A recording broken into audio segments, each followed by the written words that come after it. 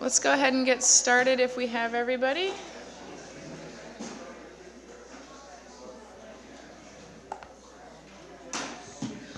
All right, we're going to start this evening with the Pledge of Allegiance. Pledge allegiance to the flag of the United States of America and to the republic for which it stands, one nation, indivisible, with liberty and justice. All right, welcome everybody. Full house on a warm night. Thank you for coming down. Roll call will show all council members present. I need a motion for an approval of the agenda and affidavit of posting. So moved. I'm going to call that a motion. Bragman, second. Reed. All in favor, say aye. Aye. Any opposed? Seeing none, motion carries. The announcement of our closed session action is that we gave direction to staff. Let me read some meeting protocol for you. The mayor shall maintain order at the meetings in accordance with Robert's Rules of Orders, and the council has a responsibility to be a model of respectful behavior in order to encourage community participation and citizen input at our council meetings. The council and the audience are expected to refrain from using profane language and or ridiculing the character or motives of council members, staff, or members of the public, and to maintain standards of tolerance and civility. The Town Council will review the agenda at 10 p.m. to ascertain which items will be heard that evening and which, if any, will be continued to another meeting. Any matter that is not started by 11:30 p.m. will be continued to an adjourned or regular council meeting unless the council votes to suspend this rule. Please, at this time, turn off all cellular phones or place them in silent mode. We have a couple of announcements. Fairfax Food Pantry is always needing volunteers Saturdays from 9 to 11 at the Fairfax Community Church at 2398 Sir Francis Drake Boulevard. We have one vacancy on the Open Space Committee to complete an unexpired term to June 30th, 2014. There's a vacancy on the Fairfax Youth Commission for any Ross Valley youth between the ages of 14 and 19. There's a vacancy for a youth commissioner to serve on the Park and Rec Commission for a 2-year term, a vacancy on the Affordable Housing Committee for a 4-year term to June 30th, 2016. We have a couple of chipper days coming up on a couple of Sundays in October 7th and October 14th. There will be a chipper available in the pavilion parking lot from noon to 6 p.m. for Fairfax residents only to bring down any items that they want to have chipped and chip them. We also have a Halloween parade in downtown Fairfax at 5 p.m. on Wednesday, October 31st, which is sponsored by Parks and Recreation and the Chamber of Commerce. And I'm also seeing another announcement here, which is that we have a creek cleanup on Sunday, October 14th from 10 a.m. to 1 p.m. And you meet at 16 Park Road, which is the youth center. Wear closed-toed shoes, bring gloves, large clippers. This is an extraordinarily fun opportunity for you and your kids. You get to go down in the creeks and tromp around and clean up brush and clean up trash and make our town a much nicer place. So I strongly recommend that folks check that out. Kids above 7. Kids above 7. We might have just lost the whole crowd. Okay, and we are actually going to start our meeting tonight because, as people can see, we've got a fair number of our youth in our community. We will be doing our open time for public expression after our presentations tonight. And so I would like to welcome the Manor School Green Team to come up and give their presentation. Thanks so much for coming.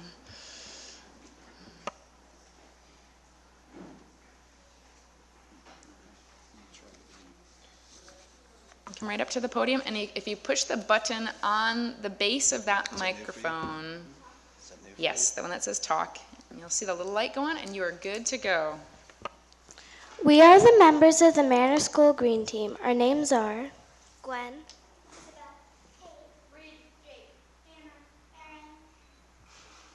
We are here because we want to tell you about something that we think is very important.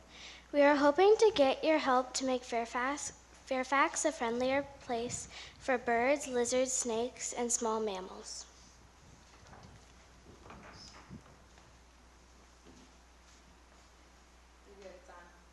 It's on. You can just talk.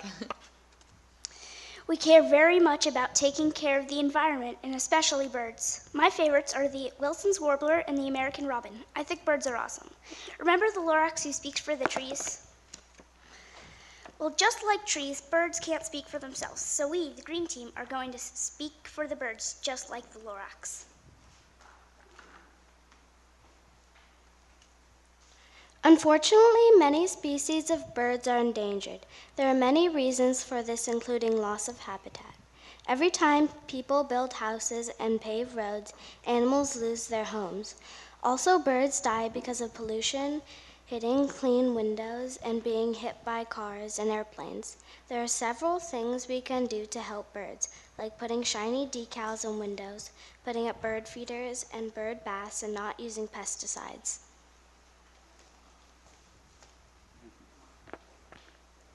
Another reason that birds are endangered is cats, both pets and feral. Scientists estimate that nationwide cats kill hundreds of millions of birds and small animals like lizards, chipmunks, rabbits, squirrels, and snakes each year. Cats kill both common and rare animals. Our state bird, the California quail, is easy prey for cats, which is sad.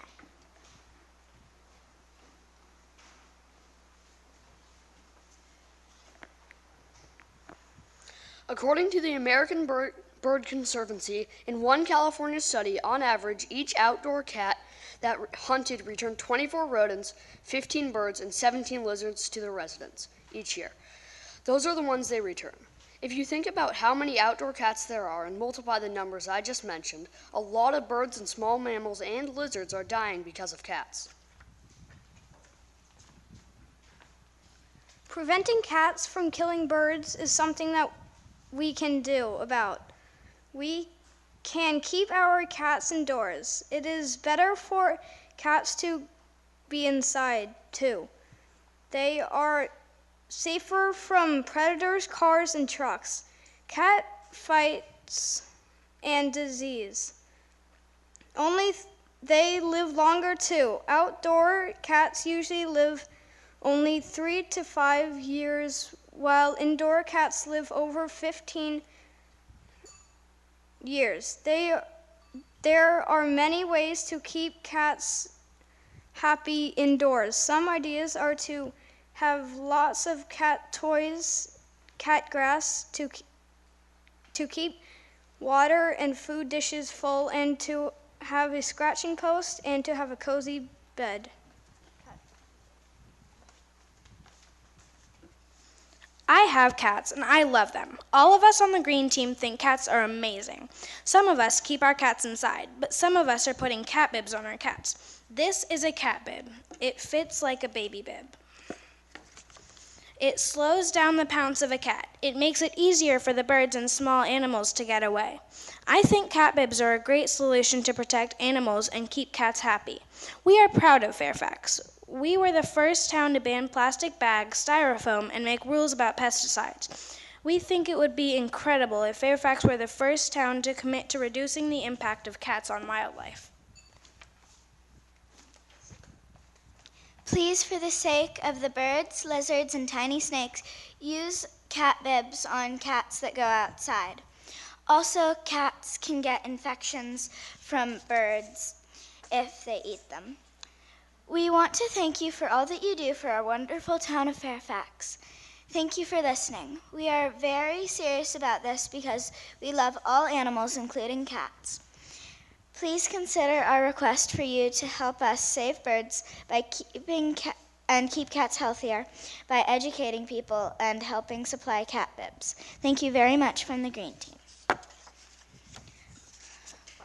Also, we are presenting to the town of Fairfax replacement wildlife crossing signs for Sir Francis Drake Boulevard because the old ones faded. Could you please put these up? Thank you. Thank you very much.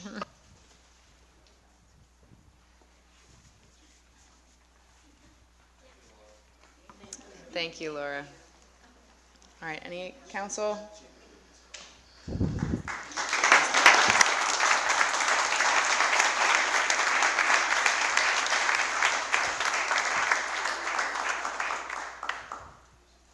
Where Where's the best place for them to leave those signs? With the chief. Chief will take them.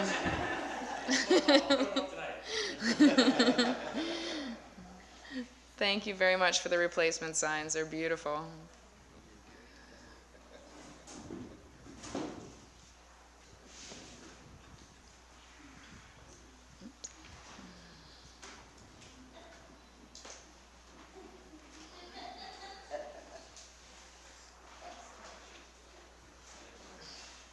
Perfect. Thank you very much.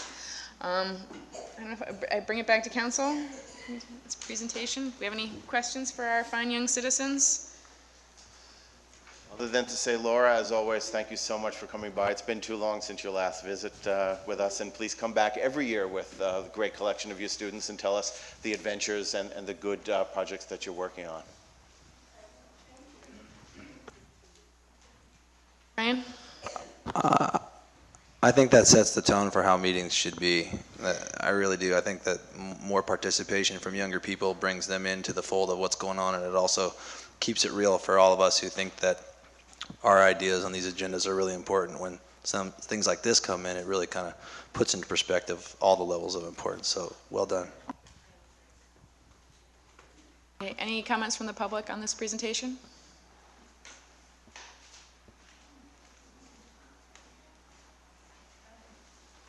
Valerie? I actually use cat bibs, and they're really great, and they really do work. The one thing that the one thing I didn't hear them mention, but maybe they did, maybe I missed it, is that you can buy them at Wild Care. They're very inexpensive. They were developed in Australia, and they really are amazing. People make a lot of comments. The one thing I would say is label your bib. I had so many people try to return my cats to me when I didn't say why they were wearing them because they thought, I don't know what they thought. Anyway, the other thing is that I think the other really big point is to shut your curtains every single day on your windows. To birds, windows look like the outdoors and they break their necks by the millions. It's a really easy thing to do before you leave the house, just like locking your door. Put your shades down. Thanks. Thank you, Valerie. And I'm sure we'll make sure some member of the council takes a look at a resolution and sees what we can do. Thank you very much for coming tonight. Okay. All right, we have another presentation. Tough act to follow.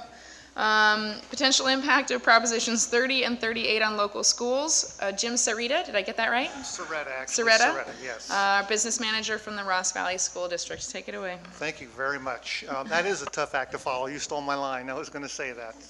Wonderful children, absolutely great presentation. I'm so impressed. We have a presentation for you tonight. It's a little more somber in its message and its tone. It's regarding the propositions that are on the ballot for November.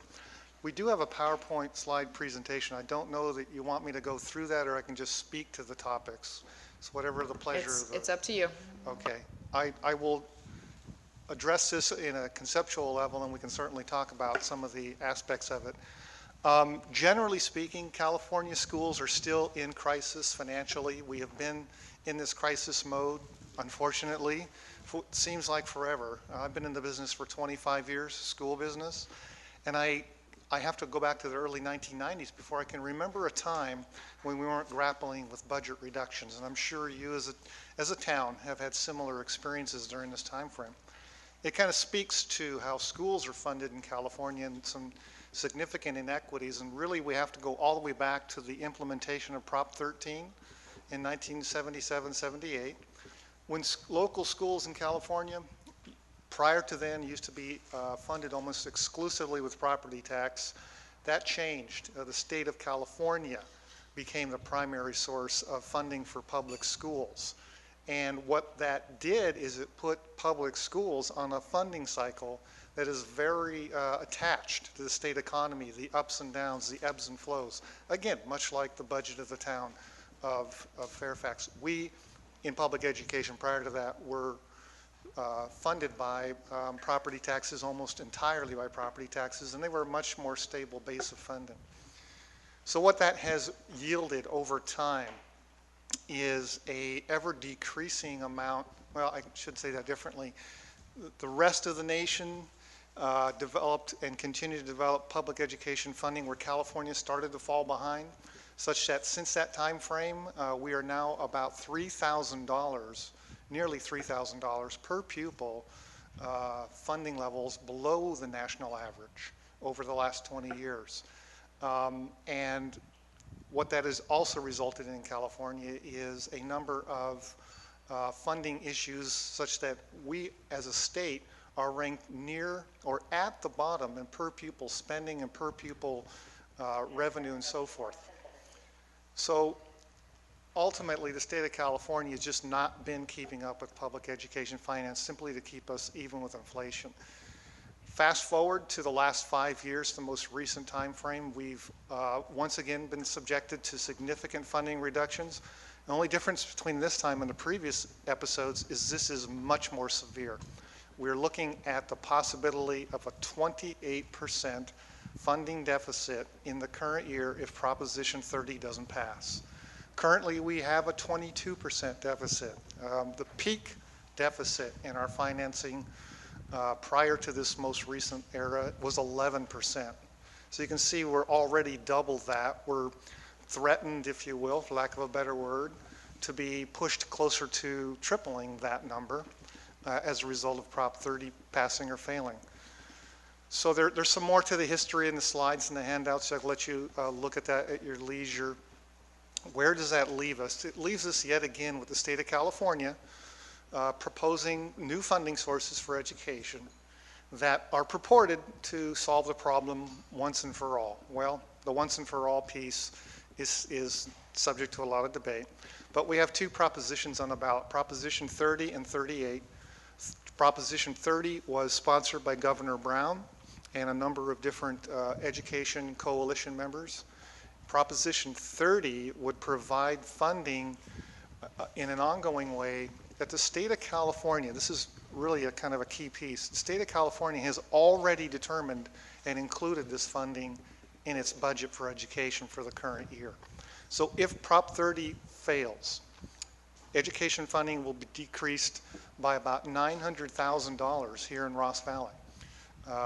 In a $19 million budget, that's about a 5% funding reduction, which will be imposed immediately if Prop 30 does not pass. If Prop 38 passes, the competing measure, and I say competing because the two of them work in very different ways. Frankly, there was a lot of consternation about the idea that we had two propositions on the ballot, both trying to solve the same problem. They've become competing in many ways.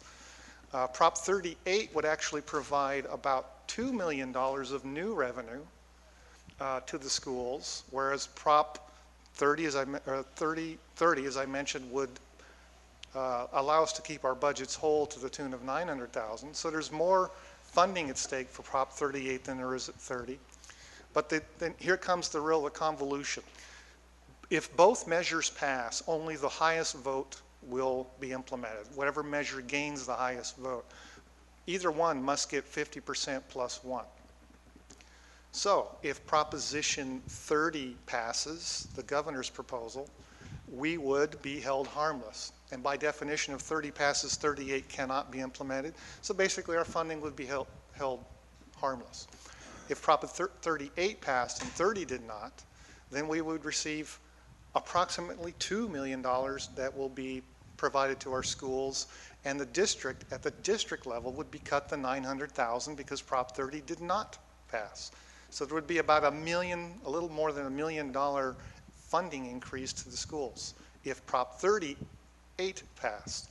If they both fail, we'll simply take a $900,000 funding reduction, and we'll have to live with that. Prop 38 goes for 12 years, whereas Prop 30 lasts for 5 years.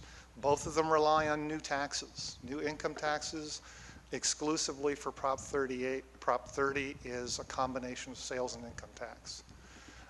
So we are continuing with this level of uncertainty in school funding.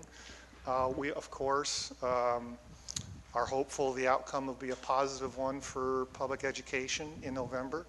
And we just wanted to share with our community that these two measures that are on the ballot are competing in nature, and have very different outcomes for us. And I should say also, the polling is not going real well. Proposition 38, which would provide the larger dollar amount, is polling about a 38 to 42% yes vote. That's not good at this late in the campaign. Proposition 30, the governor's proposals, polling better at 50 to 52%, but still a lot of concern that neither one of those, we'd really like to see them in the upper 50s to lower 60s going into the last month of the campaign. Rather than having to sway voters to come to the side, we'd like to be holding on to voters who've already said they would support it. So we're still at risk. There's still this uncertainty. And that's kind of the status. Very quick summary of the presentation tonight. I'd be happy to answer any questions you might have. Thank you very much. Questions from the council? Quick one. Perhaps I don't watch enough television, but I see ads for Prop 38. I have not seen a robust rollout of a campaign, and as you know, voting will begin quite shortly. Yes. Prop 38 has hit the airwaves recently in the last week, I've noticed. Prop 30, what we hear is they are gearing up and they are ready to hit the airwaves as well. So we should be seeing something out there in the near future. It's a little startling that they've both waited so long to run their campaigns. We're frankly a little disappointed in that. However, you know, I don't run such campaigns. I'm sure there's sound strategy behind that. In fact, I have some idea that there is some sound strategy to that, but that's kind of what we're hearing. Larry? Is there any opposition to 30 or 38, organized opposition?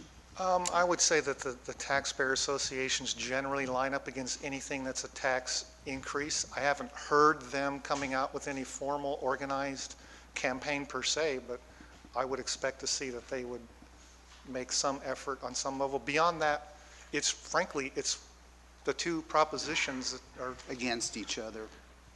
they're not playing well in the sandbox. Yeah. Well, maybe we need Ms. Honda's class to be a super PAC or something like that. So. There you go. Absolutely. Yes. So are you recommending a yes vote on both of them and hoping for the best, or what is your recommendation, or are you not allowed to make a recommendation of that kind? It's the latter. We're not allowed to make a recommendation because we're prohibited from promoting ballot measures one way, for or against. And I would leave that to your discussion about what you believe would be the right thing to do. Other questions from council? Can you say what you would personally do? Can I step out of my CBO? At that point. We're just hoping for the best, and the best obviously is that something passes. That's about all I can say. We're just hoping something passes. Okay, let's see if we have members of the public who have any questions or comments. Public? All right. Seeing none, thank you very much You're for welcome. coming in. This is really helpful to hear. Thank you for Much your time. appreciated. I appreciate Okay, it. you're welcome. Good evening. Okay. Moving on, we are at open time for public expression. 3-minute time limit per person. If you wish to address the council, please approach the podium now. State your name and address. Individuals have 3 minutes to speak. 5 minutes if you're representing a group. This time is set aside for individuals wishing to address the council on matters that are not listed on the agenda. And the state law provides that the council is not permitted to take action and strictly limits the right of the council to discuss any unagendized item unless it can be demonstrated to be of an emergency nature or the need to take an immediate action arose after the posting of the agenda. Please state your name. Will you hit the button on the bottom of the microphone so the microphone's on? Go for it. My name is Douglas Green, and my issue is the gasoline-powered yard blowers that are used at my residence, which is the Bennett House, up the road here, where there's a lot of elderly folks that live, and they're in serious health issues, like my breathing problems myself. My health and peace has been disturbed by the use of gasoline-powered yard blowers at my home, and every Wednesday morning just after 9 a.m. these loud machines are being used by earmuff-clad people stirring up dust into my apartment. I have a serious lung problems and myself, and I now require oxygen, so the gasoline burning fumes are also a problem. Gasoline burning is also adding to our global warming in our planet, and the noise is also disturbing to our neighbors and the adjoining elementary school. The dust is blown over the cars and paint and morning dew on the new windscreens, and dust and debris is being blown on the two neighbors' property. Global warming has made each year the new hottest year on record in the USA. Blowing our dust, garbage, and leaves around and then breezes blowing them back doesn't make much sense when leaves could be gathered and composted. Noise is a mental health issue. Dust and gas fumes are also a health issue. Many local Marin communities no longer allow yard blowers, and I've heard that Ross, San Anselmo, Tiburon, Belvedere, Mill Valley are amongst them. I plead for the banning of their use where I live, and my name is Douglas Green, 53 Taylor Drive, apartment 324 in Fairfax. I have been asking people to sign a petition which states that this is a petition to ban the use of gasoline-powered yard blowers within their associated noise, dust, and fume pollution and peace problems. So far, I have gained, within the last few days in my spare time, I have gotten more than 400 signatures on this petition from local residents, and many of them are my neighbors at the Bennett House. And that's the issue that I have presenting before you now. And if I can, I will probably allow you to deal with it further. If you have any questions, fine. If not, I'll sit down once again. I have a question. Your position on electric? My petition is to ban the use of gasoline-powered yard blowers. There are many alternatives. There is electric, battery-powered. There's vacuums. There's raking a broom. And, you know, there's many ways to deal with this. There's composting issues that, I mean, they're blowing away the topsoil, and they're, you know, the plants are not doing it quite as well as they could be if they just left the topsoil there. And the resulting, you know, the protection from the leaves themselves on top of the soil, which decompose and add to the vitality of the soil. Okay, will you give the petition to our clerk? Oh, we got another Mayor? question. Go ahead. We actually took this up a couple years ago. So if you want to leave us a copy of the petition, you know, maybe it's time to take another look at it. We could take a look at the Ross ordinance and see what our sister jurisdictions are doing, you know, or San Anselmo too. Okay. And, you know, we'll see. Maybe we can do something. Okay. Is there anything further that I can do that would promote this?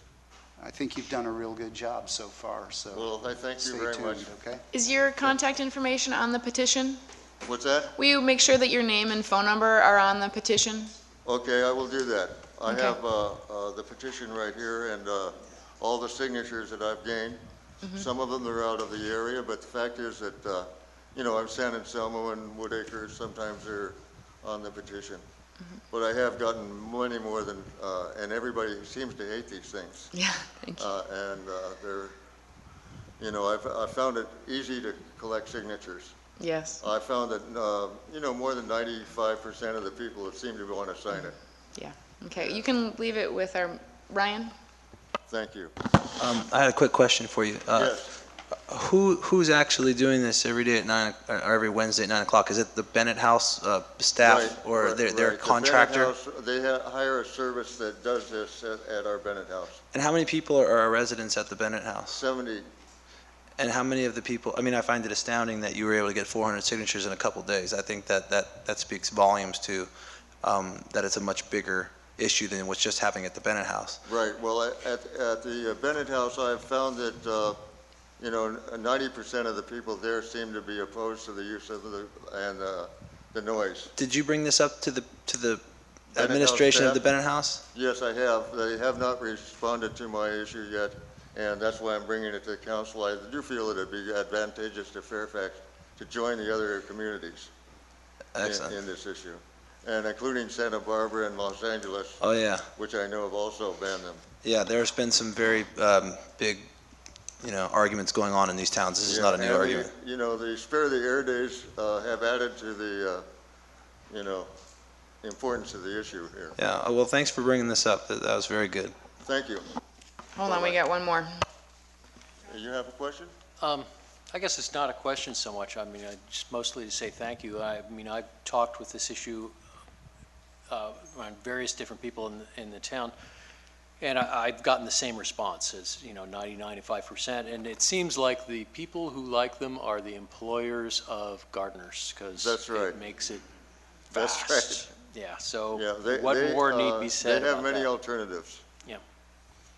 Better for the environment. Yeah, thank you. And just leave the petition with our minutes clerk. Thank you so much. Cindy?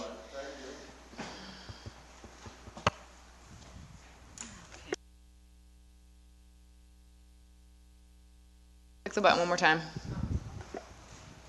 Is it on now? Yeah, it's on the light on the microphone. Hi, I'm Cindy Ross, and I have two things that I wanted to discuss briefly, during this open time, but I do feel like something just came up that is honestly making me feel a little bit uncomfortable and a little bit shaky, in fact, and I feel like in the interest of, I think it's really important for me to bring it up. Right before the meeting started, somebody approached me in what felt like was a pretty hostile manner, and without going into the specifics, said to me, "But I think you're really wrong," about something that I had commented on at a previous meeting. And it is something that is on the agenda again tonight, and I was hoping to be able to add my comments in a civil manner. But honestly, right now, I'm feeling a little bit threatened, and I just want to make sure that people, I'm happy to talk about things civilly and openly and politely and all that, but I really didn't appreciate somebody coming up in what felt like an attacking manner. So I just wanted to say that to clear the air.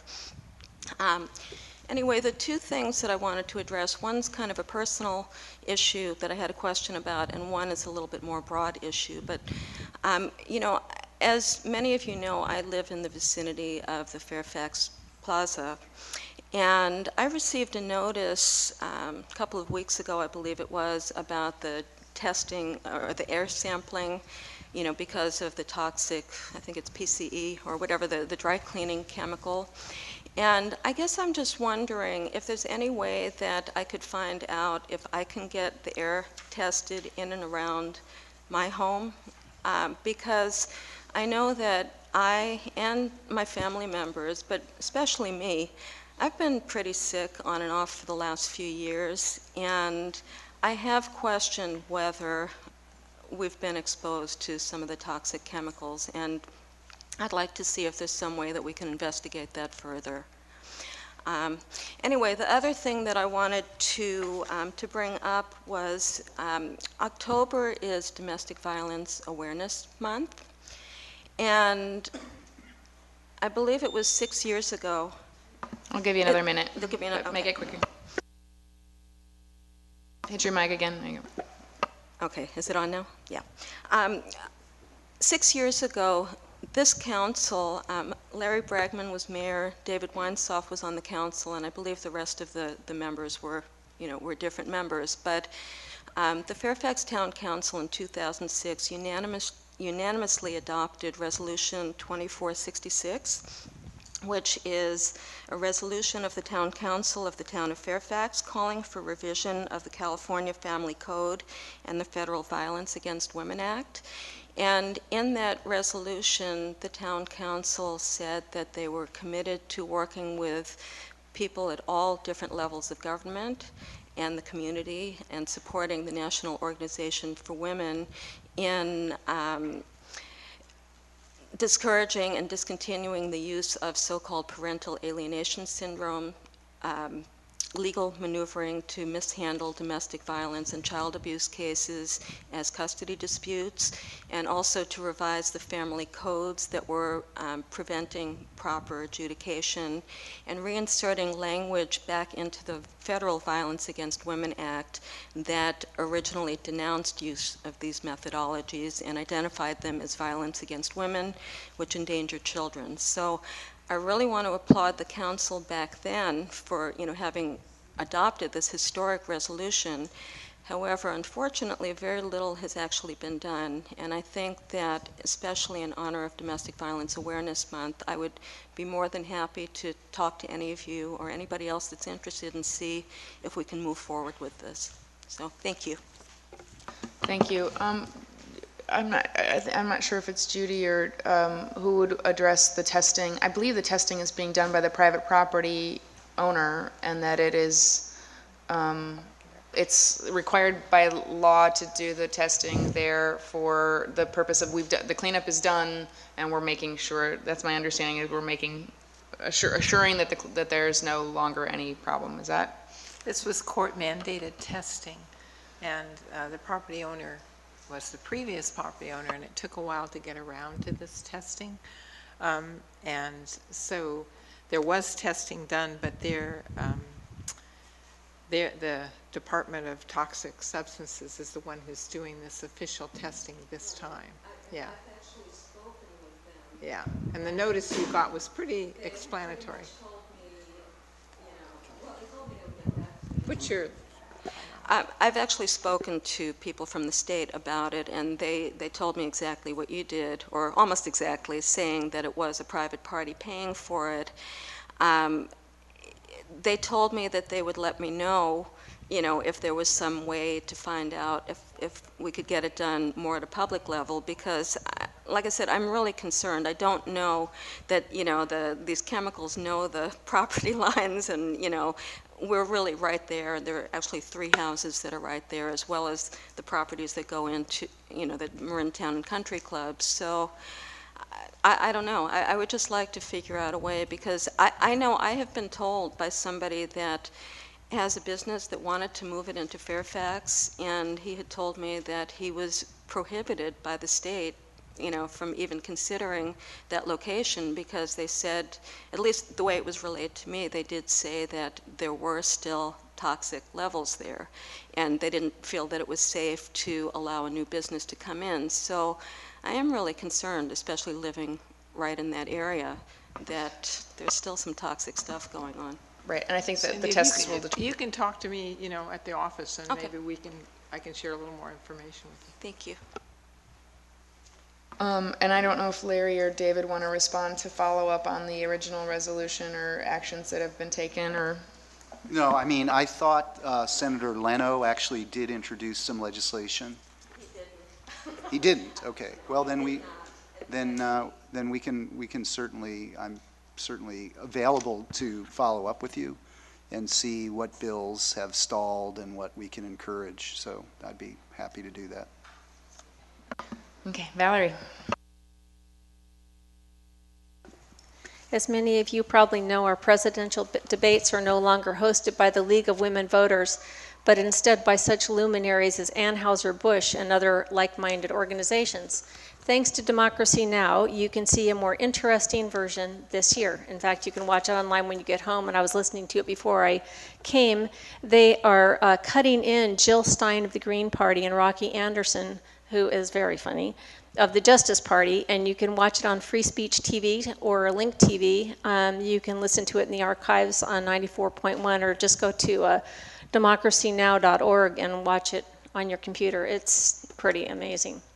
The other thing I want to talk about real quick is there's a damning new study entitled "GMOs Cause Massive Overuse of Pesticides."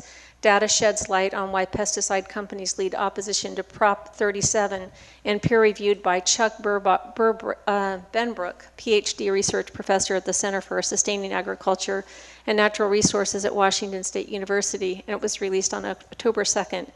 It reveals that genetically engineered crops have increased pesticide use by hundreds of millions of pounds. The problem will intensify if the new round of GMO crops is approved, as Reuters reported today. Gary Ruskin stated, as we see from the data, GMOs are a fantastic boon for the pesticide industry. That's why the world's largest pesticide companies have spent nearly $20 million that we know of to defeat Proposition 37. Just one more little thing to talk about and think about, I guess. There was one other thing I was trying to remember. I can't think of it. Thanks. Thank you very much. It's on the consent calendar, but you can say something. Yeah, that's fine. Next public comment? Hello, my name is Stephen Franks. I live at 19 Willow Avenue, Fairfax, and I would kind of like to know, I'd like to put on the agenda, I'd like to know at what point did big business, Good Earth, dictate our local use permit laws. What's happening down there is they came up here and presented a case that they were going to be good neighbors and be quiet, and that's far from the truth. Every morning, starting at about 3:30 a.m., they get deliveries, and there's no enforcement whatsoever on their use permit. The police can't do anything about it, and it's just been crazy. You know, this morning at 5 o'clock, I'm down there taking pictures of all the trucks that are backed up. There's approximately 12 big rigs down there every morning before 6 a.m. They have a use permit right now that states that they can only have 3 deliveries before a certain time, and it's all in the use permit. They're not following that use permit at all, and in 1 year, they renegotiate another use permit. If we don't have a use permit that works now, there is no use in renegotiating another use permit. They can do whatever they want, whenever they want, and that's my story. Thank you. Thank you. Do we have a meeting coming up, following up on the Good Earth piece? I know we had announced it last meeting, and then I didn't hear about it again. No, that meeting was canceled. That was following up conversation with the owner of the restaurant and discussing the intent behind the meeting. It became clear that it was not going in the direction that they wanted to go. And then I received an email from the owner of Good Earth indicating that based on our conversation that they wanted to cancel the meeting. So, but if I may follow up on this, we are required within the first year of operation to see how well the mitigation measures went for noise, okay? And we will be doing that between now and January. The permitting that the gentleman referred to is actually the construction of the project made a couple of changes in the field that were not as presented on the plans. So rather than stop the project, put the whole thing on hold at great detriment to the owners, we gave them a conditional use permit for 6 months and then a following 6 months that will elapse in January for them, allowing them to come in after the fact and apply for the modifications to the things that were built not as planned. For example, there was some equipment on the back area on this Sir Francis Drake side that were not shown on the plans that went in. The height of the fence that was built was higher than was on the plans. So they have to come in and after the fact get those revisions approved. So they have a use permit. They are now going to be coming in between now and January for a use permit modification to address those things that were built not as planned. With regards to the complaint, we're all very much aware of these complaints. The police have been out in the field at the times when there's been noise complaints by the gentleman. And also, Mark Lockaby, who gets into town very early, tries to go by there to ascertain real time whether or not the number of allowed trucks, one large one between 5 and 6, and 2 slightly smaller but large trucks between 6 and 7 is being violated. On our first inspections, there was no sign of violations. We have subsequent inspections found violations, so we contacted the owners of the market, and they're working with us to try to make sure that the trucking operators understand that there's restrictions on when they can come. There seems to be like turnover in the business. A lot of these people that do the deliveries want to get in and out. It gets to a question of how do you enforce these things? And it seems to me that this will be a forum for you to come back when we revisit the use permit modifications And at that point, you can make the case also in public forum, in the Planning Commission. And then, depending on the outcome of that Planning Commission's determination to grant or not grant, you can actually appeal any decisions by the Planning Commission, bring it back up to the council for discussion, and under an appeal situation, the council has the purview to visit all issues relative to the use permit. Correct me if I'm wrong here, Jim. So there is a forum coming. We're very much aware of the complaints. There's other issues out there like the backup noise that's somewhat related to the loading dock issue. These periods of noise don't go long enough to impact the noise ordinance, but they're very annoying. So we might want to think about that in the context of this use permit and also following up in our noise ordinance, which will get more attention over time, not just leaf blowers, but other aspects of it. So we might want to revisit the noise ordinance with regards to backup, things like that. So when is this meeting going to be held? There is no scheduled meeting at this point to address the 3 items that had previously been a mention of parking, noise, and circulation. There's no interest by the... So my neighbor on Willow can look forward to an endless series of days of not sleep, and that simply to me is unacceptable. Well, if you want to...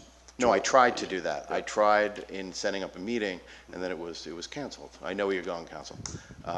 So that was the frustration, was that at the community's communication, along with the owners of the Good Earth, I set up a meeting that then turned south for whatever reason, the license 41, whatever the reason was, but that doesn't relieve the problem of the folks on Willow and the Bell Avenue neighborhood who are being woken up every day. So were they supposed to sit around? You said there's going to be a review after the 1-year period, that's January, February, so are they supposed to sit around for the next 4 or 5 months waiting for us to have a meeting? No, as I said, between now and January, the Good Earth will be required to come back in for those use permit modifications, and during that hearing, the gentleman will be able to make his case. And I think he would like to know, as we sit here the first week of October, when between now and December 31st, ballpark a month, when we can expect that. Now you're asking me and when this will be showing up on the Planning Commission calendar, and I cannot give you a specific date. I can only say it will be between now and January's meeting, which is the third Thursday of every month is the Planning Commission date. Hey, you should go check out Mrs. Moreno. The two of you have a lot in common. If I could just say, it was the Good Earth that asked us to cancel that meeting. If you'd like to get together with the town manager and have the Good Earth come in and have a follow-up conversation on this, I'm at the mercy of your direction. Okay. Can I ask, what is the common practice if somebody is consistently violating a use permit? I mean, I think we've done the sort of first reign, which the first sort of approach is have a nice conversation. What is the second remedy after that after violations continue? Well, we can revisit violations of a use permit. We also have the administrative citation process, and we do have wherewithal to revisit the conditions, the conditions of approval are being met or not. We can pull it back up. Ms. Mayor. Or you could revoke it. Hold on. Sorry, Jim? I was just adding, the permit could be revoked. Right. If necessary. Right. I want to caution you on another thing. This is not on the agenda. So exactly. You really shouldn't be waiting any further than asking clarifying questions. Okay. And if you want to have more of a council discussion, you should bring it back at the next meeting. And can I just add one thing for the record? In discussing the details of the proposed meeting by Councilman Weinzoff with the one of the partners of the Good Earth, it was not the original intent of the meeting, according to the owner, what was being proposed for the meeting that was then going to be under consideration. Ryan, you had a comment to make? I have a couple Clarifying question. Go ahead. I missed your name. Stephen Franks. How often is this happening? If you had to... 6 days a week, every day but Sunday. Okay, so 6 days a week, you're saying that there's a truck there at 3 o'clock? No. There's a truck there every morning starting at anywhere from 4:30. Please use your microphone, or turn your microphone back on so we can get you on the record. It's intermittent. The 3:30 noise is AM is intermittent. That truck, the driver starts early, but there is no laws on him what time they show up. They can show up anytime they want. Most of the time it starts about 4:45, 4:30 in the morning, and last when Mark drives by to work at 6:30, 6:27 AM. I said, how is it enforced? And Mark says, I look over my shoulder and look into the parking lot and count the trucks. I said, the funny thing is they've already come and gone because there is nobody else that will accept deliveries at that time in the morning. I work at a grocery store. I've worked at a grocery store for 30 years locally. We're not allowed to accept deliveries that early in the morning. Okay. Yep. I feel you, brother. I'm right there. 10 months. I 10 months. I want to have a couple questions because Yep. although this may have been known to some, Yep. I'm not aware that it's quite this bad. So Oh, yeah. I'm interested in a couple questions.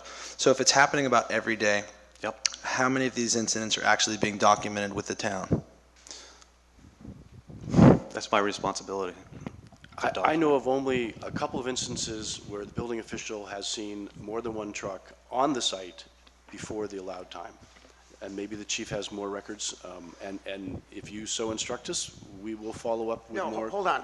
I really would like to cut this off. You guys are taking testimony that's factual in nature.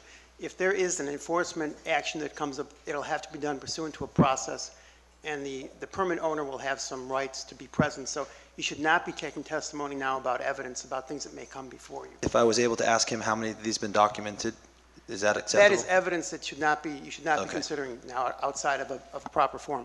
Thank you. Let's cut this off and hope that someone will bring it back shortly. Thank you very much. Thank you. Judy, agendize it up for the next meeting. Thank you. Thank you. Our final public comment. Hi.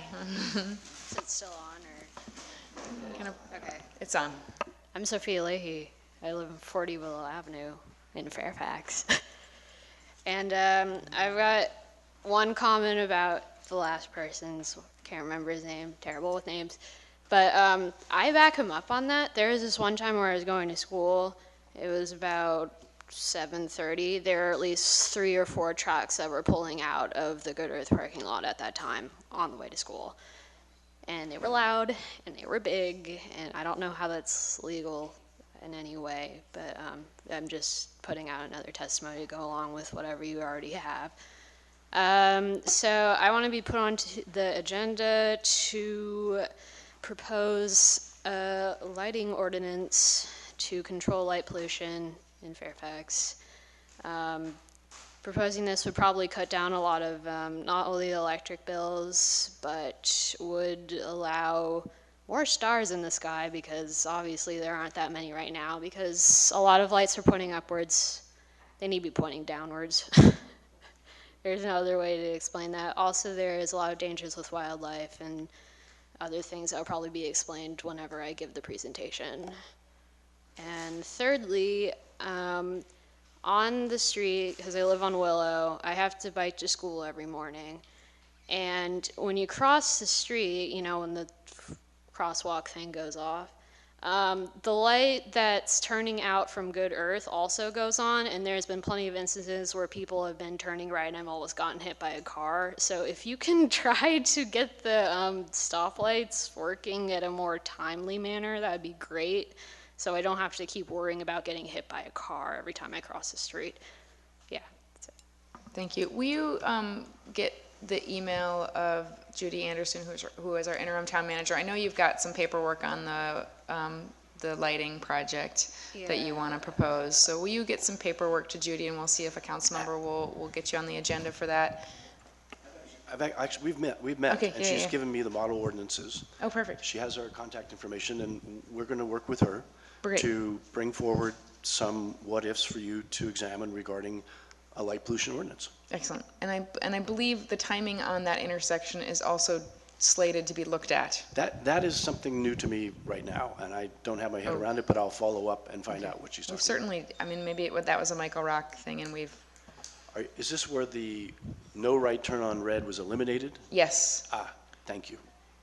That is for the Traffic and Safety Committee to revisit. Okay. All right. Thank you very much. We have any other public comment? You already went. I remembered. Very On quick, please. Saturday at the 6th At 10 o'clock, we're going to be leading a demonstration for Proposition 37 across Golden Gate Bridge, thanks to Code Pink, who has gotten us to be allowed to do an unpermitted march. So we're allowed 50 or fewer people, and I could use another 20 or so. So thanks very much. Thank you.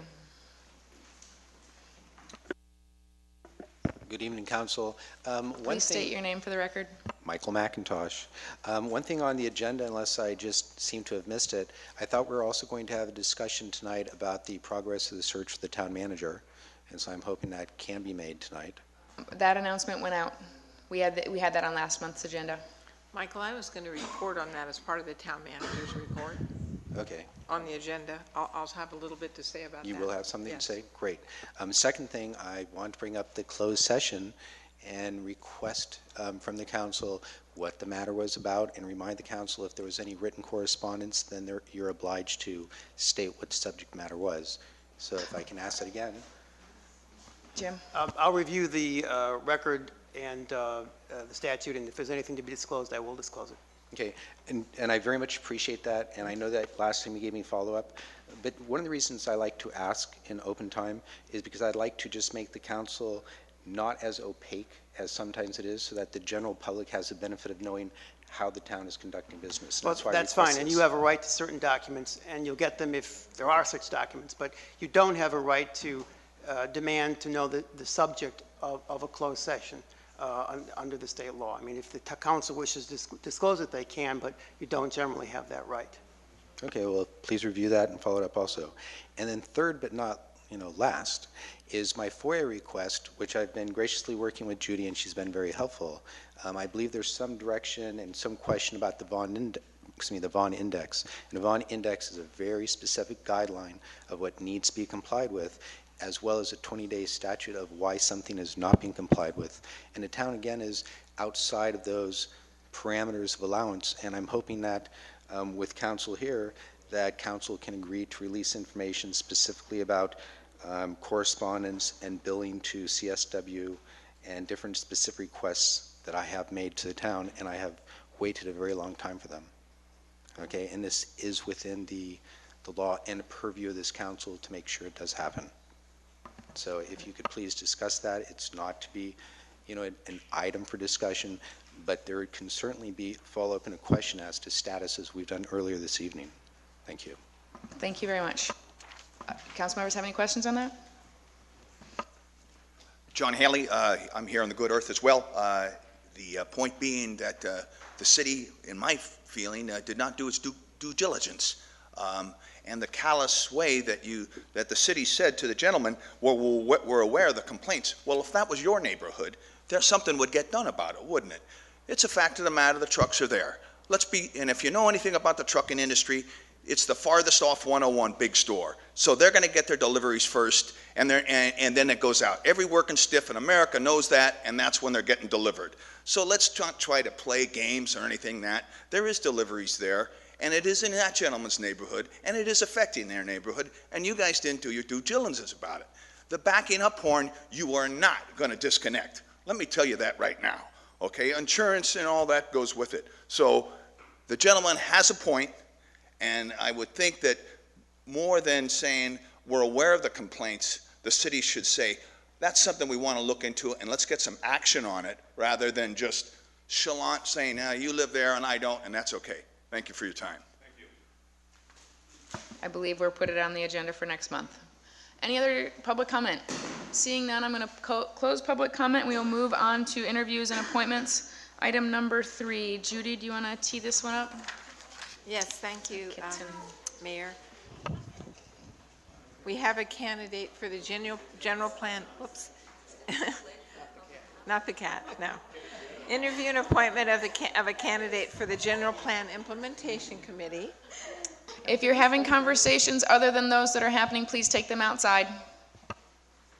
And Cassidy, you want to come forward? Cassidy DeBaker is your candidate, the only candidate for this opening, and we're delighted she's here. Why don't you tell us why you would like to serve on the General Plan Implementation Committee?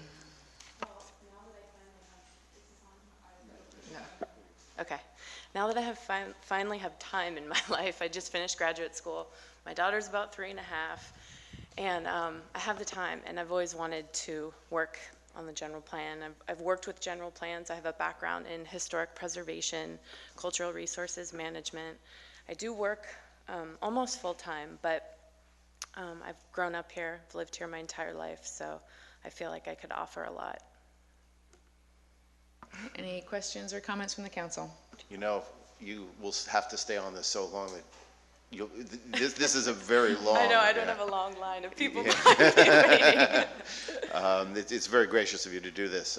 It took a long time under, many planning directors, members of the council, John, to work creatively on this great document, and it is a great challenge. So thank you very much for stepping forward. Oh, my pleasure. Okay, any other questions from council? Any comments or questions from the public? Then I'll move approval. We got a motion, Weinsoff, second. And I'll second it. Reed, all in favor, say aye. Aye. Any opposed? Seeing none, it carries. Thank you very much. And I look forward to working with you.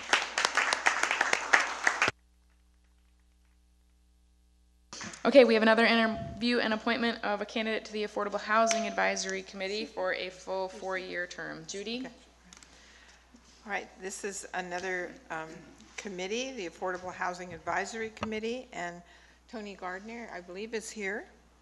And he's already been serving on this Affordable Housing Committee and is willing to continue. So we would ask that you interview him and consider him for a reappointment. Hi. Will you hit your microphone and tell us why you'd like to stay on the committee? Well, I'd like to stay on the committee because I see the important need for housing for everyone in the community, including seniors and low-income workers. Makes better community. So it's something that I can do. I have skills in the area of affordable housing. I love the idea of volunteering and helping the town, so that's a good place for me to do it. And I think we have some good projects moving forward. Mayor? Yes, Larry. I've been working with Tony, I guess, how long has it been? 3 years now? Yeah, 3 years, yeah. And, he really does bring a lot to our conversations. And it's been a really interesting time working on these projects, Lutheran Church and Olema. So he's a great resource, and we're lucky to have him on the town. And I would like to move approval of his nomination, open it up for other comments. But it's a very interesting committee, and there actually are 2 projects that are in the works that are pretty exciting projects, mid-sized projects, and we are trying to do them homegrown style so they fit into the community, or are not, imposed on us by outside agencies. So it's a very interesting exercise. Great. Any counts, Ryan? Both for you, Tony, and Cassidy, there's nothing better in our community than volunteers, because without the volunteers and putting the time in to make this town kind of what it is, there really isn't the same feel of the town. So I mean, I'm really stoked to have you guys wanting to do these things, not filling a void because it's there, but really having the desire and the drive to put in your time, because that's really what makes Fairfax Fairfax. So thank you very much. Other comments or questions from council members? Do you have any friends? Because I think we're 1 short on this committee. I will look around. We're full up? It's full? Okay. Good. Well, you're off. All right, thank you. Hold on. John, do you have no? Let's see. Are there any comments or questions from the public? Seeing none, I'll close public comment. Larry has made the motion. Motion Bragman, second. Second Reed. All in favor say aye. Aye. Any opposed? Seeing none, motion carries. Thank you so much.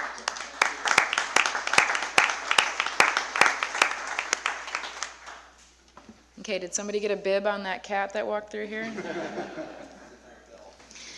All right, we are at council reports and comments. Let's start with you, David. Sure.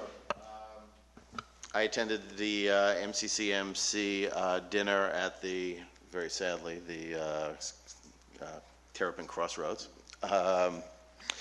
Very well attended by many council members from across the jurisdiction. We had an extremely interesting speaker talking about the drug and alcohol abuse problem that particularly plagues our communities, and plagued her in a very personal manner, in the way in which she has overcome that and started a program here in the county. Fire board meeting that went for a good 3.5 hours to discuss some of the issues that we're most concerned about, that John raised, about individual responsibility for cleaning up brush, and John can speak about that later on. I also attended the Spirit of Marin luncheon, which was really terrific.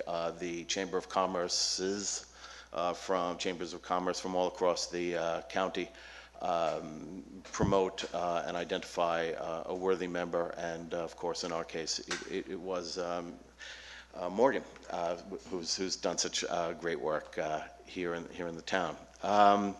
Also with you, Pam, I was at that visioning, choosing the future meeting, which I thought was particularly fascinating, not just for the local people, but the columnist from the Chronicle, John King, I believe, the architecture critic, he said something that was fascinating, that as somebody who practices environmental law, I actually never thought about, which is I always think of environmentalism as immutable. It occurred when, when Rachel Carson spoke.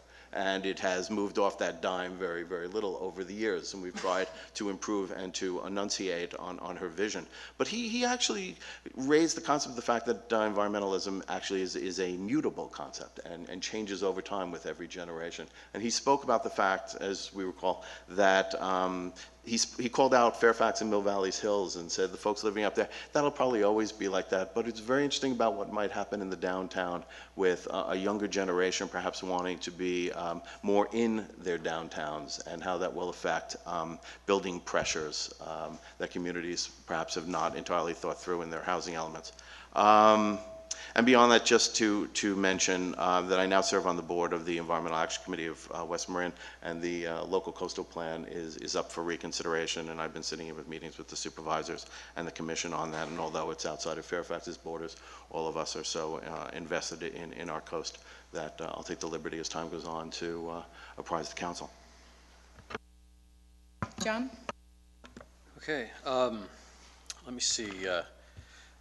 I guess chronologically in order, I went to Safe Routes to School meeting where there were, various different issues came up. A lot of it is centered around the new access to White Hill Middle School, which has a new pathway that seems to be working out pretty well.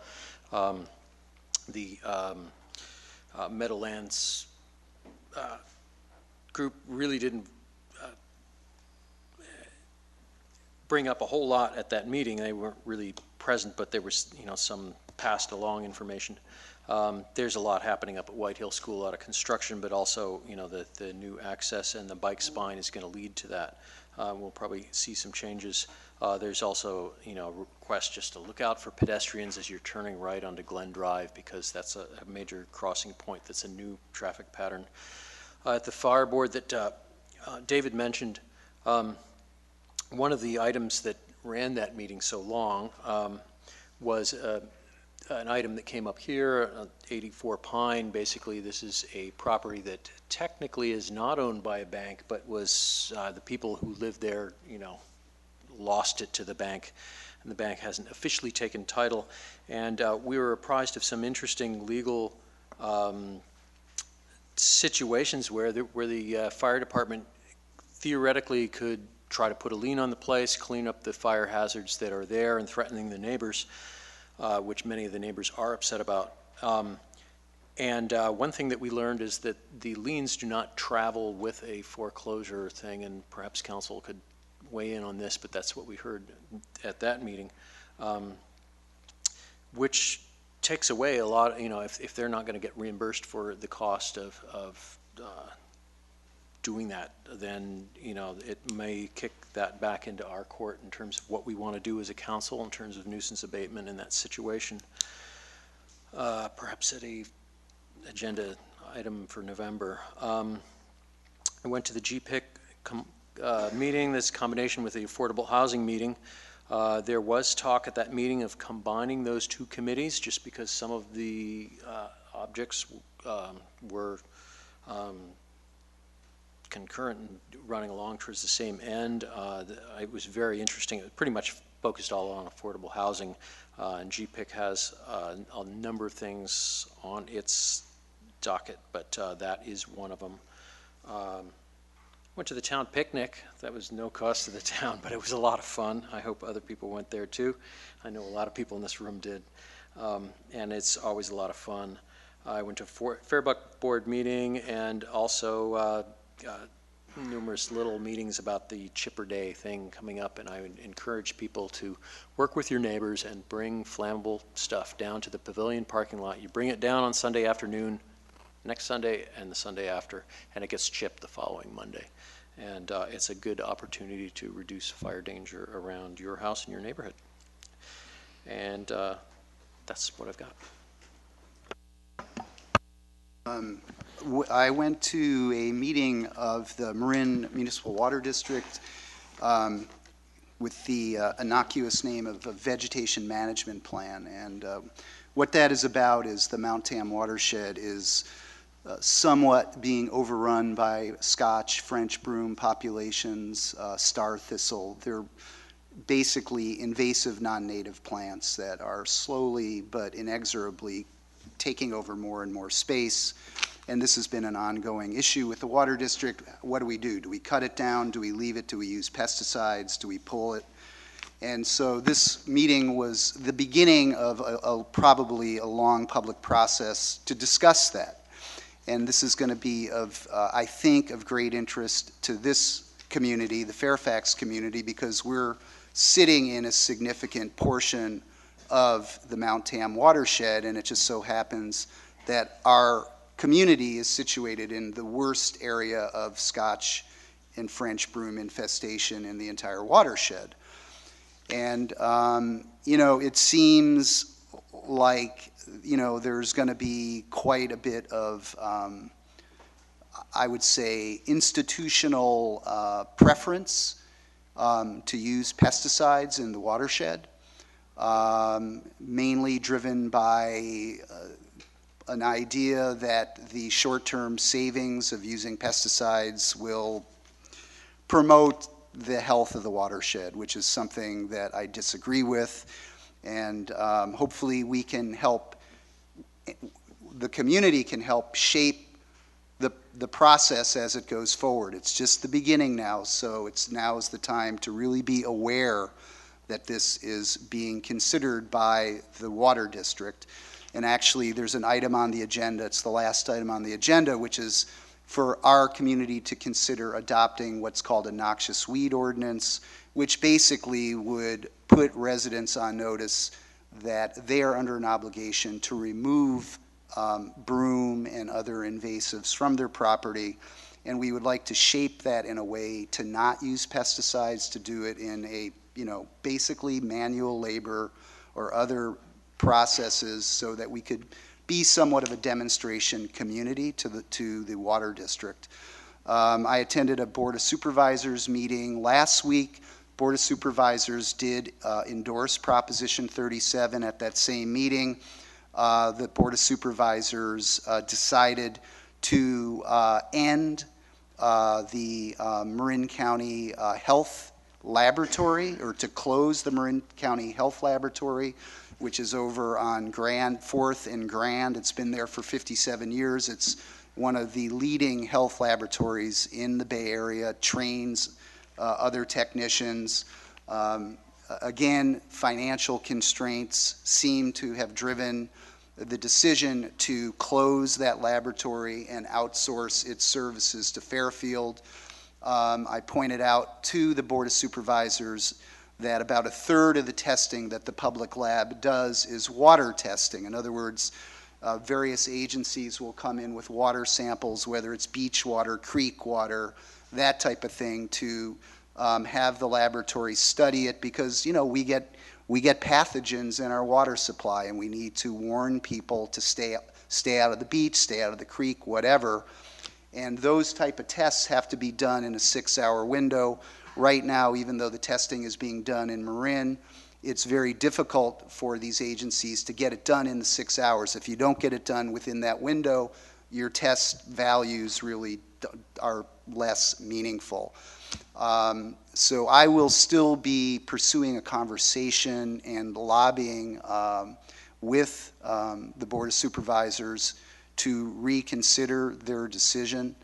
And also, hopefully, we'll be talking to the Marin Healthcare District because the healthcare district is going to be building a new hospital, and it seems to me that would be a great opportunity to do a joint venture with the county to put a lab in the new hospital. But a county of this size, this importance, I really think should be doing its own, have its own health lab right here locally and not have to drive an hour to Fairfield.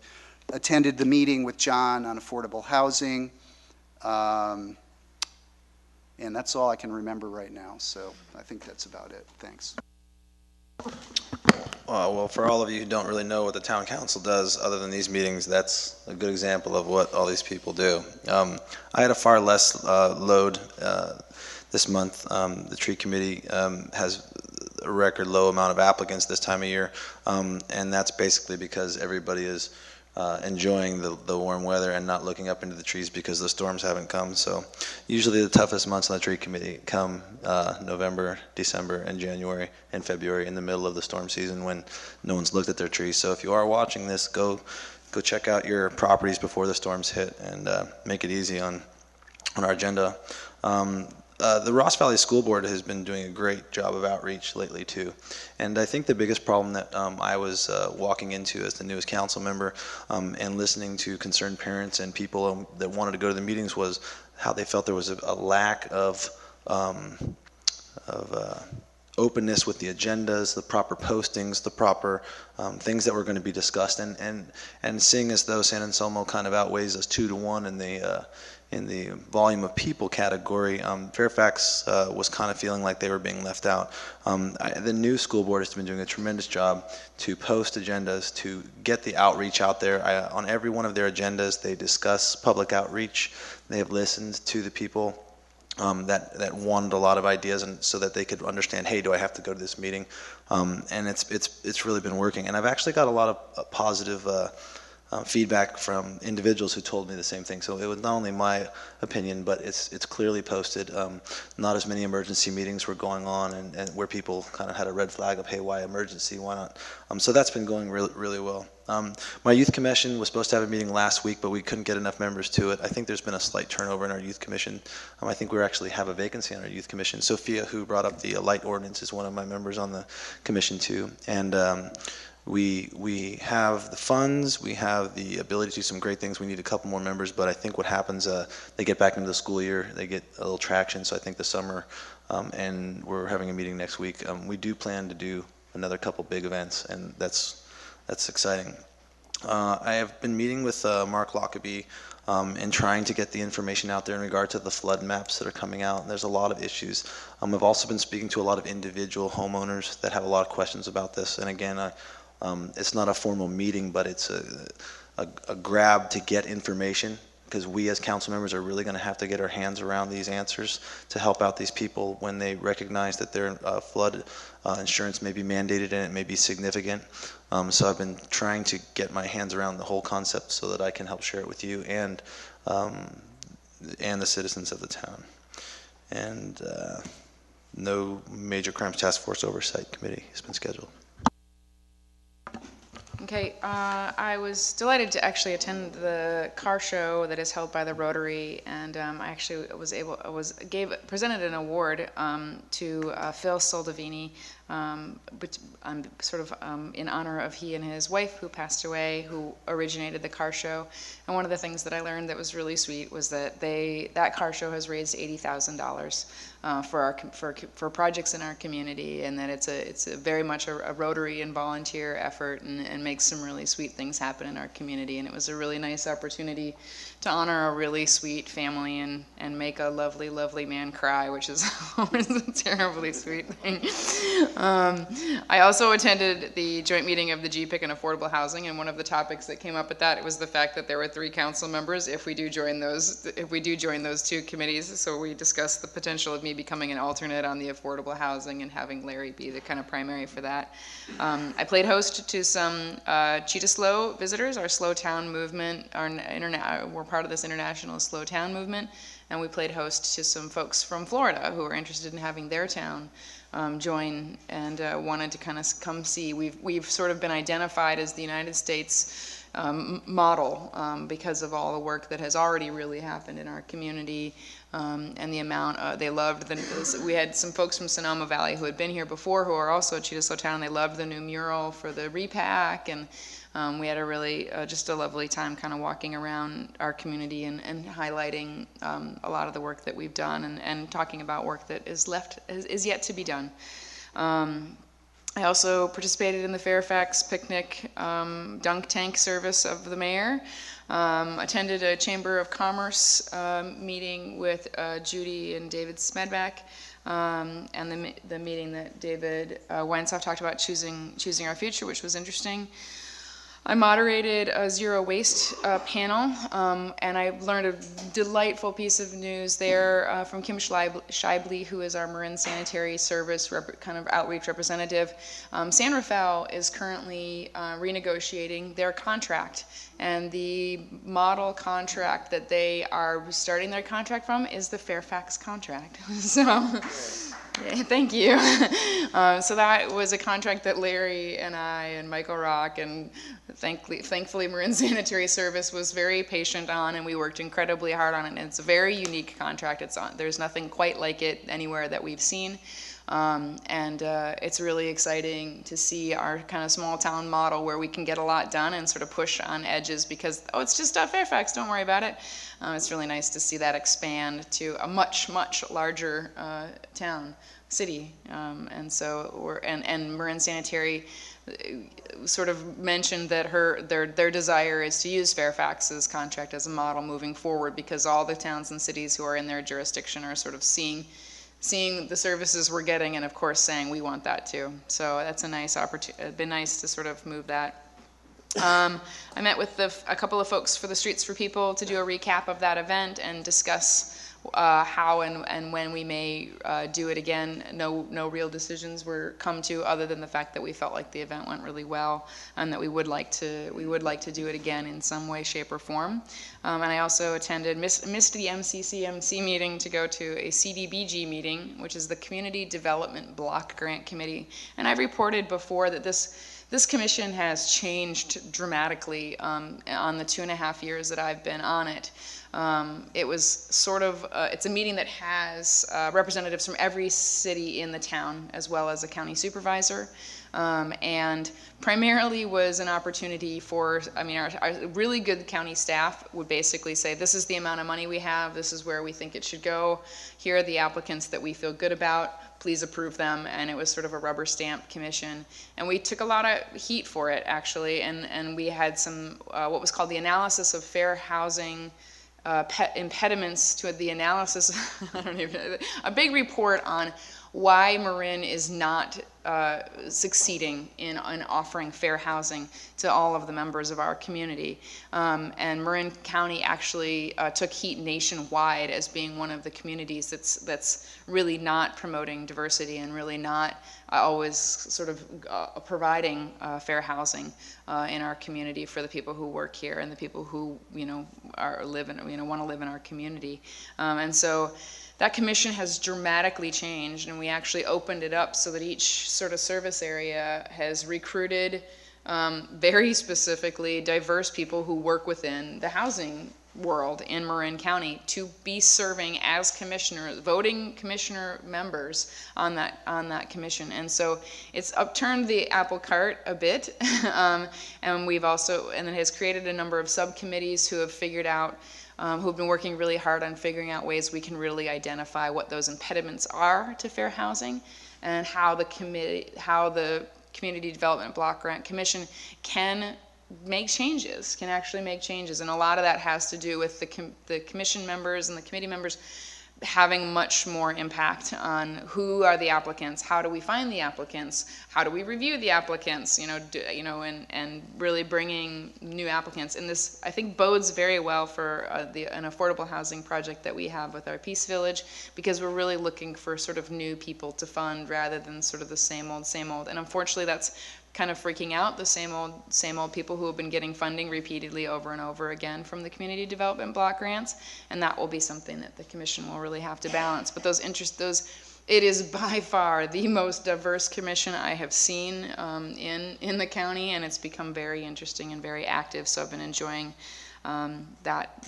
serving on that. And I think that is all that I have. Town manager report, Judy? Well, since Mr. McIntosh brought it up, I'll start with we're looking for a new town manager.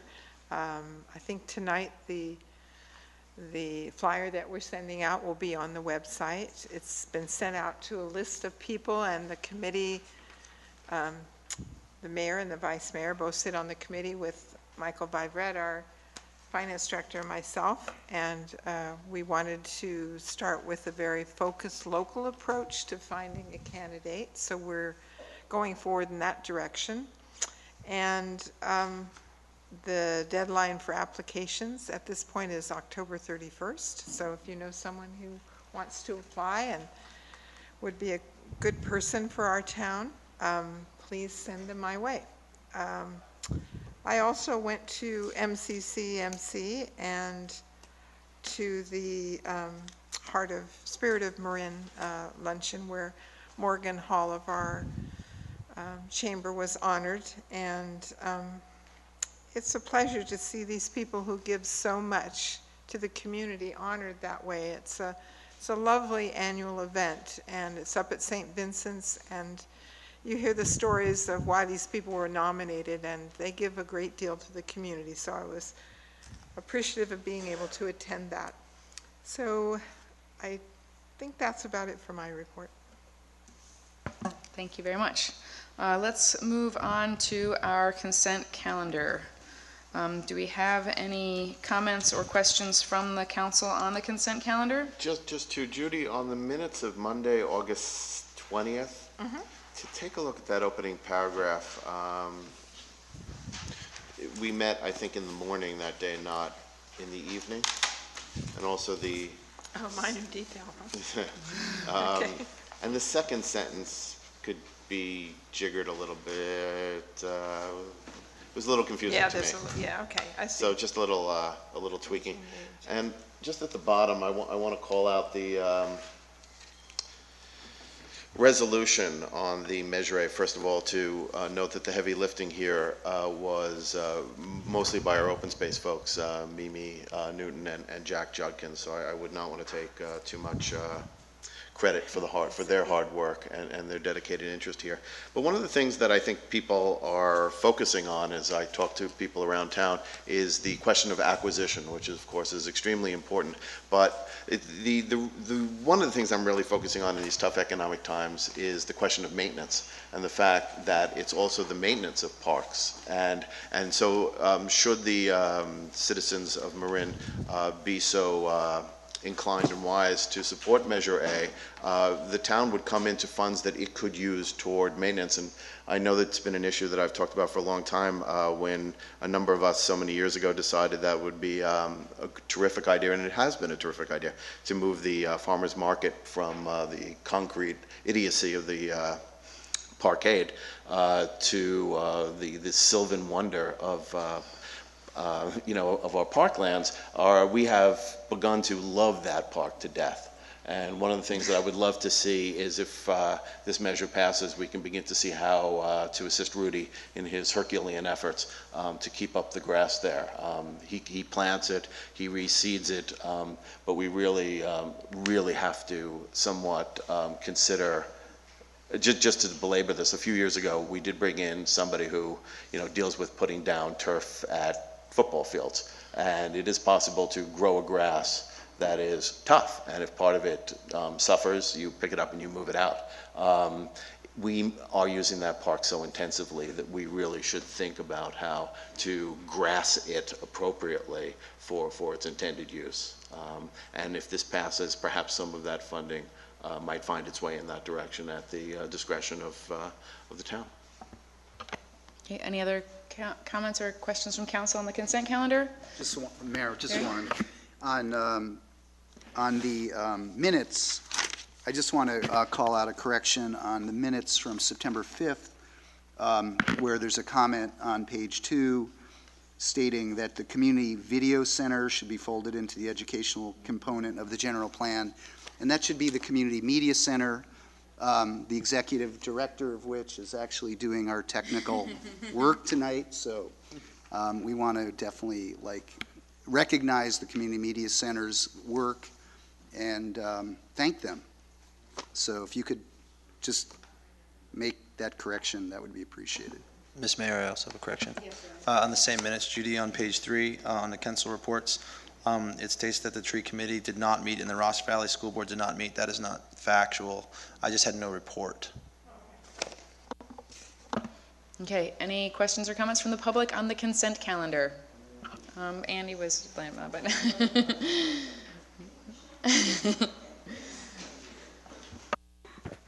Hi, Cindy again.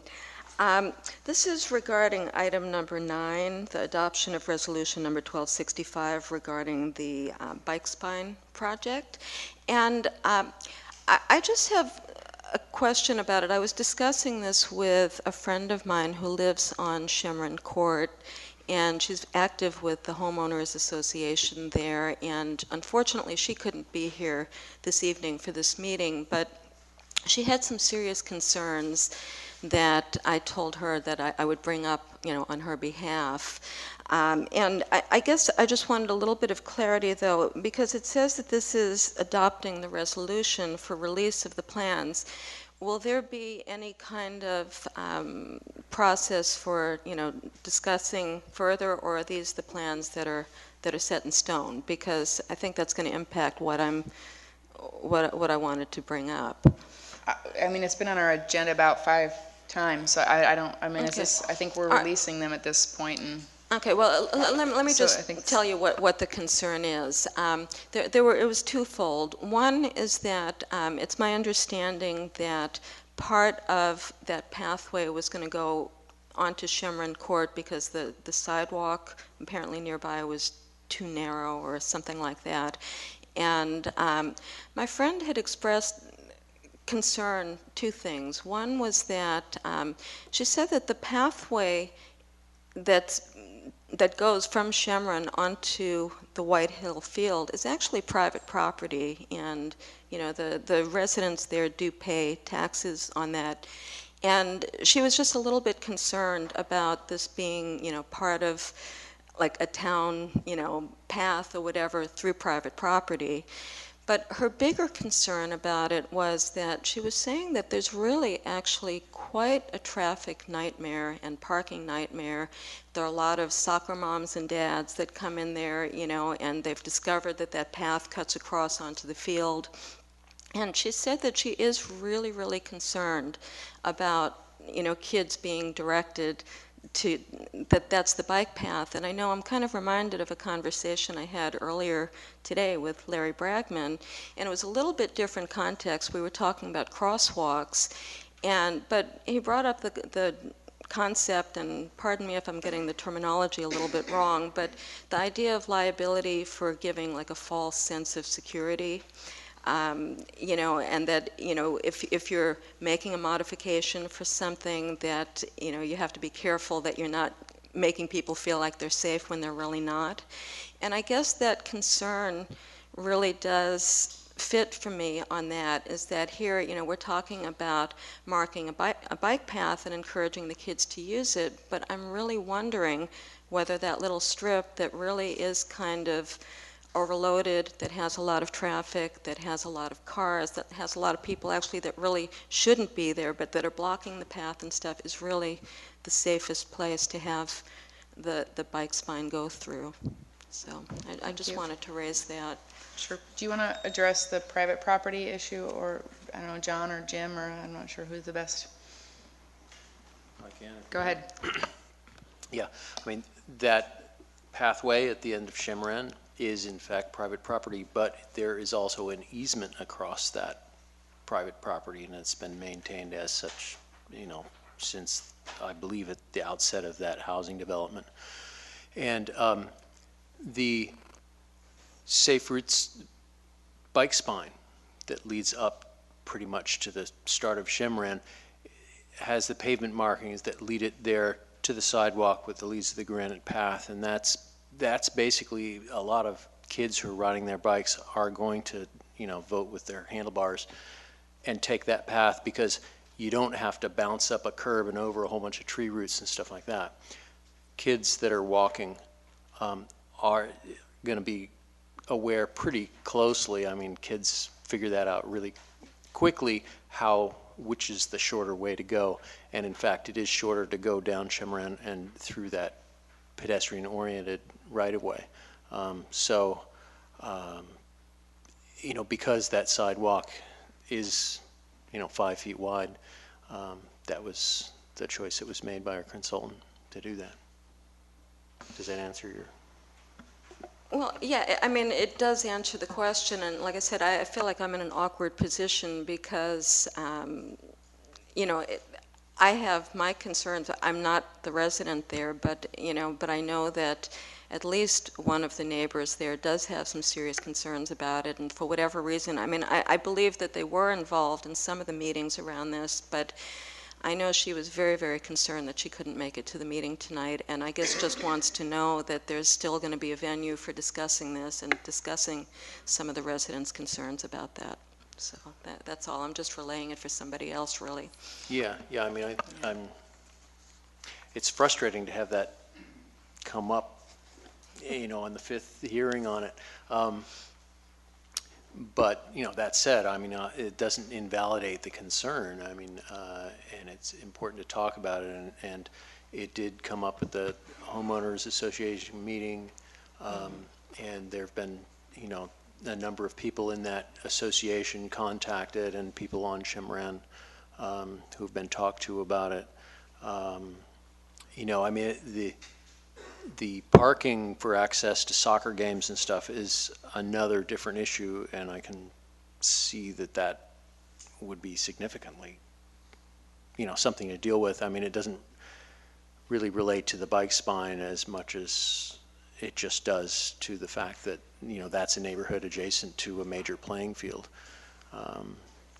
which has much more limited access now on Glen Drive because of the construction at White Hill School, which is one of the reasons why kids are going there, is because it is a lot safer for the kids. And really that, for a lot of the people there, I mean, obviously it's a balancing act between the various different interests, but the fact that the kids need a safe way to get to school is really the driving force behind this project and a whole lot of other things that are happening. Microphone. I certainly understand that, and of course, I hope I'm conveying that my concern is the safety of the kids, but I'm just questioning whether really having them go through what, I actually lived there for several months when we had a fire at our home on the other side of town, and I know what she's talking about from firsthand experience. It's a little cul-de-sac and it gets quite congested. I'm not 100% sure that that's really the safest place for kids to be riding their bikes or walking, especially if, if Glen Drive is a problem right now. So anyway, I'm just raising the issue. So thank you. Thank you. Yeah. Yeah. Andy? Certainly pass along contact info. I'd like to know who she is and have her call me up. Andy Perry, Marin County Bicycle Coalition. I live at 10 Cypress Drive. I wanted to comment on a few of these, actually. I wanted to first congratulate you on that amazing little tiny piece of sidewalk that finally got done. It's been a long time coming. I know there were some complexities there with property ownership and utilities and stuff, so I'm happy to see that on the consent calendar and that there's a notice of completion on that. Regarding the bike lane striping project, I'm happy to see the specs going out on that, and I assume that the Pacheco ones, the specs must have gone out on that last time around. Is that, get a nod, and you're not supposed to comment, is that correct? Specs went out on Pacheco last time. Pacheco sidewalk. Pastori? Pastori. Yes. Pastori, my apologies. Yeah. Yes. So one of the things I wanted to urge regarding the Sir Francis Drake bike lane striping project is Fairfax has a certain reputation up at the county for the amount of time that project has taken, and I just really, last time I was here, I urged this, and I want to continue to urge that when the bids come in and as timely of a manner as possible to get that thing out to construction, because number 14 and 15 on your agenda tonight is about going out after OBAG funds. It is not pilot program funds, but it's still, to the extent that these projects can get done, it's going to make Fairfax look a lot better, and for the non-official qualifications, I think it will help Fairfax perhaps get those OBAG, One Barrier grant funds. And also for the bike spine project, number 10, applaud that moving forward. Thank you for that. And then finally, for Measure A, I want to echo what Councilmember Weinstoff said. MCBC has been supporting that strongly. Some of those funds, in addition to coming to the towns and the open space, will come to some of the paved pathways around Marin. There's not any in Fairfax, although there may be, I don't know. But there's going to be a lot of benefits for the towns in addition to the open space area, and we support that fully too, and have been working to help get that passed. So thank you.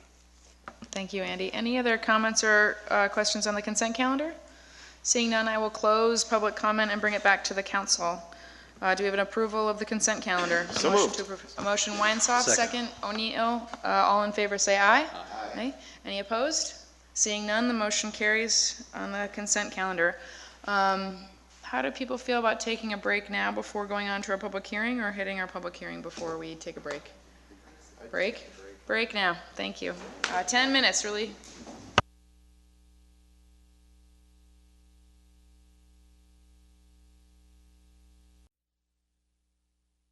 Okay, let's get started back here with our public hearing regarding 150 Bolinas Road, an appeal of the Planning Commission, approval for a use permit modification to allow 7-Eleven to remain open 24 hours a day. And this is Planning Department. I'm going to tee this one up for us. This is, I think. Okay.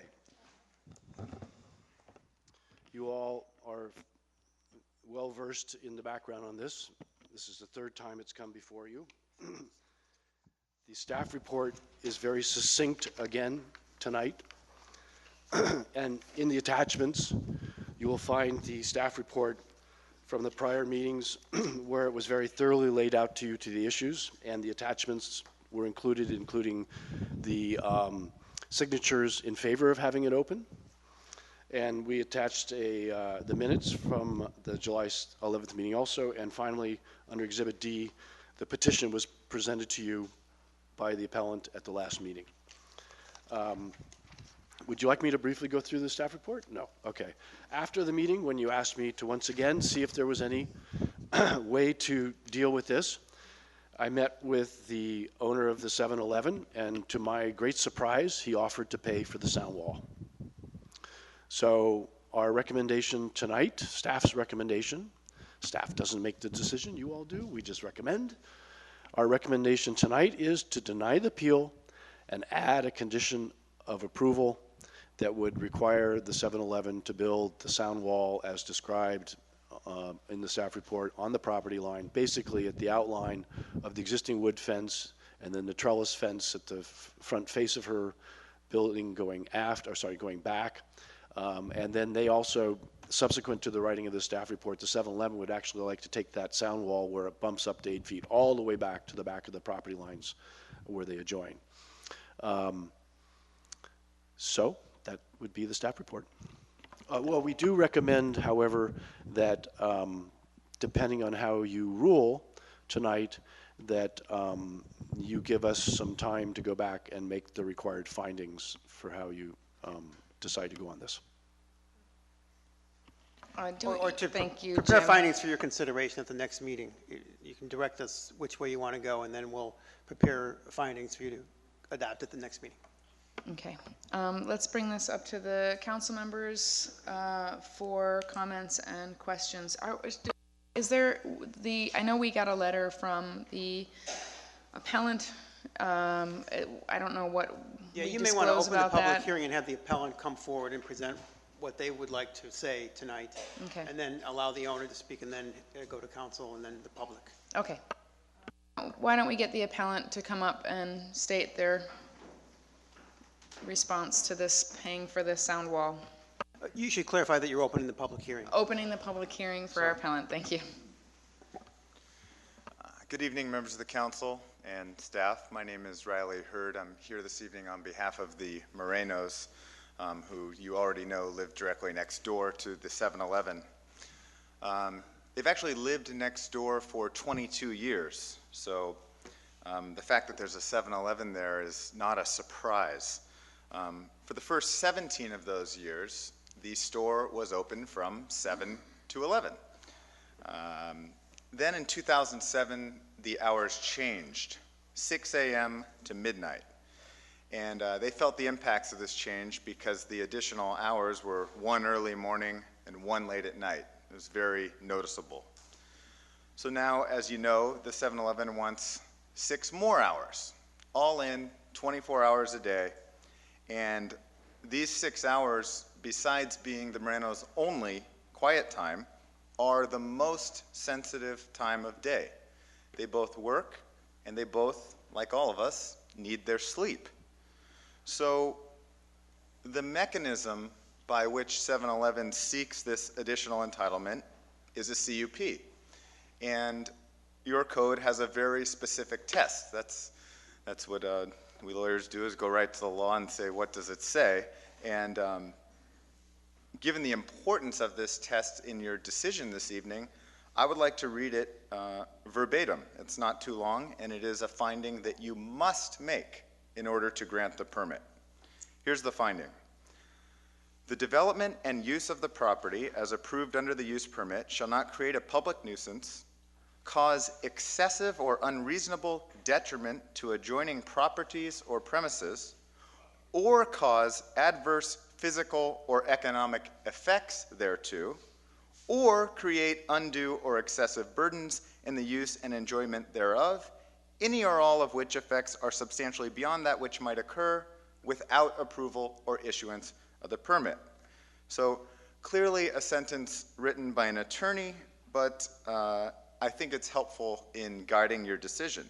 I'd like to state the finding a little differently. If allowing 7-Eleven to be open all night results in an unreasonable impairment of the Moreno's quiet enjoyment, remember their property is the adjoining property, or makes the home worth less, then this permit may not be approved. That's directly out of Fairfax's town code. So I would submit to the council that that's exactly what's going to happen if they're up and open all night. But we do not need to speculate or guess, because the Planning Commission has already given 7-Eleven 2 temporary 6-month trial periods, as you're aware.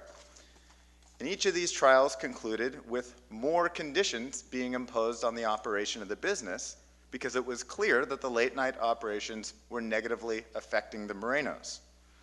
So noise is one of the serious problems, and I'd like to address the sound wall. But first, you should know that the Morenos have routinely been unable to sleep at night.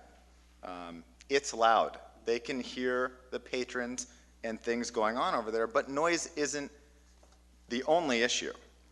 There is a certain type of customer that often, though not always, frequents a 7-Eleven between midnight and 6 a.m. And these customers, besides being loud, have had a lot of other detrimental effects. And I'll give you 2 specific examples. Number 1, multiple times people have been seen coming from the 7-Eleven, going around the newly erected fence, and urinating in the Moreno's front yard. More than once. And because of the noise, Misty or Peter have been up and observed that exactly where this person's coming from. Secondly, there's been a huge increase in trash, specifically food wrappers, that comes from the late night hours. And again, these are things that are observed because they're being kept up. So I think to say that that's a detriment is a gross understatement. It's a pretty clear case of an impaired enjoyment of a property. And that case is made even clearer when you speak to Mr. Moreno when he wakes up in the morning after an interrupted night of sleep and is trying to go to work at the County of Marin. It's pretty difficult. So my point is, the testimony you have and the record, which I reviewed carefully, makes it clear that the finding that you have to make, it can't be made. And that's very important. I want to talk about very briefly the economics of this decision, because it did come up at the Planning Commission level. A 7-Eleven representative stated that they expect between 15 and 20 customers between midnight and 6 a.m. So even if you assume a $10 per transaction average, mind you, I read a report online from a field consultant for 7-Eleven that says about $4.10, but let's just use $10. We're talking about $150 to $200. Take out 6 hours of employee salary and 6 hours of operating costs. Now we're talking about $60. So either the estimate is grossly inaccurate and there will be a lot more visits, i.e. more impactful, or it's a business decision that doesn't make sense. But if the statement is correct, I would hope that this council values the enjoyment of their property at a level higher than $60. I did read a lot of discussion about the community benefit. Is there one, is there not one, of a 7-Eleven being open all night? The idea of the late night milk run. We've all been there. And finding D of the CUP analysis is another one that comes after the one I read, does require that any use you approve be in the public interest and for the enhancement of the community. So it is something you're supposed to be looking at. But this is a really important part from a legal perspective. It's a conjunctive test. You must make every single finding. And because the impact prong cannot be met, it cannot be approved. Furthermore, there's a 24-hour 7-Eleven precisely 2 minutes away, according to Google Maps. So you can still get that milk anytime, 2 minutes. Okay. Before concluding, I would like to address the sound wall, because I know that staff was pleased that 7-Eleven stepped up and said, hey, we'll pay for this. And I think that that's a good start. And given that this is a commercial use directly abutting a residential one, which is somewhat rare, usually there's transitional zoning in between those two uses, it's probably something that should have been required a long time ago. But the problem is, it won't solve most of the problem. There's a couple reasons for that. The first is the origin of the noise is not just from areas that will be behind the wall. Because the 7-Eleven is open, it draws people. You've already heard they're coming into their yard, dropping garbage, doing other things that are worse than garbage, and sound wall doesn't affect that. Second, the Moreno's bedroom window is 10 feet off the ground at its midpoint. A 6-foot wall does not help a 10-foot master bedroom window, and it directly faces the 7-Eleven. But really, it's more about the fact that it's not just about noise. A wall won't capture all the noise. It might get some, but it's really about these are the hours they need a break. It's the 6 hours they have to sleep. These hours have already been eroded by the 2007 extension, and at this point, they just can't take it anymore. So I think the decision, when you review the record in its entirety and through the lens of the code section you're supposed to be using, is a very straightforward one. We have direct and credible testimony that an essential finding, one that must be made, cannot be made. Accordingly, we ask you to grant the appeal and not issue the CUP. At this point, very briefly, Mrs. Moreno would like to make a few comments, and we'd like to reserve a little bit of time to address any public comment that may occur. Thank you. Thank you.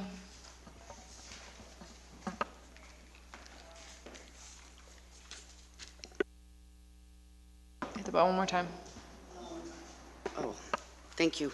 I can't believe I'm still here yet again. It's become rare that we can sleep through the night without interruptions, which happen a minimum of 3 times a week now. The urinating in my yard happened twice in the last week. Yeah, it's too well lit on 7-Eleven, so they need the shadow. They go to the other side of the fence. It makes it really difficult for us to work. My husband has a high-pressure job at the county. I'm a teacher.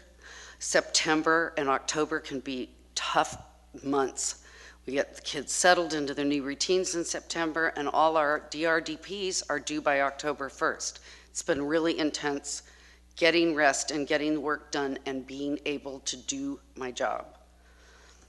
The garbage has increased, the noise has increased. There are still idlings in the morning at 5 o'clock in the morning. There's a regular school bus that sits there and drinks his coffee with the idling on the side.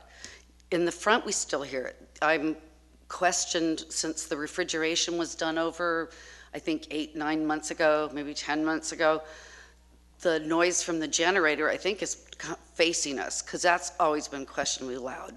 I was trying not to nitpick and didn't bring that up, but I keep coming back to the point of what a nice convenience this is for irregular needs, not on a regular nightly basis, that somebody needs to be shopping, and balance that against the extreme inconvenience this is creating in our lives. We bought that property 22 years ago. The name, the brand, the hours were known. I've never argued with that. I didn't even argue at the 6 to midnight. But this is, I think it's unconscionable if you give this permit. You're throwing us to the wind and all that we've done here. We took a 100-year-old cottage and turned it into a home. We did put in double pane windows, as you suggested, and insulated walls. We've put a lot of money into that house. We still have a mortgage on it. And to put this convenience issue ahead of us and ahead of how much more it is going to cost us, I've pleaded, I've implored, and I've begged for you to consider this and consider our needs. Thank you. Thank you. Can we have 7-Eleven representatives come up?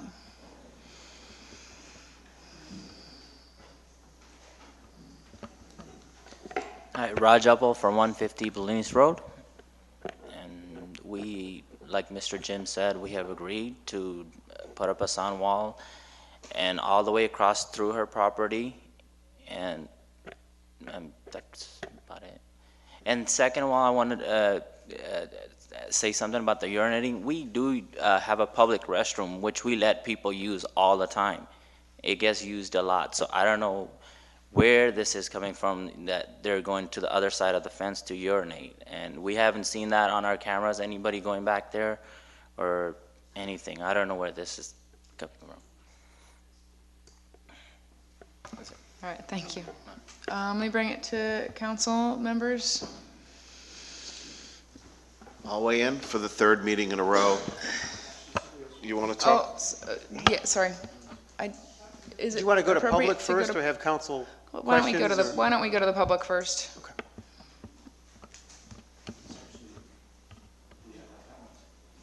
Oh, okay. Oh, sorry.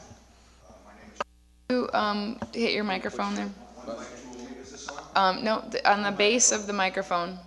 There you go. John Hanley, 152 Olima. I'm here in defense of Missy, and not to let them stay open past 12 o'clock. I'm a veteran. When we said the Pledge of Allegiance, it's justice for all. When their family bought that home 80 years ago, there probably wasn't a 7-Eleven there. When she bought it again from her grandfather, the 7-Eleven was closed at 11. Justice for all. It's now, they're bringing it to Fairfax. This is a Fairfax issue. Fairfax Town Council is listening to this and go, my God, you're right. Raid, if I get your name, it's a very nice guy. But in his business plan, when you buy that property, you know it's closed at 11 or 12. To ask for additional hours, and then that's asking for more money, which is okay, that's America, but his business plan was at 11 o'clock. Now, there must be, the attorney brought up the fact that they're making $8 or $10 an hour. Well, they're putting up an 8-foot retaining wall. What's that, 50, 60 feet that you guys advertised? Union labor, we're talking $40,000, $50,000. So there must be a lot of money coming in. There are nice people that own that store, but these are Fairfax residents, and it's about fairness and it's about Fairfax. And, you know, I've got 3 kids. Of course I need a quart of milk every couple years. You know, it's not that big a deal, guys. There's earthquakes. We live through these things. But I'm asking the council to think about the kindness that the Fairfax Council has always had, and supporting the neighbors and supporting the community. These poor people on this block, and by the grace of God, they got AA meetings here starting at 7 o'clock every single day. 365, starting at 7, which means the guy's got to be here at 6 to get the coffee moving. So this block has movement going all the time. So let's be kind to them. And the poor guys with the store, hey, you know what? Your business plan, it was at 12, and you want to go to 6. That's not fair. That's really not fair, Town Council. And if Missy's bringing it to you, it bothers her. Double pane windows, you can't, the windows are open now. A sound wall is not going to do it. And it's going to cost a lot of dough if it's done right. And let's talk about it brings, this is not a library people are going to at midnight. There's some people there that have had a couple. And a police officer might not want to say it, but I'll tell you. I got 30 years in that type of service. And you're bringing people in there that aren't the greatest guys in the world. And they're going to get a little goofy every now and then. That's normal.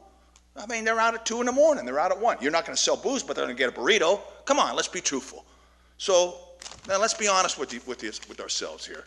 It's not fair to this woman. It's really not fair. And vote to please shut it down at noon. Thank you for your time. Thank you. Cindy? You were already on pushing. Okay, am I on again now? Yeah. For some reason, I have a hard time with this. Okay, thanks. Anyway, I feel like I'm in a very awkward position here because far be it from me, I feel like there are some people in town that already think I'm public enemy number 1, and, so be it. I don't want to alienate anybody any further. I don't want to have any disputes with, with homeowners or residents or neighbors or anything like that.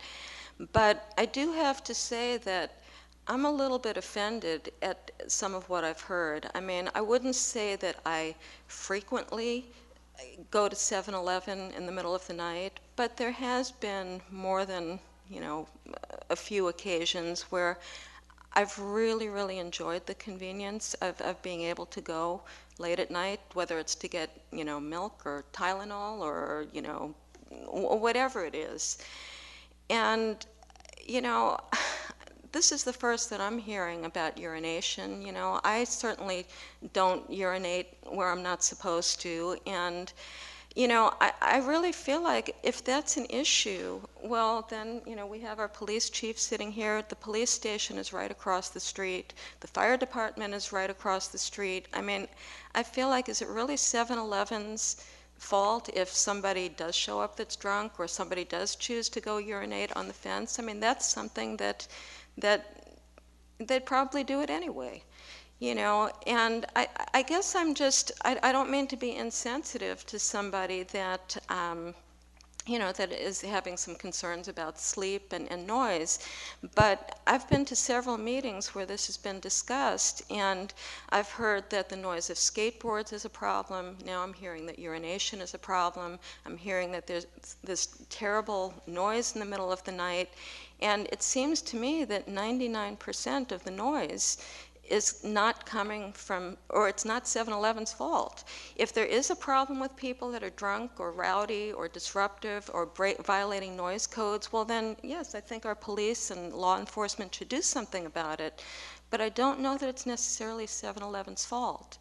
And, and I'm no lawyer, but when I hear about, devalued property and stuff like that, well, the property is only going to be, of value if you're selling it. But if you're talking about living here, that, to me, that just doesn't seem to make sense. So, as an audiologist, which is what I do by profession, You know, I would seriously recommend getting some really good earplugs and seeing if that can, you know, can add to, you know, the comfort. But I really don't see the issue of 7-Eleven, you know, I don't see them directly responsible for this. So, and as somebody that really, really enjoys having the convenience of having that store open, I would appreciate if you would allow them to do it.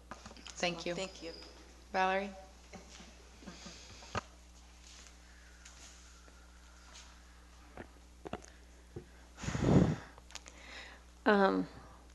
What I've noticed over living here for the last almost 30 years, I guess, between San Anselmo and Fairfax, is the noise levels going up every year, traffic, number of people, and I think it all does begin to wear on you. And I kind of sympathize with these neighbors, I have to say. I live on the creek. A lot of homeless people like to use the creek. A lot of kids like to go down and drink. And there is a lot of urination in the creek, and there's a lot of other stuff that goes on down there too. And it is really aggravating when you're trying to sleep. And I would think between the noise, and I'm sure it's true that the 7-Eleven is just an additional thing to everything else that's going on, but you do kind of hit the wall at a certain point. And I really get that, and I think that really does need to be considered, because we're getting too dense, and you can feel it. You can see how uptight people are getting. You can see a lot of the impacts of things that are going on, and I think they've made some really reasonable arguments to my mind. Thank you.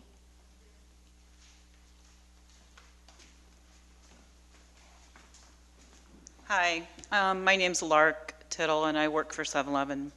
I'm not a lawyer. We didn't bring a lawyer with us tonight. I didn't think that was necessary. I'm here just to speak to what I know that has happened in the last year. Raj worked very hard to get his store to be open all night. He did it to help Fairfax, not, as you can see by what they've talked about, it's not that he's making a whole lot more money, but we thought 10, 15 more people would come in between midnight and 6. We're up to about 40 or so between that time. It's 40 people in your community that need us. There is another 7-Eleven 2 minutes away, but they've chosen to come to this 7-Eleven. It's no other reason than your community has chosen it. We're not bringing people from the 101 out to here to get it. It's not people that are coming from Point Reyes to come here. It's people that live here in your community, and about 40 a night from midnight until 6 in the morning. So you're affecting a large part of your community if you decide not to let us stay open. And we have worked very hard. First, I was told it was because of lights that came in the bedroom window. So we put up a fence recently. It wasn't tall enough. We made sure it was tall enough, and then we were told it wasn't tall enough. Then we've been told no, it was noise. Now we're being told it's urination and all these other things. And I feel like it's become personal.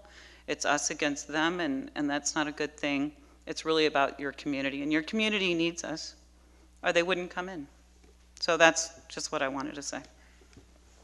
Thank you. Is there other public comment before the appellant comes back up?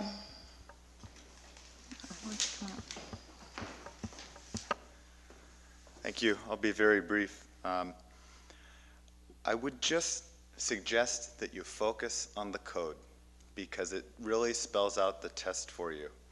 And the typical political decision is balancing tests and what does the community want and what does the applicant want and what do the neighbors want. But here the code is different for a CUP. It says, look at the adjacent property. Are they or will they be negatively impacted? I don't think we're saying that the 7-Eleven causes people to go urinate or to do any of these rowdy things. But the fact that they're open causes those people to be there. So yes, it's a busy area. They're across from the fire station. People are walking back from the bars. You got the AA meetings that start at 6. We're simply saying, just give them a 6-hour respite, a quiet time when they can sleep. And I think if you read the code, the decision is very clear, particularly now that we hear that the estimate is twice what it was at the Planning Commission level. So please grant the appeal. Thank you. Thank you. With that, I'll bring it back to the council. David? Yes, for the third meeting in a row, I will support strongly the appeal in this matter. It is simply unconscionable. I have read the staff report for the third time in all of its variations, and all I could think of was, well, I think Ms. Moreno brought it well. You shouldn't have had to go to the expense to bring able counsel with you. I thought that your comments the last two times you were here struck the points, although you didn't also raise the point about your refinancing issue and the diminution that may or may not occur as a result of the 7-Eleven. What got to me at the core of this thing is you move into a place, so you go to look at your house, and you say, well, there's a 7-Eleven there. They're open from 7 to 11, and you make the economic, the personal decision, the judgment that, hey, I can put up with that. And then all of a sudden it goes from being 7-Eleven over time to where it is now, 24/7. That's simply not acceptable. Now, if the chief came to us and said to the council, you know, I really have to put a substation in here, it's public health, it's public safety, we would not be having this conversation. In fact, if 7-Eleven was providing some sort of other sort of important public service, I would say great. But the fact is that whether it's 2 minutes by Google, whether it's 5 or 6 or 10 minutes by bicycle, there's another one just down the block in a non-residential area that provides the same sort of important service that you do. To me, I can only imagine, what would I be doing if I lived in your house now? What would I be looking at? I know we had this conversation last time, but if I was sitting there and looking at my council and saying, my heavens, you know, I want to sleep at night. I want to have a couple hours of sleep here. I want you to treat me fairly. Would any of us be arguing the point of 7-Eleven as opposed to Ms. Moreno? I just can't believe that any council member that I've ever seen in all the years that I've been here would ever argue in favor of the position of keeping that building open 24/7 when the deleterious impacts that Ms. Moreno has expressed and that her council has put down more formally in writing occur.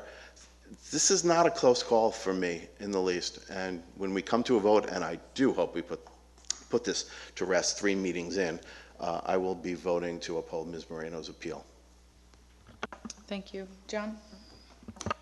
Okay.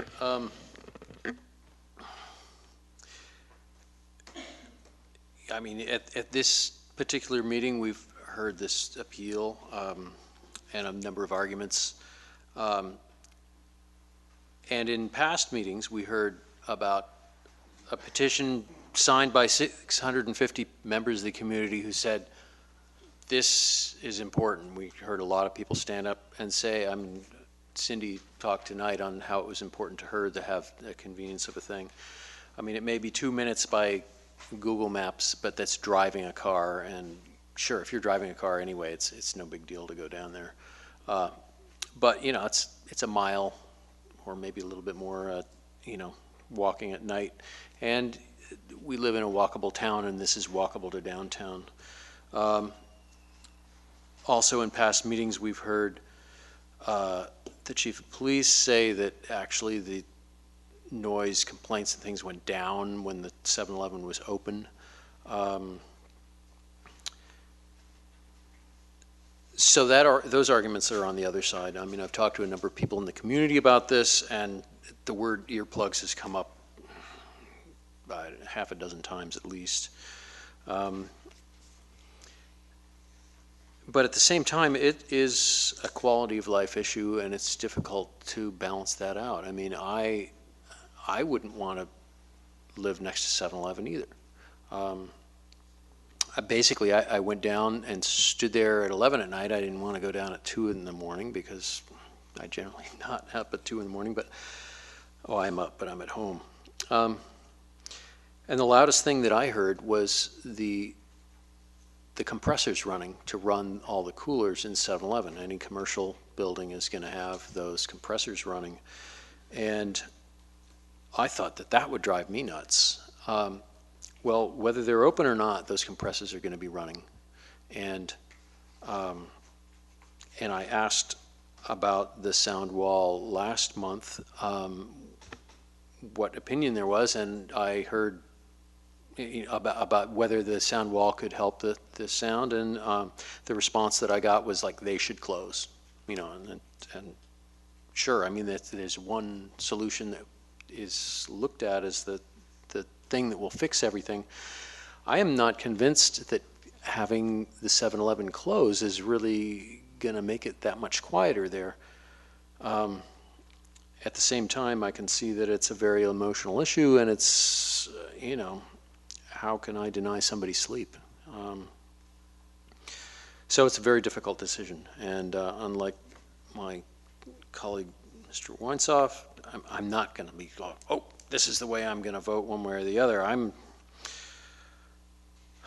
distraught over this. I mean, it's a difficult, our job, it is yes, a political decision to balance out the different needs of different members in the community, which is difficult to do sometimes. And this is, you try to look for a win-win situation, and I was hoping that with the sound wall, we could come up with a solution where the needs of the community and the needs of the immediate neighbors could be rectified so that we could find some place in the middle where everybody could live with it.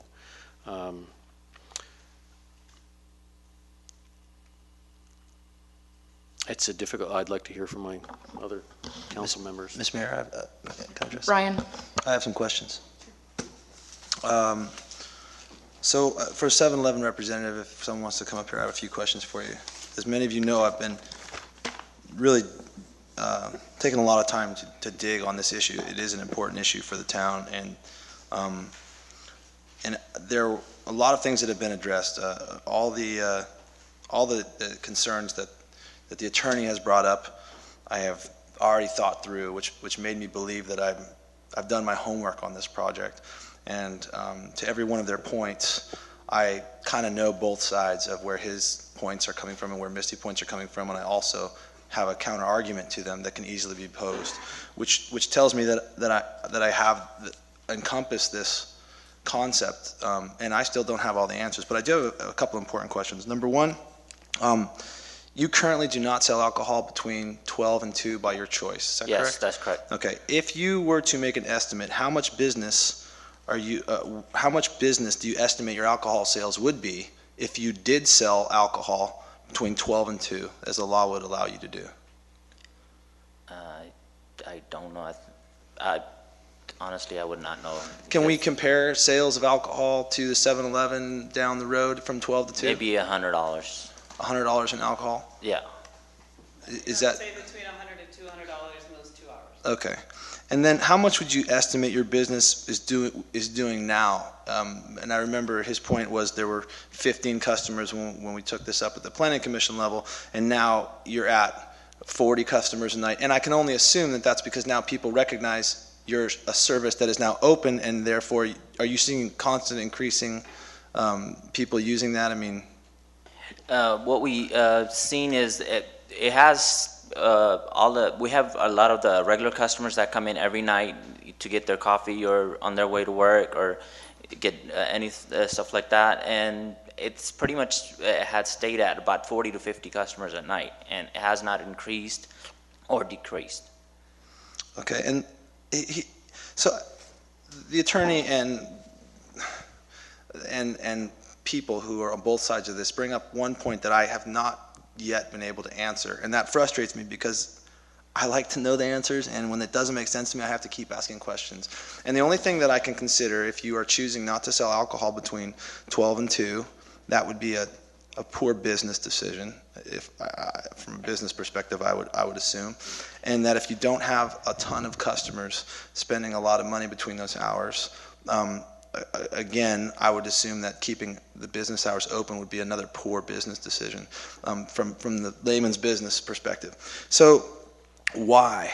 Okay, and you can answer that, and then I have a counter to what you may answer. So why would you stay open if you're not making as much money as you could, and you're not really making a windfall approach?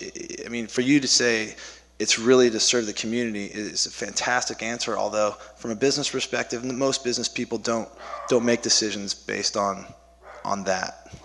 And basically that's what it is. And we had customers that had asked us for a very long time, why are you not open? We have to drive all the way to the other 7-Eleven and then drive back to wherever they were going towards 101.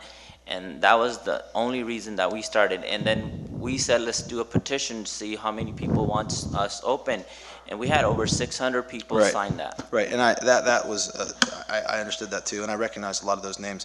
Okay, so here's the big question, the one question that was brought up to me that I never thought about before, and I'd appreciate you both to give me the most honest answer you could, because I have a feeling this may uncover some motivation that hasn't been discussed. Should your franchise be open 12 to 6 or closed from 12 to 6? I'm assuming it has a certain value. As much as I feel as you're just as part of the community as anybody else, if you decide to sell your franchise, is your franchise worth substantially more because it is now open 24 hours a day? Does the ability to pass on that use permit to the next buyer increase? So if you decided, you know what, I really want to sell this, is my franchise worth more money now that we've allowed it to be open 24 hours a day? With 7-Eleven being open 24 hours a day, it is worth more money out on the open market. Okay, and if how it's much? not open 24 hours a day, it is worth quite a bit less. Right, and closed, how much are we talking about on that type of scale? It's hard to judge because I'm not well prepared. I just came here to support Raj. I truthfully don't know. We don't have very many stores that aren't open 24 hours a day. You know, the biggest reason that we want to be open 24 hours a day is the community. And I know that sounds trite in this room right now, but it's the truth. The reason we don't sell alcohol from midnight until 2, he could make more money, but we felt it was us giving back a little bit by being open till 6. So I can't give you a value, but you know, it can be anywhere from $200,000 to $500,000 when you sell it. Okay, thank you. I have some questions for Misty or the attorney, whichever wants to go, or both.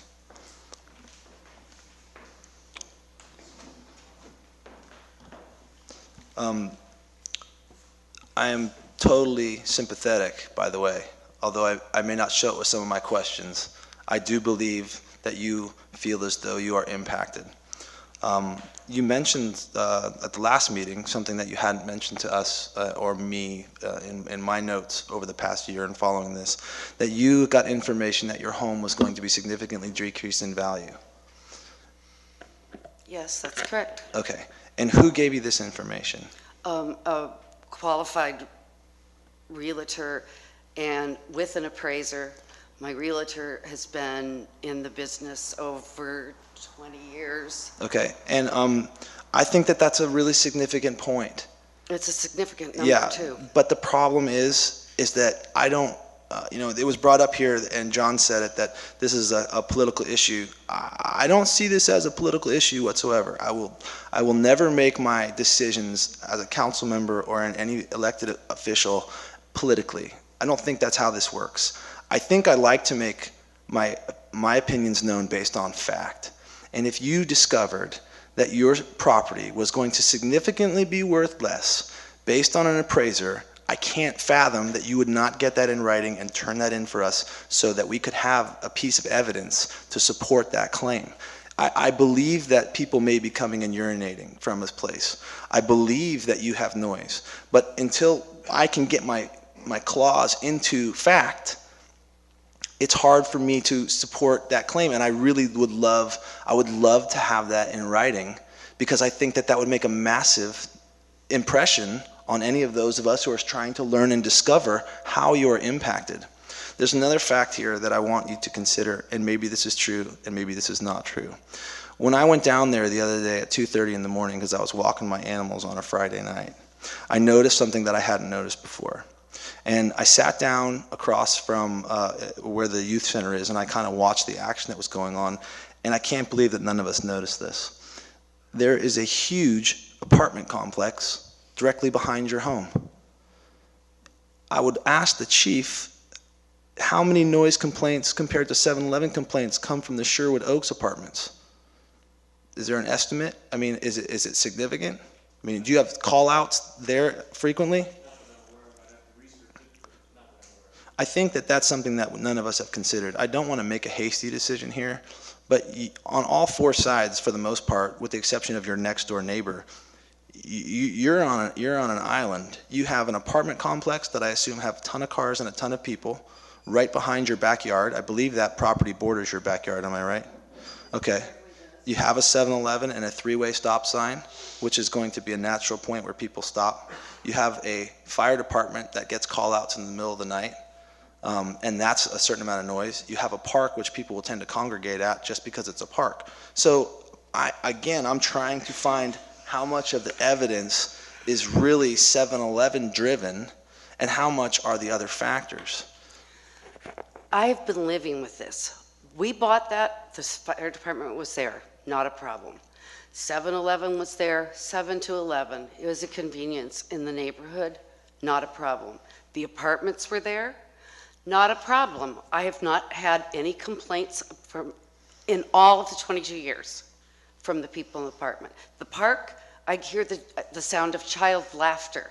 It's a wonderful thing. I don't complain about that. That doesn't bother me. I can't believe that you're actually asking me for proof that there's noise coming from there and that it is blended into these hours, and in the long term, I don't see where it's going to get any better. We have a hub of 3 bars, 2 of them music venues that draw people out of the county to come here. And the longer this goes on, the more everybody's going to know they can walking distance to 7-Eleven and hang out and munch, or, I mean, the radio in the car, we hear the bass, people don't turn it off. I can't believe that you're actually disbelieving that this is a problem. No, ma'am, I'm certainly not disbelieving. Well, you're asking me for evidence. You're right, and that's because I don't make my opinions based on emotion. I base my opinions on fact. And I'd like to see your valuation. I'd like to see proof of how you would be financially hit on the value of your home. Although I think that makes sense, it's not in front of me. It's a no-brainer. Well, you're right, but it's a no-brainer. But if someone says, why did you make that opinion, I want to base it on something that was in front of me, not a testimony. Well, if I can make one comment, it's very clear case law that public testimony at hearings like this is acceptable evidence on which to base findings. I too thought of the diminution in value, and mind you, and I did not think it required expert testimony, and that a layman was capable of testifying to the fact that if you live next door to a 7-Eleven that's open 24 hours versus one that's closed from 12 to 6, your home's going to be worth less. So that's why we went that way. And in regards to making decisions based on fact instead of politics, I will say that's very refreshing. And I would simply refer you to the code that says this isn't a balancing test. It's not.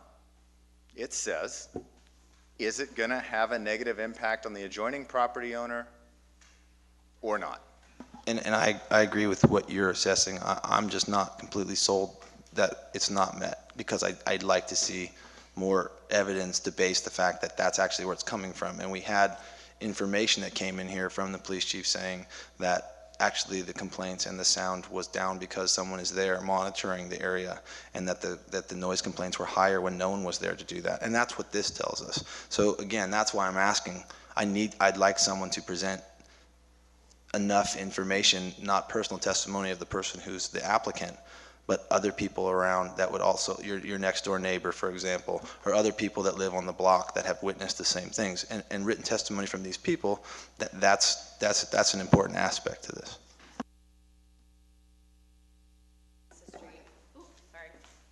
Directly across the street. Please state your name and your address for the record. My name's Megan Arnaud, and I live at 161 Bolinas Road, directly across the street from 7-Eleven. My house overlooks it, and our bedroom window, I hear it all night. All night. Like, we can't sleep with the window open, ever. There's people, I've constantly woken up if the window's open by people and I know it's 7-Eleven too, because I live across the street from the apartments as well, but I don't live, like she lives in front of the apartments, I'm directly across from 7-Eleven. So I'm like, my window looks at 7-Eleven. Yeah, I hear it a lot at night. Constant noise, cars, drunk people, constantly. So, sorry. You don't have to be sorry. That's exactly the kind of testimony we're trying to ascertain. I mean, that's exactly the type of information. I know exactly where you live. Yeah.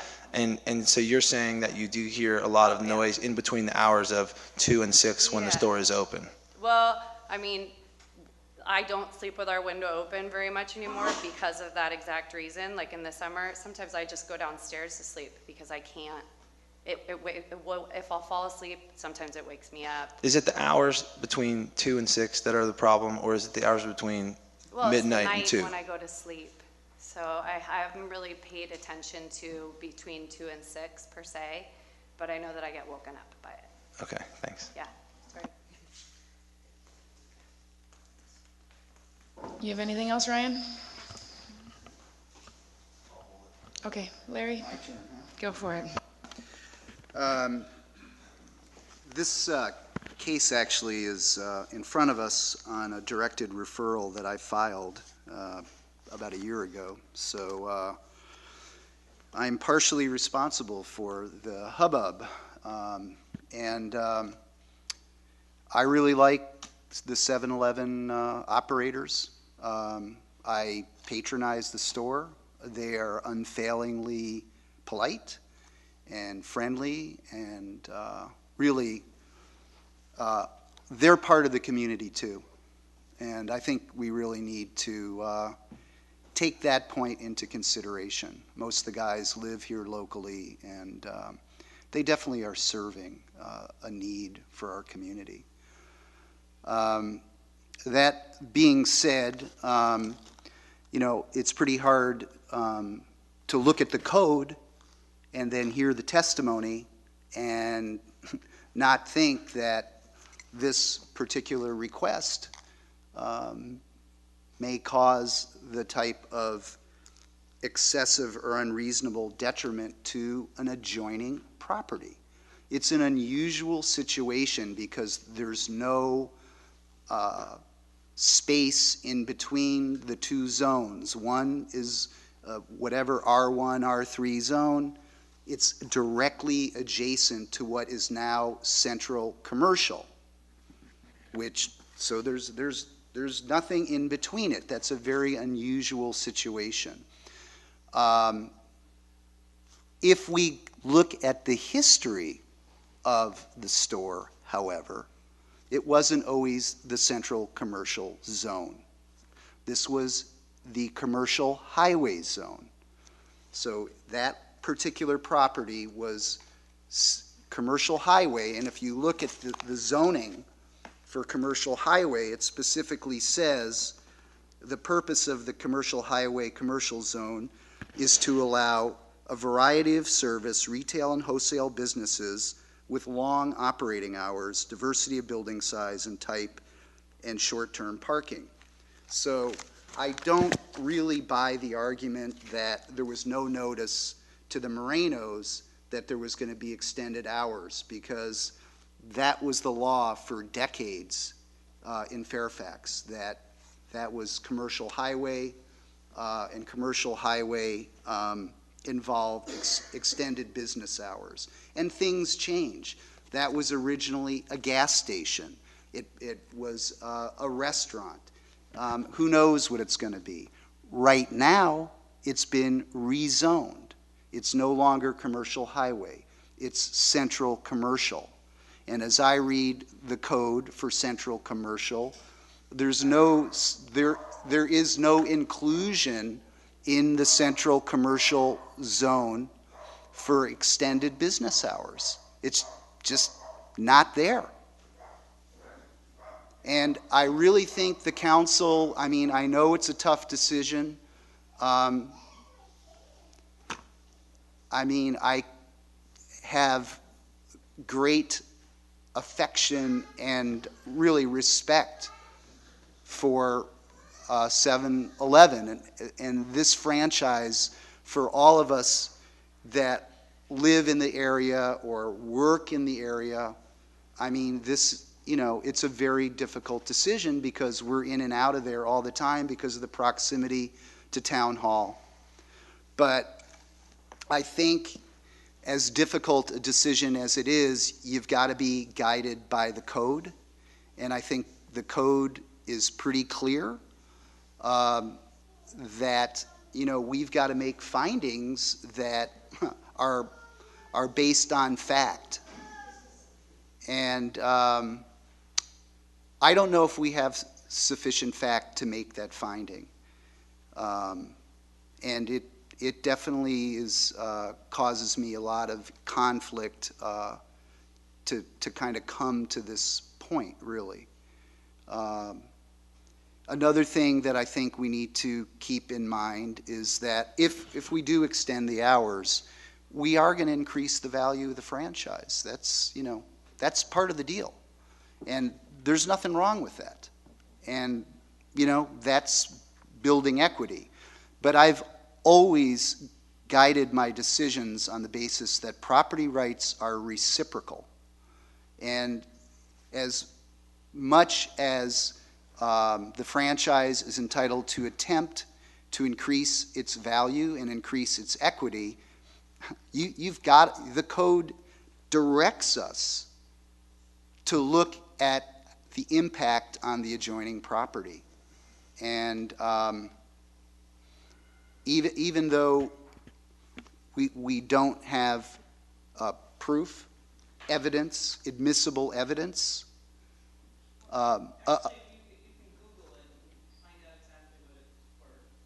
okay, no, I'm not. I'm talking about just going to the noise issue, okay? You know, we don't have a recording every night. We're not keeping a tally. We're looking at police reports. But I don't necessarily think the issue is how many sound complaints have been filed with the town or how many people have called the police.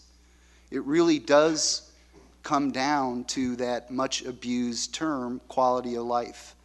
And, you know, I think folks are entitled to have some surcease from activity at some point during the day. And that's where I'm at right now. So that's kind of how I feel at the moment and what the record has really brought out to me. Let me take any remaining public comment and then I'll close. Go ahead. Please identify your name and address for the record.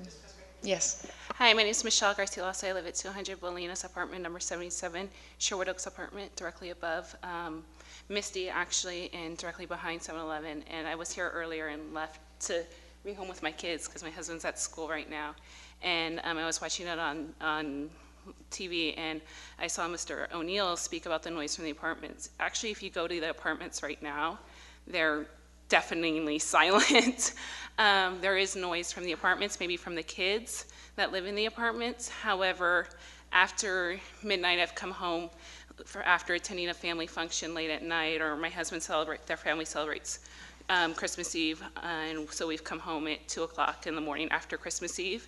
And it's actually really, really quiet to the point where if my kids are making noise, I make sure to kind of shush them and to kind of usher them into the apartments right away so there is no noise coming from the parking lot. And then also I wanted to talk about the 7-Eleven. And it's nothing personal, and I don't want anything to think it's anything personal. We go to 7-Eleven all the time with 2 young boys. It's like their favorite place to hang out. They think it's like Disneyland. And, you know, my kids go to the Fairfax San Anselmo Children's Center, and, you know, I know a lot of parents, you know, most of them maybe, unfortunately, that's their primary source for groceries. We know the cost of income in Marin and the cost of food in Marin, and for many people it's out of reach, so they use it quite often. I just think that, I mean, it just doesn't make sense to me that in Fairfax and in Marin County, you can't get a restaurant reservation at 10 o'clock at night, but 7-Eleven's open 24 hours. I quite frequently, because of my job, especially during the school year, will leave at 6 o'clock in the morning, and I'm up at like 5:30, probably drive by 7-Eleven about 6 o'clock in the morning. The only thing I see in the parking lot are the trucks idling in the parking lot. I don't see customers. I don't see people driving there to get coffee. I don't see any of that. As someone who's, I think mentioned about people working irregular hours, my husband used to work at a restaurant in San Anselmo, and so I definitely know about working irregular hours. I on most months do not work a 9-to-5 job. And, 7-Eleven, I guess, is a nice convenience, but the fact of the matter is when my kids, especially my oldest, was much younger and I needed to get convenience items, I didn't live in Fairfax, I lived in Larkspur, but even at the 7-Eleven, they don't sell items that you would need as a parent 24 hours, such as formula, diapers, those kind of things. I mean, it doesn't make sense. And when they said it, and I have been asking, well, if they can't sell alcohol, what's the point of being open 24 hours? I mean, it's hard to believe that a business owner is like, oh, I'm going to do it out of the generosity of my heart because I love Fairfax so much, especially a franchise store, a big box store like 7-Eleven. And, I'm the first one to applaud, I'm a big box person, I'll go to Target, whatever, but it just doesn't make sense. And when she said that it increases the amount of their, it increases the amount of their franchise, that kind of hit the nail on the head. It's like there is a monetary reason why they're doing it, not because they care so much about Fairfax. And I think, so many people want Fairfax to stay a small community. I love that there is a 7-Eleven, there is a store there, but I don't need it 24 hours, and I don't think most residents of Fairfax, especially in this area, need it 24 hours. CVS is 24 hours, Safeway is midnight. I've had to get milk at midnight, Safeway is midnight, and then you have the other 7-Eleven that's 24 hours as well. So, and I definitely know in my line of work that there are people who don't have mobility issues, who can't make it to a grocery store. Stores like 7-Eleven are definitely their primary source of groceries. But, I mean, in a town as small as Fairfax, it just doesn't make sense. I lived in Lima, Peru, for a year with my kids, and we lived in a residential community, and we didn't have a store that was open 24 hours, so it wouldn't make sense why a community as small as Fairfax would need a store that's open 24 hours. So I just wanted to add my 2 cents. Thank you very much. And I think I'm going to close the public hearing at this point in time. I think one of the reasons that this issue has drawn out as long as it is because I think a great deal of the council feels like we have a responsibility to a business that wants to thrive and serve the community, and we have a responsibility to our residents. And the findings that we have in front of us are inconclusive. I think that is the challenge that is before us, and I'm happy to take a motion at this point, or other comments or questions. Ryan? I do think I finally figured out that last missing equation in the valuation of the franchise from a business perspective that I was looking for so long as a businessman myself. A lot of the concessions, and there were many that 7-Eleven decided to make, were fantastic. Almost surreal that a business would go out of their way to do so much for the community. I mean, if it was, and I think that they're genuine people, and I think that a lot of that is good. But from a business standpoint and a balance standpoint, it's rare. And because of that, I think that the one aspect that I missed, was the valuation of the franchise. But I like putting people together to solve problems because I think Misty and her family's concerns are very real. And I don't have 1 minute of doubt that they are affected by the 7-Eleven. I was very in need of testimony from other residents besides her telling me and validating her and her husband's concerns. In an attempt to fix this, I asked Misty, and I'll ask you again, is there a opposition from 7-Eleven, and I'm throwing this out there as an idea to solve, to perhaps close the store at 2 a.m., allow alcohol sales till 2, and open up at 6 a.m.? Are you opposed to that from a 7-Eleven perspective? Would that be okay with you? I mean, as a compromise?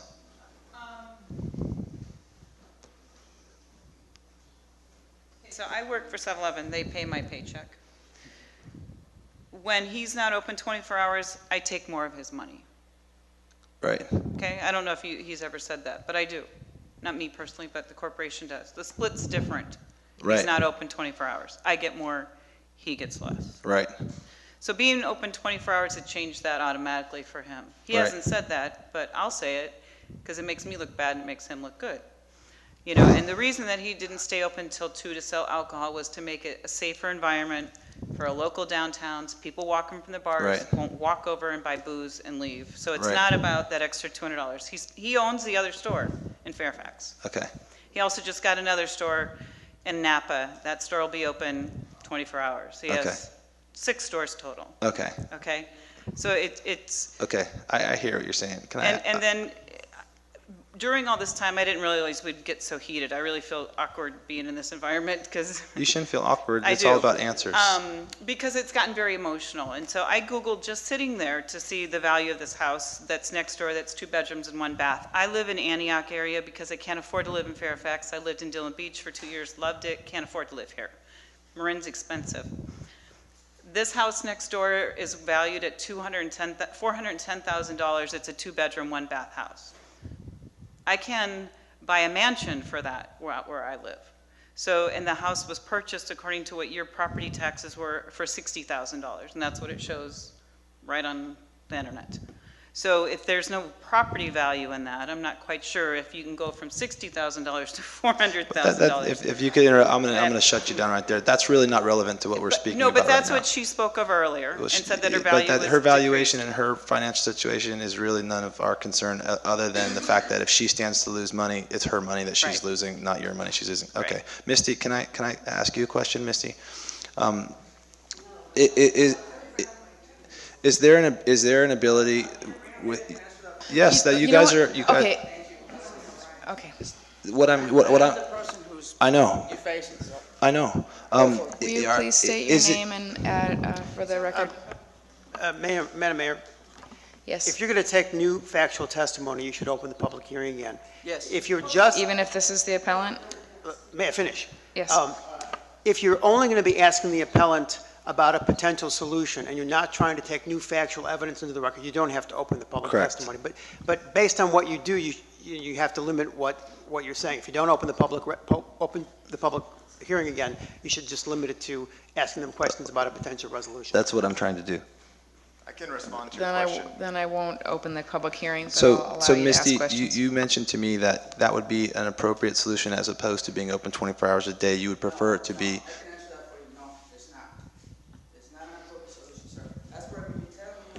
Oh, so you. Okay, hold on. We can't actually, without you being at the microphone, it's really, so I let's. would rather my attorney handle it. The answer is they'd like to be able to go to bed at midnight, not 2 a.m. And that's the answer. 2 a.m. is not reasonable. Midnight is reasonable, and I believe the 7-Eleven representatives have misread the fact that they stand to have a great windfall and are now focusing on that. That's not the test. The test is in the code. Please read the code. It's very important.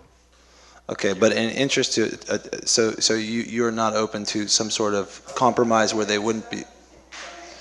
I'm just trying to find a middle ground here.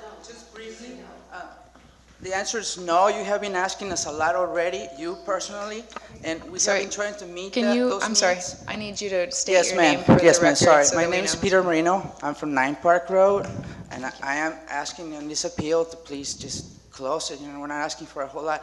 I think I discussed this for you the first time I spoke with you, and, you know, I came here and addressed everyone and say, please close it. We just need this much to sleep.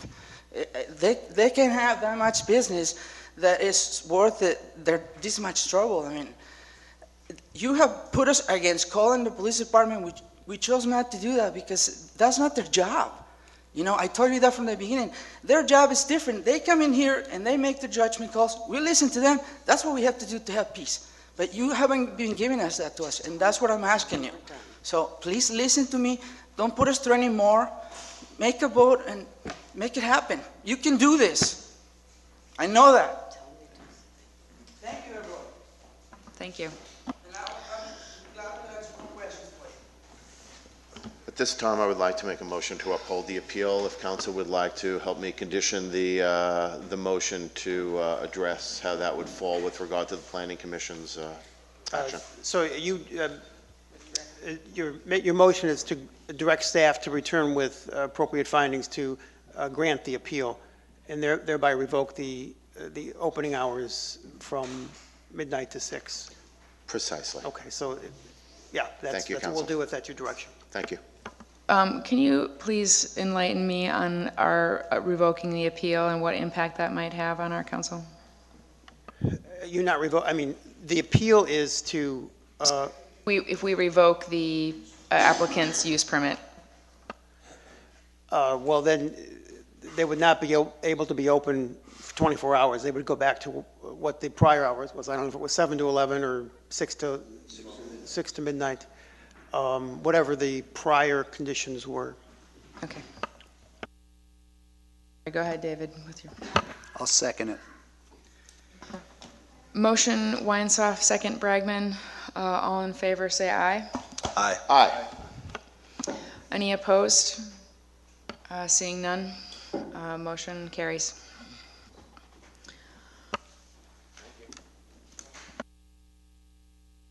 Thank you.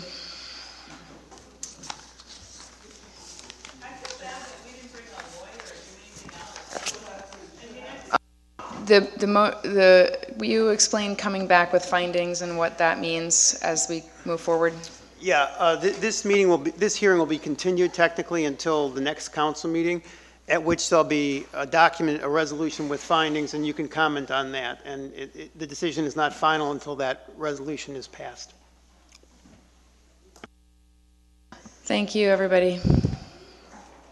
Let's move on to first item on our regular agenda, item number 13, authorization of staff to submit an application of One Bay Area grant funding for parkade circulation program. Jim, if you want to continue to have a conversation, please take it outside so we can continue our meeting. Thank you. Okay, well, as the staff report indicates, this came in, or actually the attachment to the staff report inviting the applications came in on the 20th of September, which really didn't allow us any time much time to get it to you. But fortunately, you had previously, year before last, accepted the parkade study plan, parkade circulation plan that is, as well as the Cross Marin Bikeway. So we're recommending that you authorize us to make this application to do the improvements that were articulated in the parkade area circulation improvements plan. And I might add that the two other items on the agenda tonight are candidates also, if you would so like us to apply, on item 14 coming up for the plates as part of the Cross Marin Bikeway plan that you also accepted, could be eligible for this application process. And likewise, to do a survey for the sidewalk conditions in town on item 16. In fact, there's a history to item 16, both in the pedestrian and bicycle plan that was readopted, if you will, in the general plan's final adoption in April. And with regards to item 16, in the new general plan, in the circulation element, there's actually a policy to establish just such a thing under program C-5.7.2, establish a pedestrian priority program that identifies and ranks circulation needs and safe street crossings. And what would be nice to use number 14 in this application process, as well as other grant applications, is it's very laborious to do these things. Staff is very we have very limited staff. We have usually more on our plate than we can keep up with, so we have to triage what's the most important. Something actually dropped from the agenda regarding parklets to get this one on in short order, for example. So it's going to take some money to do this, to ascertain the critical sidewalk path linking it to the downtown. So at any rate, we just recommend that you authorize us to apply for this OBEG grant, and if you so desire, we can fold 14 and 16 into that when we get to those items. Questions or comments from council members? John, go ahead. Okay, I guess I'm real familiar with all of these projects. And this project number 13 in front of you, I guess is, you know, Jim has referred to it as being familiar to people, but just for members of the audience also, basically it is a lot to do with pedestrian access to the parkade and also to the bus stop there, transit-oriented type of project. And it also includes Class 2 bike lanes along Broadway, which is something that a lot of both bicyclists and motorists have been asking me about for years. I also met with W-Trans, the consulting traffic engineers on this project. I also had a conversation today with David Chan at the Transportation Authority of Marin, who is basically the guy who is going to be looking at these projects. And he said that there's actually 3 different pots of money. One of them is this OBAG grant. It has some strings attached to it in that we need to check off a box saying our housing element complies with the California thing, which is, as we all know, that's a long, laborious process getting that okayed. But in our best judgment, if we check that box, that means we think we are compliant, and I believe that's the case right now. Is that right? In the documents that were attached, we actually have the ability to apply for an extension by November 1st, which I was planning on doing.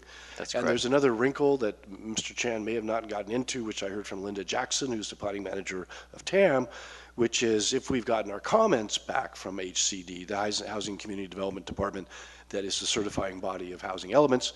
If we get our rejection letter back by January specifying what we need to do, that puts us into overtime on the grants also. So I'll be following up with applying for the extension.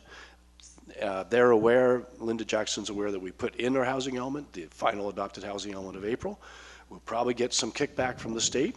We'll probably go a couple of rounds, but it will not preclude us from this. The other piece, just if I may add to what you're saying, is the complete streets. And you had previously adopted a complete streets resolution, and that was also further strengthened in the general plan that you all adopted in April.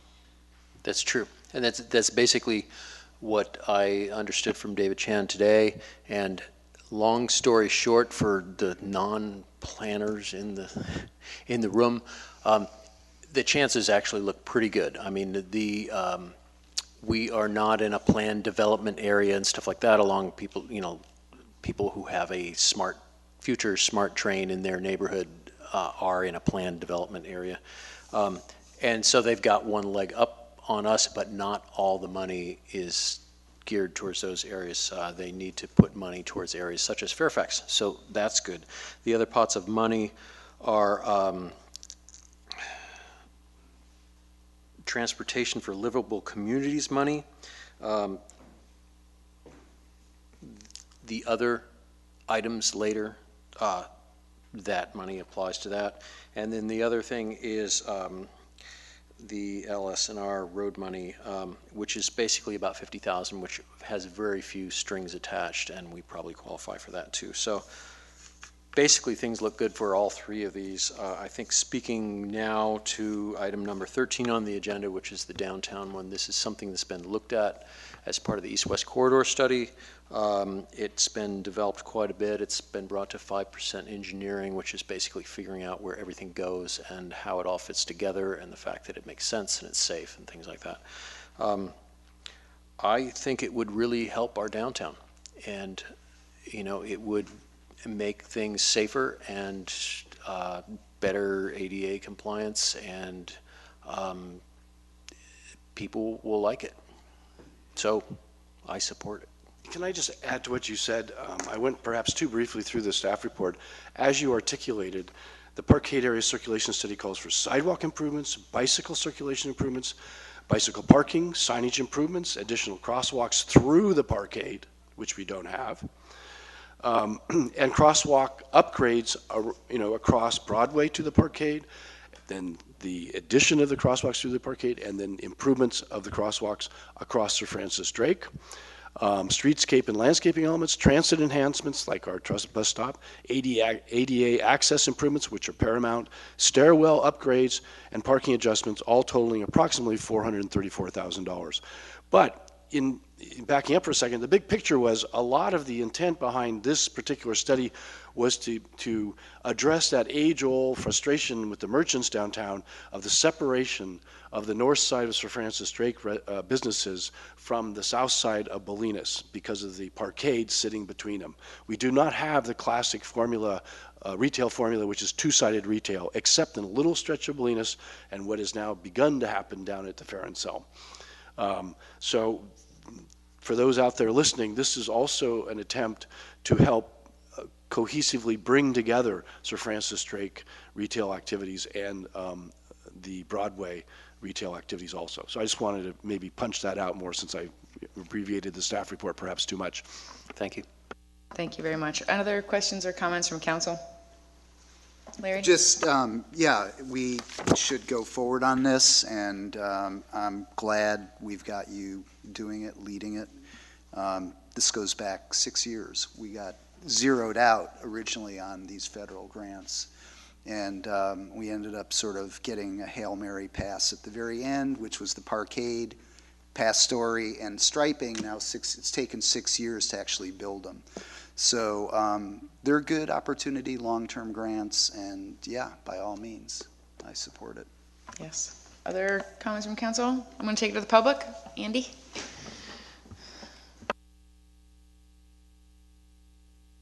Hit your microphone. Andy Perry, Marin County Bicycle Coalition. Jim, I wanted to thank you for bringing this forward. And I was looking at my agenda, and my 16 is the Halloween parade, and I was wondering how you're going to get OBAG funds for that, but it occurs to me that my document has different numbering systems. Anyway, I served on the Technical Advisory Committee for the East-West study, which included the parkade study. And this project, there's a number of different scoring criteria on here, including connectivity, multimodal access, and safety. So from a bike ped perspective, I think there's a lot of good chances that you can get this, as John already indicated. This piece of Broadway is a really key feature. For really advanced riders, it's not as critical, but for especially for kids going from the east side of town to the west side of town, which many do to go to school, having bike ped improvements in that area is going to be really important. Regarding the Complete Streets policy, Jim, that you mentioned, it's true, and MCBC helped draft the Complete Streets policy that you passed with the bike ped plan several years ago, but there's a provision in this document, if you do get OBAG funds, that a new Complete Streets policy needs to be passed, or a modified version of the one which requires 9 criteria to be included. The resolution that you guys passed has, I think, 1 or 2 of them. I don't think it'll be a difficult thing, and I'd be happy to work with you, Jim, and the rest of the council to get the language. It is in the OBAG call for projects document that you have. So that's all my comment. We very strongly support applying for these funds. Thank you. Thank you very much. Any other public comment on this? Seeing none, I'm going to close our public comment and bring it back to the council for a motion. Can we do a combined motion for the 2 items, 13 and 14? That's up to John Reed, who's on number 14. Well, we can. John, you want to make a motion?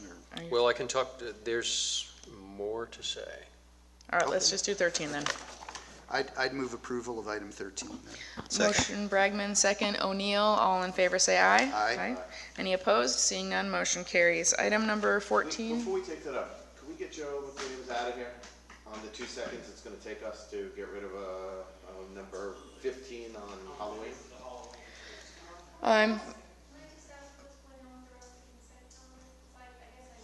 We approved the consent calendar.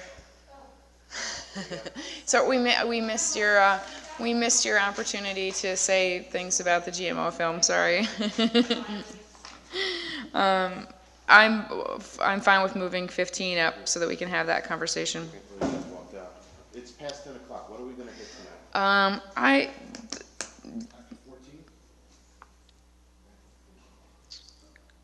I guess it kind of depends on what we think, how long we think the discussion is, and whether there's urgent items. Larry, the last 2 are yours. Ryan, one of Maybe, It depends where, my items, there is somebody here, actually Janet Klein has been patiently waiting. She was going to comment. She is. well, then let's hit that one and not make her come back. She could come. You don't. She's local. She's local. Yes, so. but it's torture. I don't know. It's whatever the council's Does pleasure. it make Item 18, I would say, I would like, it's going to be a very brief comment by me. So, I guess part of the question is how quickly, John and Ryan, do you think your items are? Well, I know I probably scared people by saying there's more to say, but there's not that much Okay. more to say. My sense is let's try to get through it and get it done so that we don't have to have another meeting. I support that notion. And since Joe's not here, where did he go? Why don't we go ahead with number 14, John? Okay. Number 14, I put on the agenda as a result of a couple of collisions between cars and, in one case, a pedestrian, and in one case, there was an injury accident. In another case, a bicycle that was complaining of pain, so that's technically not an injury. And it is in a problem intersection that we have in town. That's at Azalea and Broadway. And this is one of the intersections that was looked at as part of the east-west corridor for the bicycle study. This particular intersection has problems with sight lines, and it's controlled in 3 directions but not the 4th, just because of the topography that's there. And it was made a 3-way stop a number of years ago. It's on the east-west corridor. The stop sign gets run a lot of times by bicyclists, and there's complaints by that. It's been the location of a sting operation by the local police because of that. The bicycle that got hit by a truck about a little over a month ago, I know I said 2 weeks in the staff report, but I wrote it a couple of weeks ago. He actually lost his brakes on the bike and ended up going through that stop sign. So I don't know exactly how we can address that, but I just found that out today. Nonetheless, a speed table was recommended for this particular intersection along with 6 others along that stretch through Fairfax. And basically what a speed table is a raised section of pavement that encompasses the entire intersection. It tends to make all traffic slow down because they have to go across this change in elevation. It really gets everybody aware that they're entering an intersection and they should pay attention and look around, which is really what's necessary. Along Lansdale Avenue, we have 3 intersections which are teeny little postage stamp things, and it's, there's pedestrians, bicycles, and cars coming out of the little things. Currently there's stop signs along there which lots of people swear at, and they were put in a number of years ago to stop speeding cars from going around Center Boulevard and just taking off down this really narrow little street. It's caused a problem, and probably speed tables were recommended there also. We don't have enough money in these sources of funds to put speed tables on all these 7 intersections. There probably is enough to address this one intersection here. David Chan was saying, well, you don't want to slow bikes down too much, because that might be seen as a detriment to us getting the money, but it also needs a crosswalk probably too. The pedestrian was hit crossing Azalea from the Fairfax lumber end to the library end, and basically the testimony from the driver and the pedestrian indicated that there was too much going on. There was people not knowing how to use the intersection properly, and he was stopped in the middle of the place waiting for some other people to go who were intent on going. At any rate, I would love to put this in the same basket with what Jim was suggesting earlier and apply for funds to do this at the same time. I just wanted people to be aware that there's a bunch of things also going on. It's an interesting place where all these projects come together. So, thanks. Gotcha.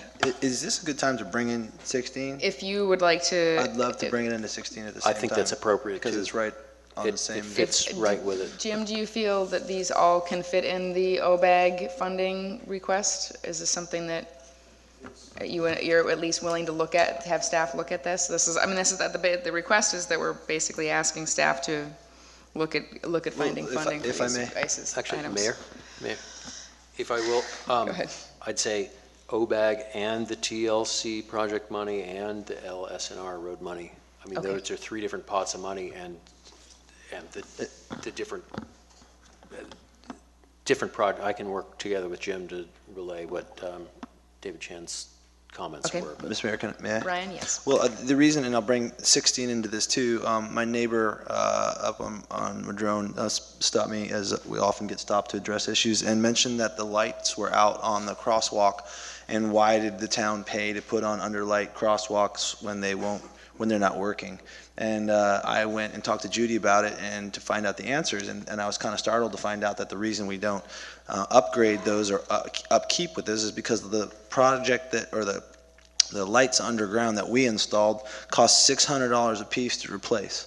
Like an insane amount of money to keep. So although it's a great idea, when you first put them in and wow, my town cares, there's not too much afterthought of how much it costs to maintain these things, similar to buying a piece of open space and then having to pay for its maintenance. So seeing this, I asked Judy. Judy mentioned to me that there was, in San Anselmo, I was wondering why San Anselmo dug up their lights one day only to put new ones in, and then I found out that the reason was because they found an LED system that was much more efficient for costs and replacement. So the amount of money it would cost to replace, I don't know how many light bulbs are underneath the ground at $600 a piece, obviously offset the cost of putting in a whole new system where you didn't have to pay so much to do that. So I was able to answer Gene and Lee, my neighbors, in regard to why it is that they are not working, but it made me think, and after talking with Judy, that we ought to put this all into one big comprehensive package. There is we were talking about the M&G crosswalk across the street to the grocery store. I can't think of a more dangerous crosswalk where drivers are in a movement section where they're not really concentrating on a pedestrian in that location, yet there are a lot of pedestrians in that location, and you get into an autopilot mode right there. And so because this one intersection brought it up, I think we do need to do some sort of comprehensive approach, much to what you're talking about, to comprehensively address where that money might be needed and really kind of direct staff to lay out that process for us. Jim, will you tell me if you have, I understand that there's a sort of a deadline on this grant and there's limited funding on these numerous grants. Is combining all of this sort of together something that staff, you're ready to kind of, I'm fine with it. sort out? I'm fine with it, and I can, confer with John and David Chan and Linda Jackson to make sure that we're not overloading, and then, with your direction, I'll go after any funding we can. That's always a challenge of doing our normal day-to-day activities. And I would remind you, a lot of this normally falls in Public Works, and we're not fully staffed in Public Works right now. Judy's wearing 4 hats. One of them's Public Works Director, and part of the Public Works staff has taken my building officials' time away from planning and building. So once we get fully staffed and back up and running and on an even keel, I look forward to the day when the town has the resources, the staff resources, which means financial resources, to fully avail itself to the funds that are out there to promote these good planning things. We're ahead of the curve on the planning, the advanced planning side. Now we just sort of lack the nuts and bolts infrastructure staff-wise to go after all that's out there. It takes a great deal of fortitude. It's sort of, it frustrates me every time we have a senior planner putting stamps on an envelope to mail out. You don't need a Public Works director to go after a lot of these grants. You just need a fully staffed department and appropriately allocated task, and then we're off and running. Right now, Judy's wearing 4 hats. we're understaffed, we have no admin and planning, yada, yada, yada. You've heard this all before. So, you know, we're doing the best we can. And we're doing, I think, a fairly reasonable job. There's some, you know, bumps along the road where some things get pushed by the wayside that don't seem to be the highest priority, at least don't appear to be the highest priority. So forgive us in advance when that happens, but we have to triage our work sometimes. So all I'm saying is we will continue to do everything we can. Half of my shop is in current planning. Actually, a third of it's in current planning, the other's in the building side. But we have regulatory requirements for a lot of what we do where we can't stop and look at long-range stuff all the time. We're doing what we can. This came along. It seemed like it was perfect for what we had done. We can capitalize on the housing element that we've done, the complete streets, even though I welcome Andy's articulation about the 9 points. I had actually had a sidebar conversation with Linda Jackson to make sure that our complete streets thing was adequate, and I thought that the way we beefed it up in the general plan was going to cover those points. I'm now going to have to circle back to make sure that between now and when these things are funded, we've got all the T's crossed and I's dotted. You know, it's a laborious challenge to keep up just with the notice of funding for these things, let alone applying for them and following up. So anyway, I don't mean to discourage any of this. I'm just saying we run at a fast pace. We're doing all we can, but please remember the limited situation we're in right now. I think that's why my question to you is, yes. Is this too much on this grant? No, it's just a matter of, these are ready-built things we just list. It's just we don't want to, we're not going to get all of them in most likelihood. You know, if we picked one we really wanted, then, you know, that would be the priority. We could prioritize them too, but at any rate, enough. Okay, so is this something that you would then bring back to us with asking us for priorities, or this is something that you would prioritize because there's not enough staff? We have to turn this in on the 18th. Right. 18th of October. Okay. The OBAG was a, you know, time-sensitive thing, and it worked right in, as John knows, in with something that we've already adopted, is kind of ready to go. This thing with the crosswalks and so forth is a little more long-term. We've got to evaluate what we've got, see what we're talking about in costs, what needs to be done. And that's what Ryan and I decided after we talked about this for a while.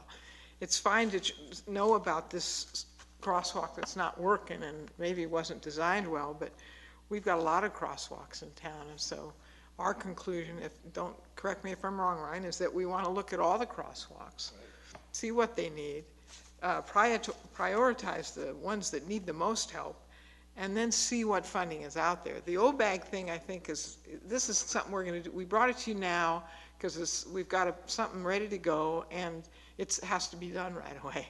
Right. It can't really be tied in with the way I'm looking at this other thing. This is a little more long-term.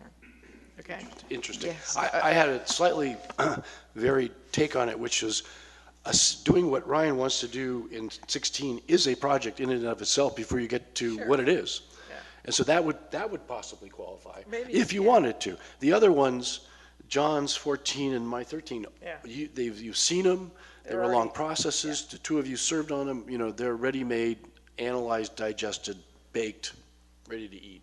This one, you know, I would say is probably low on the totem pole that we would get the funding for that. Here again, if, you know, Public Works, there's a bigger world out there. If I may. Ryan. I think that you guys are doing a fantastic job, and it's really easy for us to, you know, take an idea, throw it on your plate, and say, please take care of that, and then go on to the next thing.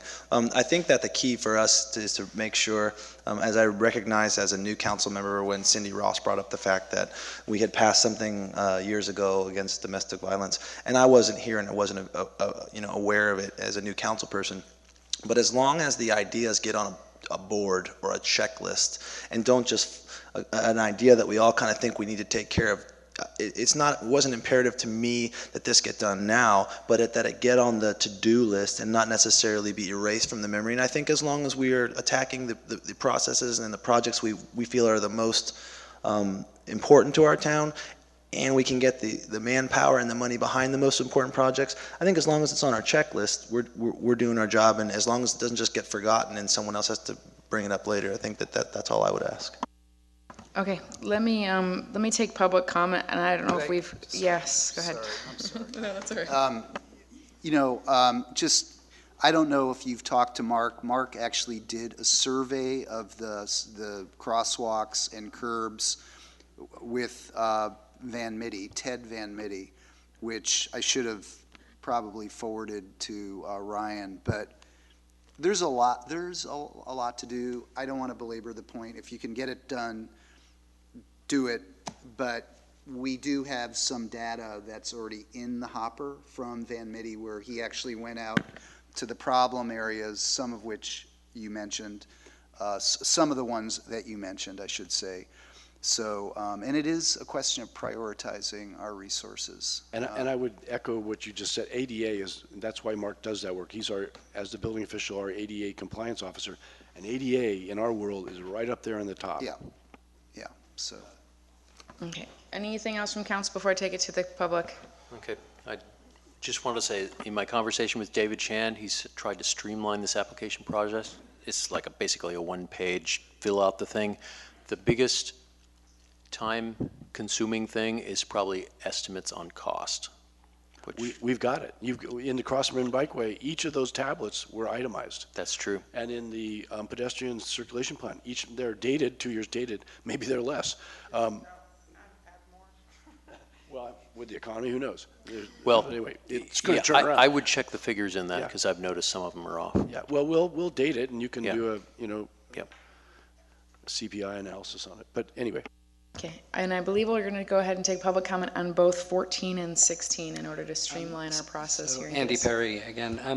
I wanted to point out that, so just in terms of definitions, OBAG is one Barry grant, and all of the funding pots are under one Barry grant. So OBAG is the overall name for it. There's surface transportation, the CMAQ, which is the air quality money, and the transportation alternatives, just for clarity on that. I did notice, I'm looking at the staff report here, and there is a CMA planning and outreach pot of money. It's not a huge amount for the whole county, but there is some there. So what I would encourage, and Jim, understanding the staff issues here, but I would encourage a conversation about the crosswalk thing too, because if there's planning money available, maybe they could take Van Mitty's work and expand it out and turn it into something so that when the next round of funding, including Measure A or whatever, you might have funds available to actually do that. I've crossed an M&G. It's a good place to say a prayer. Regarding the general plan, Jim, I had forgotten about the fact that during the general planning process, we did try to craft language that met AB 1358, which is the Complete Streets Act of 2008. And I think Fairfax is in pretty good shape. It's very difficult to discern whether or not you've qualified because there's no metrics for doing that, even in the guidance from the state. But you may be in good shape without doing, so I'm retracting what I said about the nine points. Linda's staff had looked at the general plan section. Yeah. Yeah, and then other than that, just more support for going forward with these in OBAG too, if you guys can handle doing it all. But working with Linda and David, I mean, they can tell you which, you don't have to know any of this stuff about the funding pots. You go to David and he's the magician that will figure out all the Rubik's Cube maze of things to get through for you, so. I did at the planning director's lunch last week. I did give Linda Jackson, who is again the planning manager, a little bit of an earful because she had been the deputy planning director in San Rafael, and I said, "Wouldn't you want to take this to your council before you applied?" And I got a blank stare back. Yes. Great. Any other public comment on 14 or 16? Please come forward.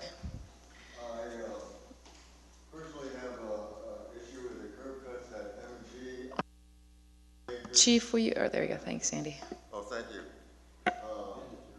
I do have issue with the curb cuts at M&G, which I personally, they're very dangerous. They're trying to get up into the driveway at by the bicycle shop is like this big of a jump up under the, and you got to go across the crosswalk at a 45-degree angle out of the M&G in order to be able to get in the crosswalk. The curb cuts are needing improvement very badly for a wheelchair.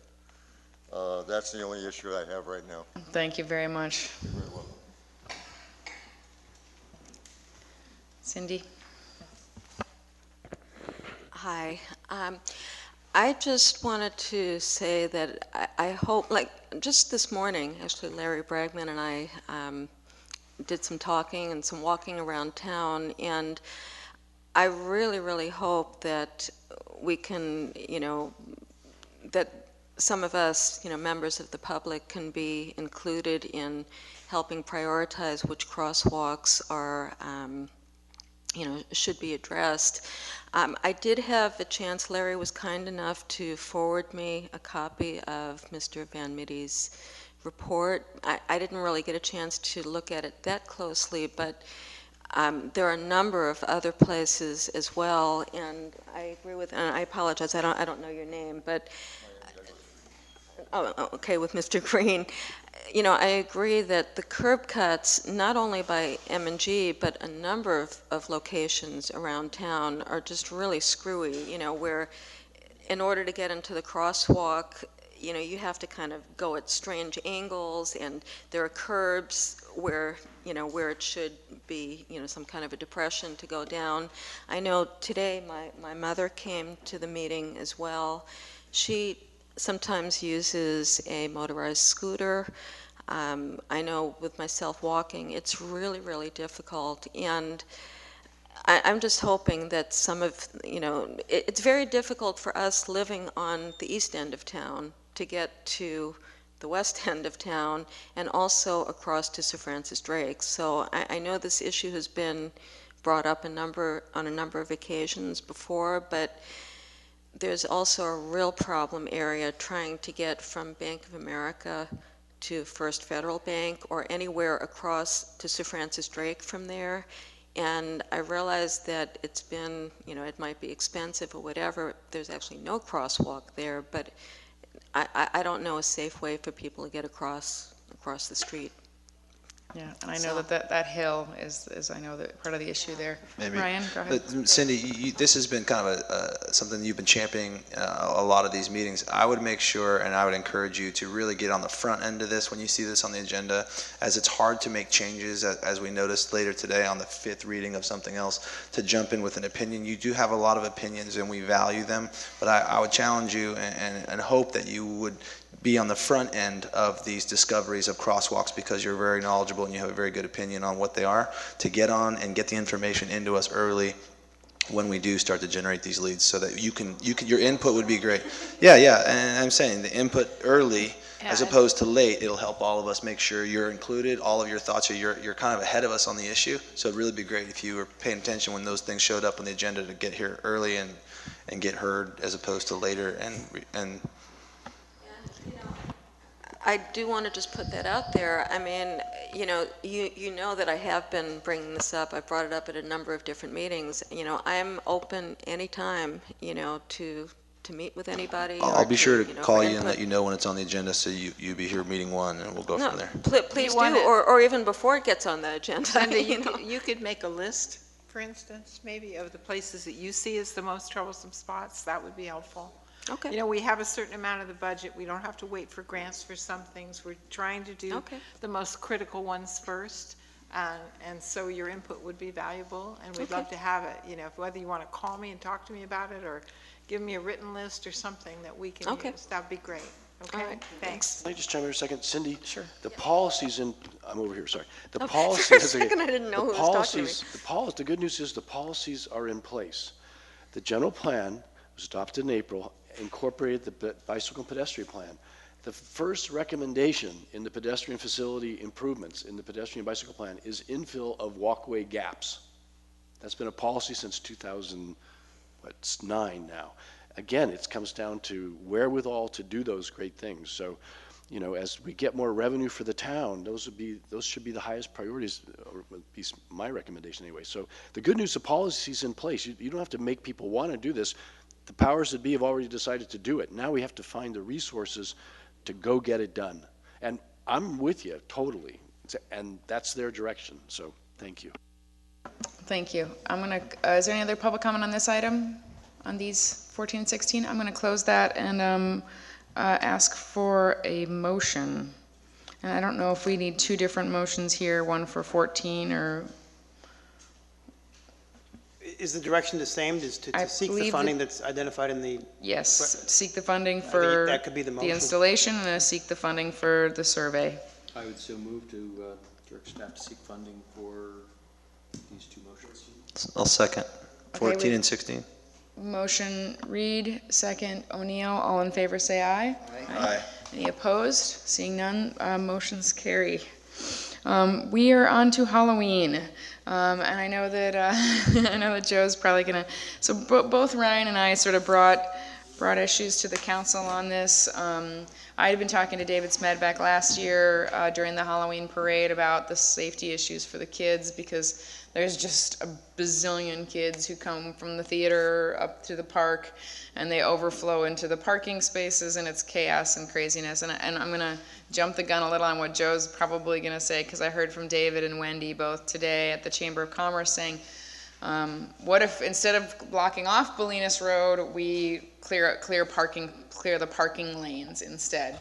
That way traffic can kind of keep going, but people who are kind of overflowing the curb won't be having as much trouble. So that's sort of that was the Bolinas Road issue that kind of came to me. And I'm going to go ahead and let Ryan talk about the Dominga, and we may want to deal with them together or separate. Probably want to deal with them separately because they're two different issues.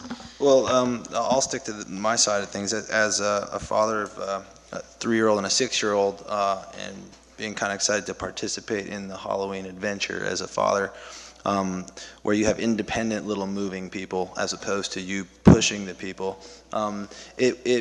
I participated in something last year that I didn't expect, but it was absolutely fantastic. And a lot of the questions that I pose on this are important to get the feedback from the residents of Dominga. But what had happened was they had a block that was shut off, and all of the children were free to go door to door and do their trick-or-treating, but there was no threat of motorized traffic in this area, so it took the sidewalks and the streets. The parents were watching as a group of parents, shepherding children from place to place without having to have your head on a swivel as, is my child going to get hit by a car? In other areas, downtown Mill Valley has a similar situation where it's known that this is a gathering place for young children and parents to trick or treat, as opposed to having multiple areas of the town that are chaotic or dangerous. Motorists do have to drive on Halloween to either drop children, pick up children, come home from work sometimes. And I think it's probably one of the darker nights of the year typically, and there's a lot of chaos and action. So what I was able to do was actually go down to an area where there were no cars, there were hundreds of people. The residents of the area were incredibly festive. I mentioned in my staff report here, or my report to you all, that I live on the mountain. I don't get any trick-or-treaters. I don't even bother putting up anything because no one's walking up the hill to go to the dead end, the one dark house at the end of the street. But I felt I learned of a tremendous burden also on these families that were down there as I was knocking on doors campaigning in the weeks, the days right after Halloween last year. And I spoke to almost everyone on that block, and I learned that there's a tremendous financial burden to participate in this. Although there are amazing displays and fire-breathing machines and haunted houses, and people open up their garages for decorations. It's an amazingly festive area, but the burden of finance to supply treats is significant.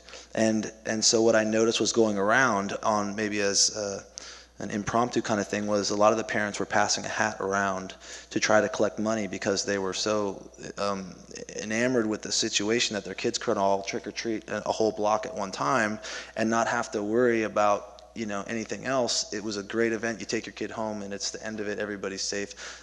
One of the most impressive parts to me was it was amazing community bonding. Most of the children know each other from school, but a lot of the parents that work that maybe not drop off their kids don't have a chance to talk a lot. And it was a great opportunity to meet a ton of people that have children of that age. So in interest of safety and trying to make sure you have support of the community in which it most affects, which is the Dominga, it was my vision that after the parade of children, there's going to need an outlet for them, and that was the natural outlet across the street and over to Dominga. I think I put the hours on here to close that street down from traffic till 10 o'clock. I think that's a little late when I really think about it.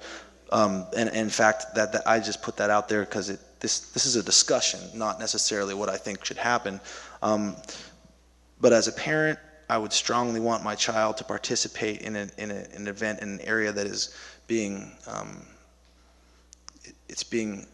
parented by all the adults.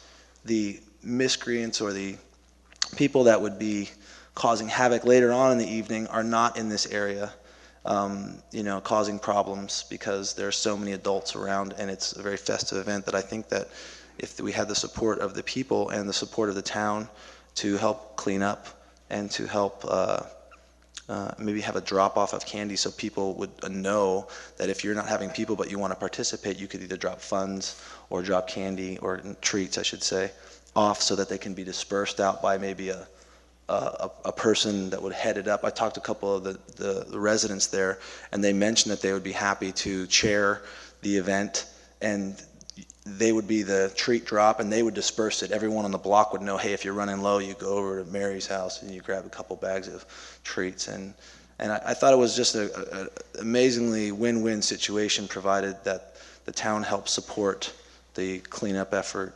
And from a safety perspective, I just don't think there can be anything better for our kids. Great. Let's get, maybe the chief wants to, or Judy, you want to kind of speak to, Okay. and maybe both the Bolinas Road Okay. issue as well as the Domingo. Maybe we can just address Dominga, because that's easy. If the town wants to close it, we'll close it. That's not a logistical problem at all. It's safer. The kids go there anyway. I think last year, I'm pretty sure it was last year, someone paid the $35 street closure fee, and we closed it. So if we want to do that on our own, easy, done. Okay, and that allows it allows people who live on the street to kind of pull into their spots or not? Well, the barricades can be moved, so And if they really want to get in, right, the barricade can be moved. They can slowly drive in, but they know there's people in the road. Right. People that need to get out, you could do the same thing, but last year there was not an issue with it, people coming or going. Mm-hmm. And would that be from Sherman to Pacheco? We did it on Dominga and Napa, we did it from or Pacheco all the way to Sherman. okay. Although if we wanted to, after I evaluated it last year, they wanted it all the way to Creek, and I only approved it to Sherman, not realizing if there's going to be an issue. Since there wasn't an issue, I'm fine with going all the way to Creek from Napa. Mm-hmm. Or from Pacheco. Okay, let's bring that. Judy, did you want to say anything else about I Domingo? just wanted to say that I'm assured by the chief that he couldn't safely close that, couldn't guarantee safety by closing the parking spaces along Broadway. I know that's come up before, and I haven't had anybody in the police department tell me that's possible to do safely. So I wouldn't recommend that. It sounds like it worked with Dominga and that one's possible. I wouldn't recommend trying to make Broadway wider there where the cars are. It'd be hard to do, and make sure the kids would be safe. I wouldn't recommend closing Dominga and Bolinas. I just think that would be too much.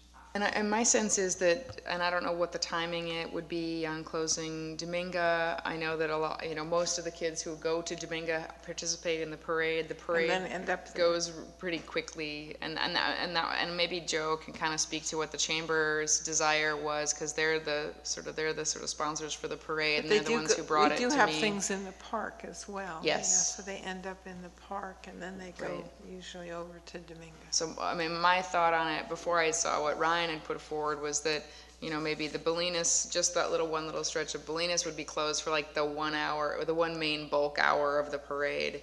That is, and I spend every Halloween sitting in the Chinese restaurant watching that parade go by, and there's really like the first hour of it is like a madhouse, and there's definitely kids falling into the streets, and it's Because their event starts at 5. The event starts at 5. So my thought was, maybe like, what if is there a way to close Bolinas from maybe 5 to 6, and then start the Dominga closure, a little later. And I don't know, and maybe Joe can kind of talk about what the chamber's desire is on the issue, because I know you're here to represent the chamber on this one. I know. We hit the microphone and say your name really quick for our record. Yeah. There you go. Hi, I'm Joe McWilliams. I'm at 19 Broadway, Farmers. Okay, I've been in Fairfax since '78. I've been doing the parade for a number of years, and it's grown to be of sizable proportion. And we've always been lucky enough to be able to have the movie theater and 19 Broadway allow us to use as a staging area for the children and the parents to get ready and go. My only suggestion would be to, from the movie theater down to Grillies, and it's only a suggestion, would be to block off that parking for perhaps 1 hour just for that first flow. And then once they turn the corner, they're pretty much on their own. The merchants know they're coming. It's a huge event. It gets bigger every year. My main concern is safety. We have a lot of hooligans, as somebody brought up earlier, run across the street between one side to the other. And when there's parking available on that one side, it creates issues of people running between fourth cars, and I'm worried about somebody coming out and getting hit by a car. So if we could perhaps have no parking there just from, I would say even from 4 to 6, that would alleviate a lot of that pain. If it's not possible, I totally understand it. We'll have plenty of volunteers to guide the children and make sure that nobody gets hurt. And that would be my only concern. We did it years ago and it worked, and last year it became sort of an issue. So that's all I have to say. Thank you. Thank you. Let me bring it back to council at this point for input or questions and comments. Ryan? You know, in thinking about the closing off a side of parking, on a night where if you do have cars that are going to be driving past all these kids, they're going to be distracted. I don't think taking parking away is necessarily the answer. Giving children the ability to walk in a location that's getting closer to vehicles probably presents more of a danger than having parked cars there that they know they're walking between 2 parked cars and then there's another, probably a moving car. It may give a false sense of security. You're actually then putting children closer to moving traffic on a day where if you see a couple ninjas, ghosts, and a couple princesses right by your car, you're not going to be paying attention to driving as much as you probably should be. So I would probably not encourage taking away the parking. Keep the kids on the sidewalk. If it takes longer to get all the kids down the sidewalk, great. It's a better show. But I think putting more children in a wider area could only just decrease the safety. John? I concur wholeheartedly with that. I mean, I think it's really dangerous having those parked cars there. I mean, they take up a lot of room and they make that sidewalk really skinny. But having just participated today in this international walk and ride your bike to school and work day, or whatever the title of it is, my job was to herd kids back onto their side of the street. And, there was, they were supposed to be, pretty much towards the bike lane, but, the fire truck was taking up the main lane. There was kids definitely getting into the oncoming lane of traffic, and, they needed constant reminders to get back onto the right side of the road. And now add sugar. Sorry? Now add sugar to that equation. Yeah, add sugar to it, and the pandemonium and the excitement of Halloween is a big deal for anybody under the age of 10. End of year holidays or something else again, but Halloween was always my son's favorite day of the year. And Dominga is, I would echo your thing. I think we've got to support the people putting on that party for the town. It's quite good, and it definitely goes all the way up to Creek. It's fun for the parents too, and it's a great community event. And I think we need to keep the kids safe. And it's one of the issues that came up with Streets for People is like, well, do we make keep the cars in the middle and make the sidewalks wider?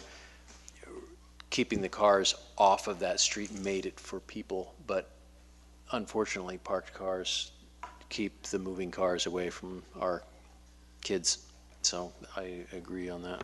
Okay, so and I know my original proposal was to shut Bolinas down and then have there be a gap, have there be a time frame where Bolinas is shut down and then have there be a time frame where Dominga is shut down. I think the removing parking idea kind of came from the chamber.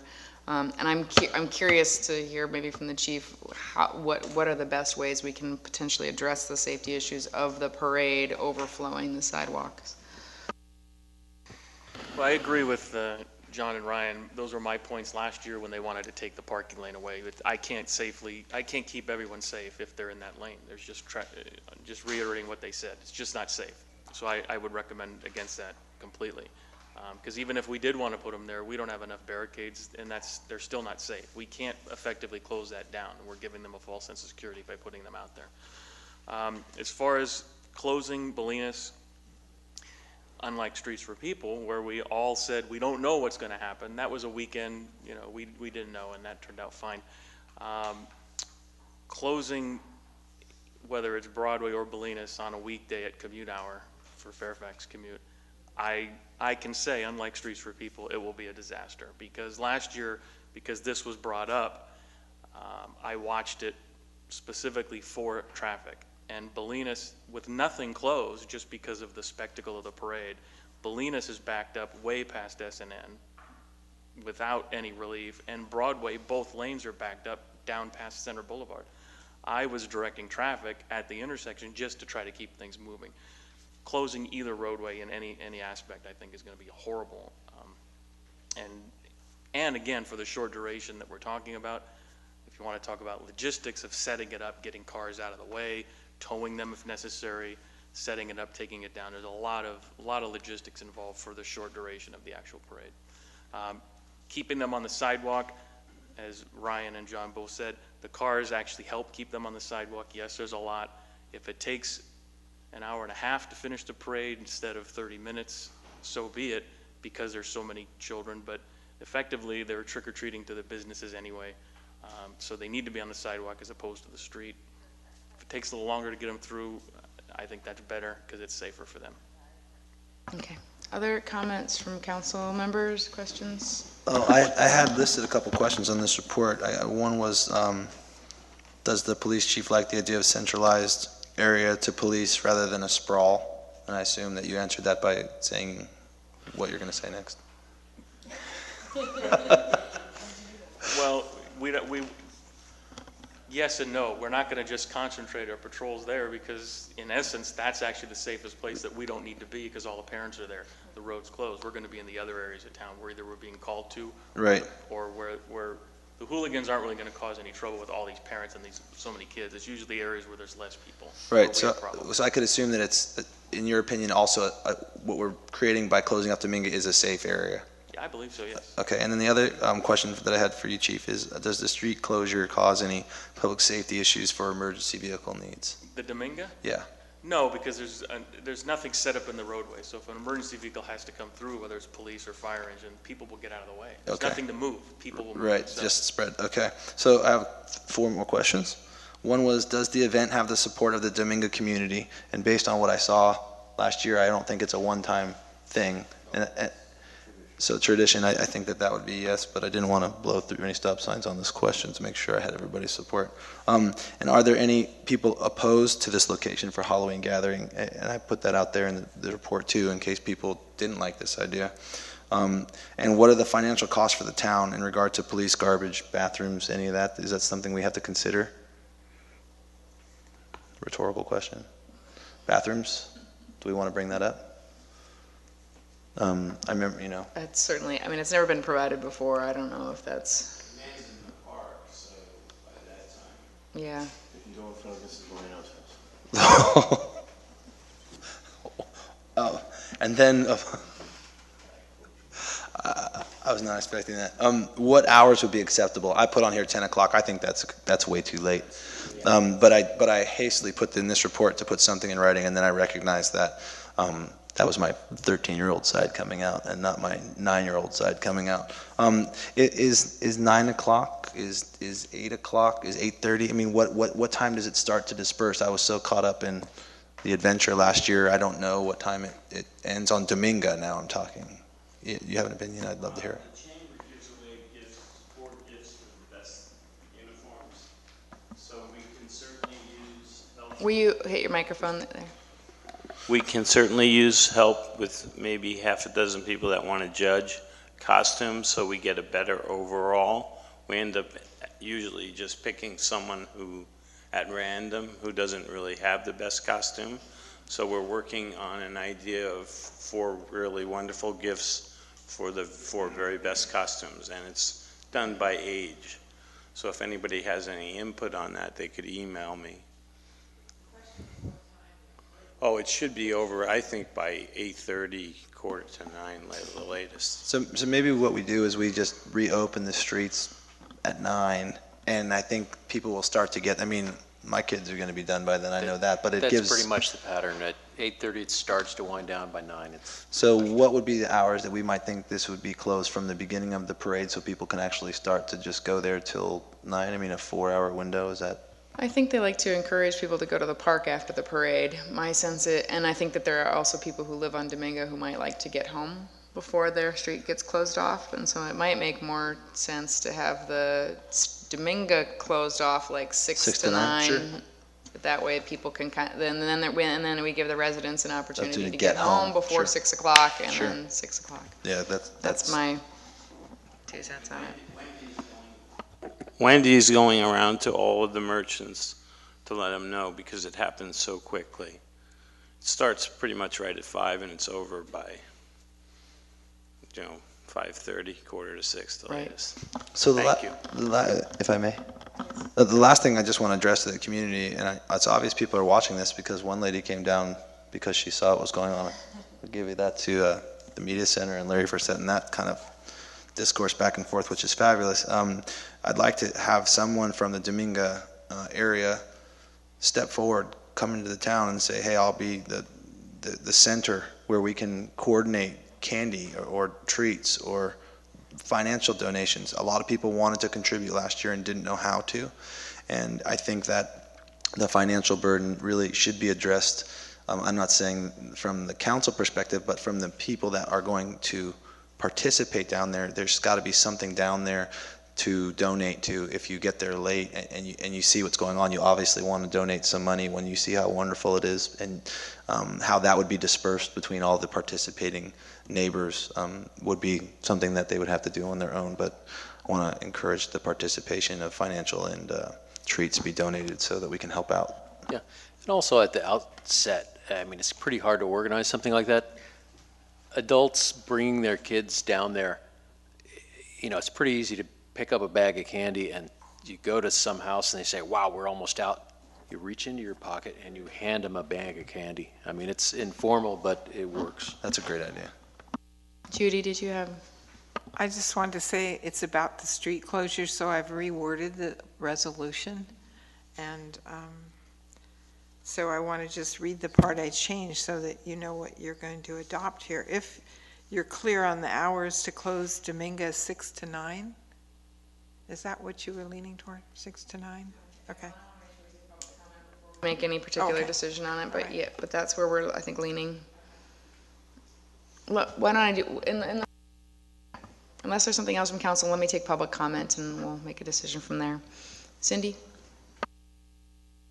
I figure why not? I've been talking all night tonight, and I apologize, my eyes are kind of crossing right now. This really is past my bedtime, but I really want to encourage you. Halloween is my very, very favorite holiday. It has been for years and years, and I just want to encourage you, close the streets, do whatever you can just to, turn Fairfax into the safe party environment that I think it should be. And it might be too late for this year, but I really, really hope that we can bring back the haunted house, because that was just one of the most amazing things. Maybe we could even, tone it down a little bit so that it's maybe a little bit, younger age, a little more friendly. I know it was kind of, frightening for too young, but it was one of the most fun things that I've ever done. So I'd like to see that happen again too.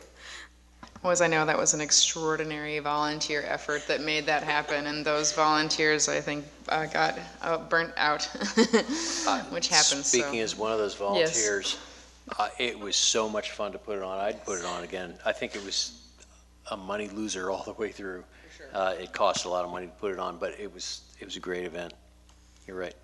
Okay, so my understanding is kind of what we're considering at this point is no changes on Bolinas, but hoping for the chamber to police that as best as they can. And I'm actually more than happy as my daughter reaches an age where she no longer has any interest in me trick-or-treating with her. I'm more than happy to help out with kind of the security on keeping kids on the sidewalk and what have you. So I know you and Chris Lang usually, I mean, maybe it'd be good for the chamber to kind of put out for volunteers to make sure that we have folks in vests kind of keeping the kids on the sidewalks and keeping an eye on folks. But that we will close Dominga from Pacheco to Creek from 6 to 9 p.m. Is that what everybody? So, Okay, do you want to go through the resolution and other practices? Other practice of the candy business, I think, is going to have to kind of be worked out by the neighborhood.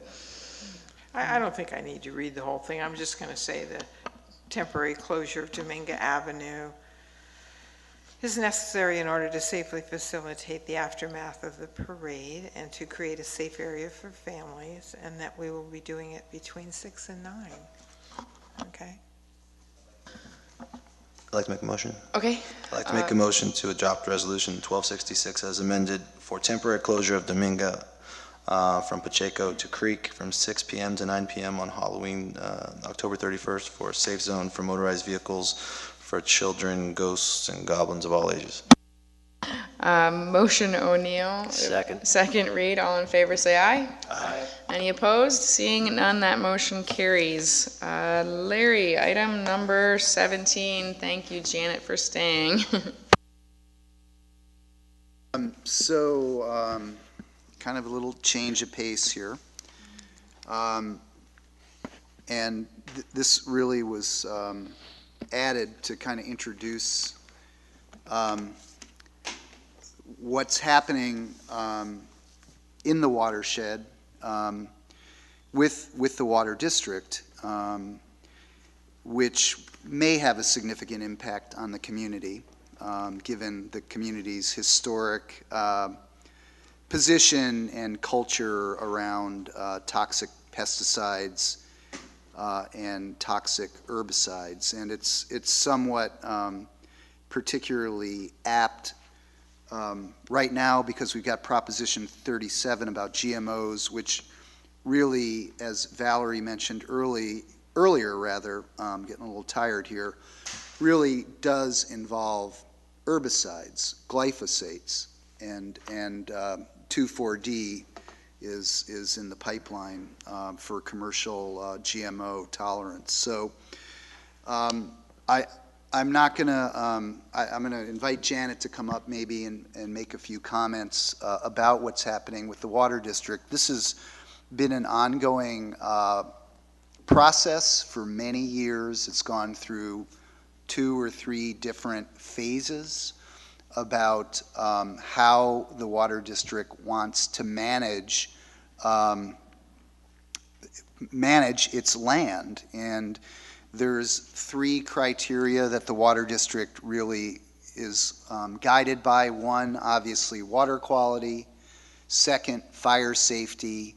And coming up 3rd with probably a bullet is biodiversity, which has become a big concern with the district because of the inexorable creep that some of these species are making. In other words, the geography of the plants is expanding, and it's very predictable, and it's actually very provable because we have satellite pictures going back decades that show the expansion of the weed and broom infestations on Mount Tam. Our area here is next to Zone 5. There's 5 zones that have been designated in the vegetation management plan, and that's all set out in my report. And and that's basically taken from the water district report. So, yeah. First of all, it's a phenomenally important issue. Hearing it at 11 night after we've been sitting around for 4.5 hours is tough. But is this also, it seems to be about considering a new ordinance? Correct. And I don't want to jump the shark here if it's inappropriate, but I read it a number of times, so just clarify this for me. It says it's going to be unlawful for any person, and I'm assuming that's including the town, because we do own a fair amount of land, and our open space committee is acquiring ever more of it, to knowingly, obviously you'd have to be some sort of idiot to sell or plant the stuff, but to permit the following to exist, grow, and mature, and then if I have any of these miserable things on my property, I'm going to get fined for it, just as the town would be fined for it, just as Dr. Wall on his 99 acres, a broom factory, is going to be fined for it. And how are we going to get rid of all this stuff? It's easy on my little, scrub of a half an acre to get rid of it. But what about the town and, more rural landowners? Ryan? Well, let me explain. Yeah. First of all, what's going on. Right now, the Water District is trying to manage its land, okay? And its land is surrounded by other land. And it's going to be very difficult to manage the problem unless there's a coordinated approach taken. So unless our town coordinates its policy with the Water District, we're going to be in somewhat of a Sisyphean process of trying to beat back the broom in the Water District that is being germinated in adjoining land. So the idea is not to create a punitive ordinance and set people up for failure or set people up for undue enforcement or intrusive enforcement. The idea is to create a legal framework in which the worst types of just negligent maintenance of property, we would have some sort of legal ability to go in and abate it. And so let me just finish, okay? No, but Could I finish? Yeah, I just want to say it dovetails with what John was sort of getting at last Could time. I finish my comment? Yeah. Okay. If you don't have this, it's the Water District, it's not going to succeed. And, the problem, if you want to call it a problem, we're going to have no handle on it. So I'm somewhat, I put it on the agenda tonight for us to start thinking about it.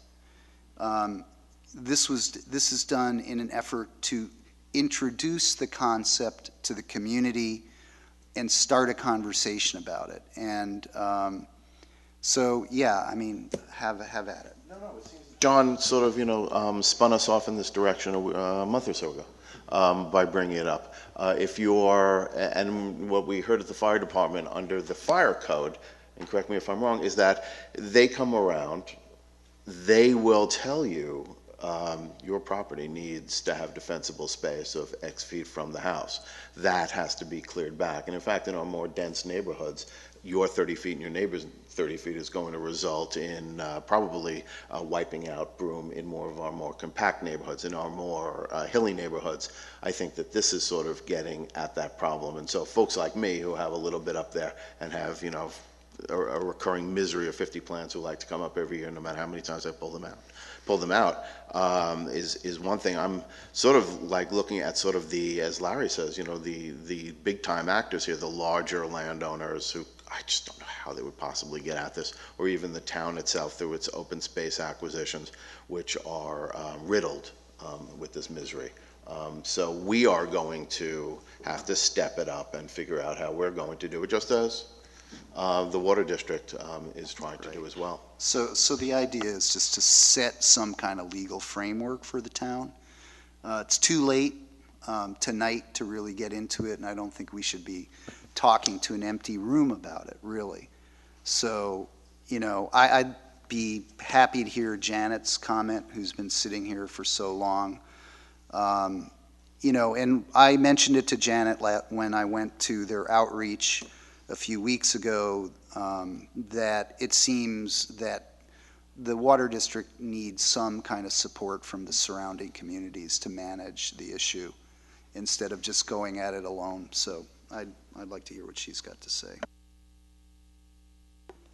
So I'm Janet Klein, and I'm the Natural Resource Program Manager with the Marin Municipal Water District, and I work out of the Sky Oaks Ranger Station.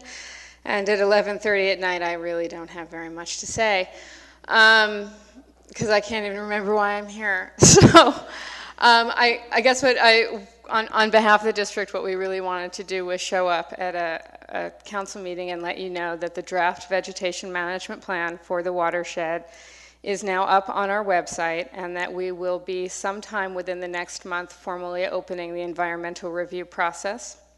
And the plan is to prepare a programmatic EIR. So sometime in the next month, the notice of preparation will come out with the date for the public scoping meeting and the extent and the dates of the formal scoping meeting that opens the EIR process.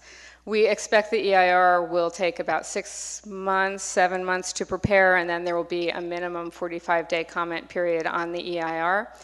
And we feel very strongly that the town of Fairfax has a really unique stake in the outcome of this whole process, given your proximity to the watershed lands, and that you are located in an area with among the highest fire risk, I think second only to Mill Valley, and the densest stands of invasive species, and some of the greatest recreational access likely to be impacted by weed species, and some of the most precious natural resources. And so we really want the town of Fairfax as a community to be active participants in the process.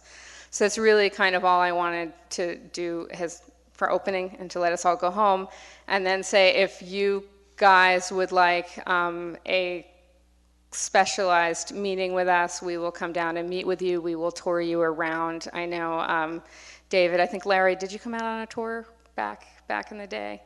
I know that David came out with us once, and Frank Egger did, and we pile you up in a van and we drive the fire roads and we look at the fuel breaks from great height, and we look at different things that we have tried to do, and this issue of what happens on our borders and what our neighbors does is huge, and I really commend Larry for starting to think that next step for how we can all do our part. And now that I'm a resident of Fairfax, it's become much more personal to me than when this process started many, many, many years ago. So I'll answer any quick questions, and I'll get you, hopefully, have you all received notices from the district sort of to this effect? Okay, so that system is working great, but I think, you know, talking to the staff up at the Ranger Station would be a great next step for you guys. When do you expect to? I'm sorry. I think that maybe the next best step would be for you to potentially come and do a presentation that will allow it to be something that happens at the very beginning of our meeting instead of at the very end. And it also gives us an opportunity to get better educated on what the current vegetation management plan is. Does that, Larry, seem like the next best step for us to sort of take in order to head in this direction? Because I think it's the right direction for us to head in. Yeah, I mean, there's going to be a public process that's going to begin, whatever, in the next few months.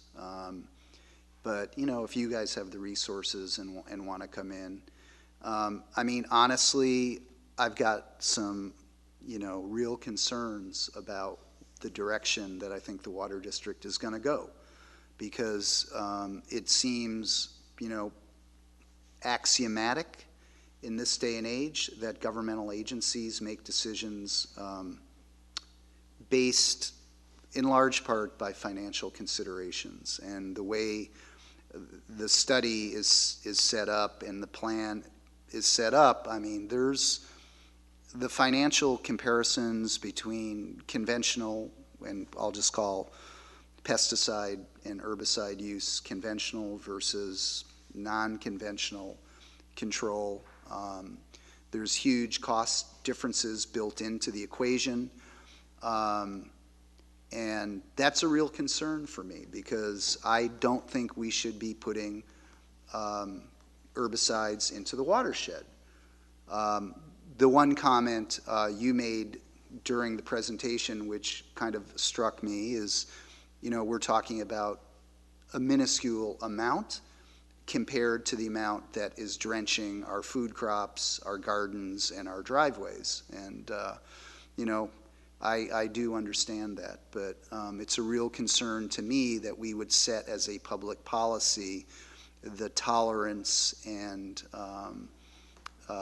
acceptance of using pesticide in our drinking watershed. So I guess that's in response to, do I want the issue to be framed by the water district?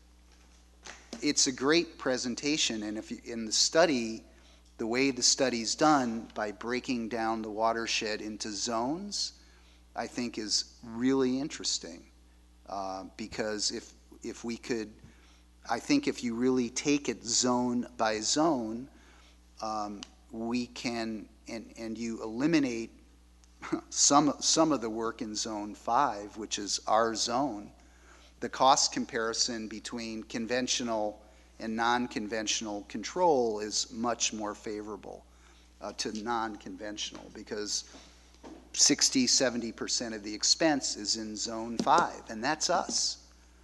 So the reason I really was motivated to bring this was to see, can we as a town, as a community, contribute to that non-toxic eradication and control or management of the problem. So yeah, I guess we should have the water district come in. I just hate to really see it sort of like framed completely by that presentation. So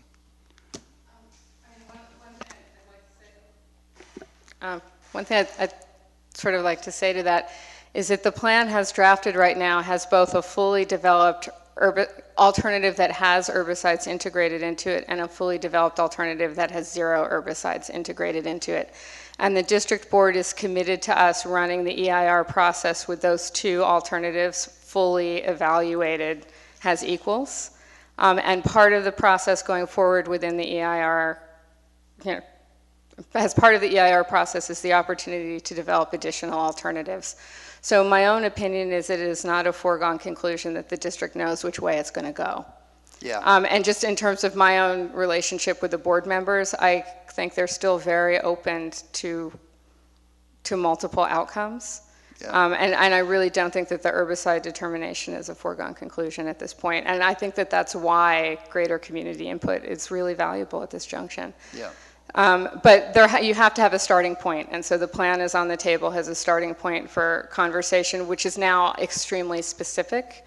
So back when we started, it was a very generalized conversation, so we can lay out some of the specifics for you to engage in. So I am happy to show up at a meeting and do that. It generally takes us a minimum of 20 minutes to kind of lay it out. It's a giant chunk of work, and it's still a flyover at that level. But I'm happy to give me a date, give me a time frame, and we'll do it. And then again, I think that site tour is huge to sort of wrapping your mind around at the scale of it. And then if you're serious in going forward with a noxious weed ordinance, looking at those boundary issues is a big piece of that too. Then I guess we need to start. Absolutely. And with the council's indulgence, then I think we should have you in when you're comfortable coming in. And my intent in putting it on is really to open the conversation and to get us thinking about what we can do and how we want to approach it. Because at this point, broom, as I said in the report, it's been cultivated in the United States now for 100 years. And I'm not so sure how non-native it is. I know it is definitely invasive, and it definitely has impacts. And I guess I'm just trying to figure out with you or contribute something to get the conversation, for us to innovate and collaborate together to really address the issue and maybe come up with something creative. David, did you have another comment?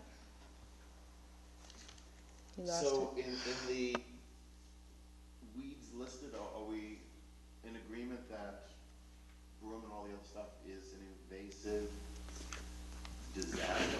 What the ordinance that I really cut and pasted into the report is the Marin County Noxious Weed Ordinance, and I added broom species and star thistle to the list. I don't know. Do you know? Has the Ag Commissioner added broom and star thistle to the county list? That list comes from the state, and so there is a state noxious weed list that is set by law. And they are virtually all agricultural lists. They're species that are identified as having economic impacts in agricultural settings. And the list is tiered. There are A, B, and C species. And so agricultural commissioners throughout the state have the authority to mandate eradication for things with an A listing. And then they have a certain degree of discretion at the B list. So broom, I believe, the brooms show up as a C. None of those species that are on that you listed in your draft ordinance are currently in the commercial trade. You cannot go to a nursery and find them. There are brooms for sale in the ornamental trade, but none of them are the invasive brooms on the watershed. There's one sterile broom, or it's believed to be sterile broom, called Cytisus racemosa, that looks very much like Scotch broom, but is not Scotch broom, and that's the only one I've seen in the nurseries. And at both the state and the county level, there have been issues to add additional regulation within the horticultural trade to restrict species that have the potential to go invasive, like periwinkle or forget-me-nots, or pampas grass is still in the nurseries. And there have been it's been an ongoing effort for 20 years, and they've met with very limited success. But there have been some successful grassroots efforts around Home Depots and Targets to limit certain species, but thus far, it hasn't been a happy tale. But I can provide a lot of additional information at another time on those specifics if you want it. Yeah, I'm familiar in the Midwest. If you have certain weeds on your property, they come in and abate it, and that's it. And I'm not suggesting, and they are the weeds that affect commercial agriculture. So it's a little bit different, and we're kind of breaking new ground here a little bit. But I think if we don't break new ground, we at least have to kind of check it out and see if there's anything we can do to, I think, resolve the issue in a sustainable way. And, and to me, that means no herbicide, no pesticides in that watershed. To the extent that Fairfax really abuts the watershed, we need to take responsibility to help manage the problem and help if we can. So that's the intent of the item from my perspective. Thank you. John, did you? Yeah, I just want to, I think it's really important that you brought this forward, and I've been getting from my previous work with the volunteers and stuff, it's a gargantuan volunteer effort to get people out to pull broom and manage this, and that's certainly, one avenue that's been tried, and it is, the guy rolling the boulder up, and I saw you taking notes to look that up later. So it's rolling the boulder up the mountain, you get to the top, and the boulder rolls back down to the bottom, and you put it back up. Anyway, it's huge, and I think we've got to work together with the district, because a lot of our lands are just as, David was saying, we have huge problem on land that's in Fairfax that's adjacent, and we really need to work together on it. I'm thinking, I'm sure you've explored goats. I know you have to an extent, but that's one of the things that comes up for me. I've seen them gobble up poison oak and stuff like that. So we've got to solve this problem. So. Ryan? Briefly, because it is getting late, I will point out that Councilmember Bragman did use the word Sisyphean and axiomatic after 11 o'clock, which should be outlawed. But really quickly, to challenge people too, you know, there was a problem at one point with tires. What do we do with all these tires? If anyone could ever figure out what to do with tires, they'd be rich. Well, they did. They figured out if you grind them up and put them on artificial turf as the little breakings that, you know, they found a need for it. They found a use for it. And if you can look at these products, sawdust, what did they do with sawdust? They made them into Duraflame logs. If we could ever figure out a way to take broom and make it worth 50 cents a pound, it would all be gone. So it's almost like, I love the concept that you brought forward, because I don't believe in pesticides in any fashion for the environment. If we could somehow as a community put heads together to figure out something to turn it into, to make it a commodity that people would want to harvest and get rid of, then we really have the answer. Thank you. And I know we need to take public comment before we bring it back to, is there any public comment? Seeing none, I will close public comment. And this was a discussion, so there's nothing really for us to vote on, but we'll definitely bring you back. Thank you, Janet. Yes? Let me just, there is an outside chance that the public scoping meeting on the EIR will be as early as November 15th. Because we're trying to get it in before the holidays. You know, in that dreaded Christmas, Thanksgiving thing. So I just want you to know that when you're trying to figure out when you want to bring us in. Great. Okay? That's it. Thank you. It is past 11:30. Can we make is there any urgency on the sign? Can we just hold off on that till next month? Could I just make a comment? The reason I put it on the agenda, okay, I mean, I really don't mean to offend David on this item, but it occurred to me, if we take the sign out, the folks on that east end of town are not going to see the announcements. And so that is why I brought it back, because a lot of folks that live in that neighborhood, they're just going to turn and go home. And they're not going to come down, they're not going to go past the parkade and see an announcement. So my feeling is that it's a mistake to take a sign out that gives notice to the folks on the east end of town that may never even come into the parkade. And the people who come in on Center and then head their merry way down to Domingo, let's say, they never see a sign at all. It's charming, but it's an anachronism. People at this point have many avenues and ways to find out about our meetings, planning commission meetings. But I think that that sign is you know, not a leading opportunity for people to find this stuff. I mean, why not add, I mean, the idea of making the one sign at the parkade, raising it so that it can be used? No, just to add to it in a temporary manner, probably with one of our extraordinary woodworkers in this town, to add that there.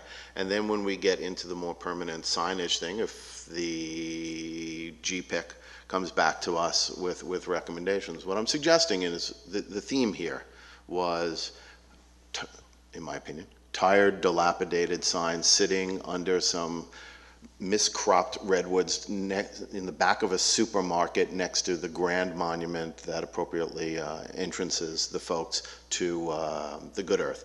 It is not the place to identify, hey, you're entering into Fairfax. That truly is more of our park, the more business center of the town, where I would say the iconic sign resides currently, that can be amended one way or another to add that information. I don't really think people are going to be diminished in their opportunity to know of our meetings and that of the commission if it comes down. You know, and my suggestion would be, by all means, you know, add or raise the sign in the parkade that you mentioned to give folks an additional opportunity. But I think taking away an opportunity or making folks having to even to travel 2 blocks is not a great idea. So exactly what I raised last time, which is no change, no improvement to Fairfax can ever happen without hubbub. It was appropriate perhaps at one time back in the day. It's inadequate now, and it's diminished by its location, and it's just my opinion. My sense, and I see that sign every single day as I come down Willow and go that way. And I guess part of what came up for me is, are you offended by the notices that hang on the sign, or the sign itself? The sign itself, not the notice. What's wrong with it? Well, this is just a question of what you feel. For almost 17 years now, I come down, I look at that thing, and it's sitting behind the utility cabinets, behind a supermarket, and that says to people as they enter our great town, welcome to Fairfax. And I look at it and say, no, that really should not be the welcoming entrance sign. The monument, if Jim was here, he would talk about, the concept of the entrance of the town and the importance of that. It's written up in our general plan. I think that this might be more than a past 11:30 p.m. conversation than a brief comment. Can we not make any changes until next month and bring this back on the agenda? Because last month, I brought up the same objections that Larry did, and I guess I abstained last month because you did. Yeah, I feel the same way. I mean, it serves a function, and so if it looks horrible, or if let's it's have this conversation next month. Let's have the conversation next month. I would like to make a motion to adjourn. Something nice around it. We're gonna actually have it on next month for a real, actual consideration, rather than trying to have half of a consideration past our 11:30 stopping point. Make a motion to adjourn. Motion to adjourn. O'Neill, second. Bragman. All in favor, say aye. Any opposed? Seeing none, thank you for the late night, folks.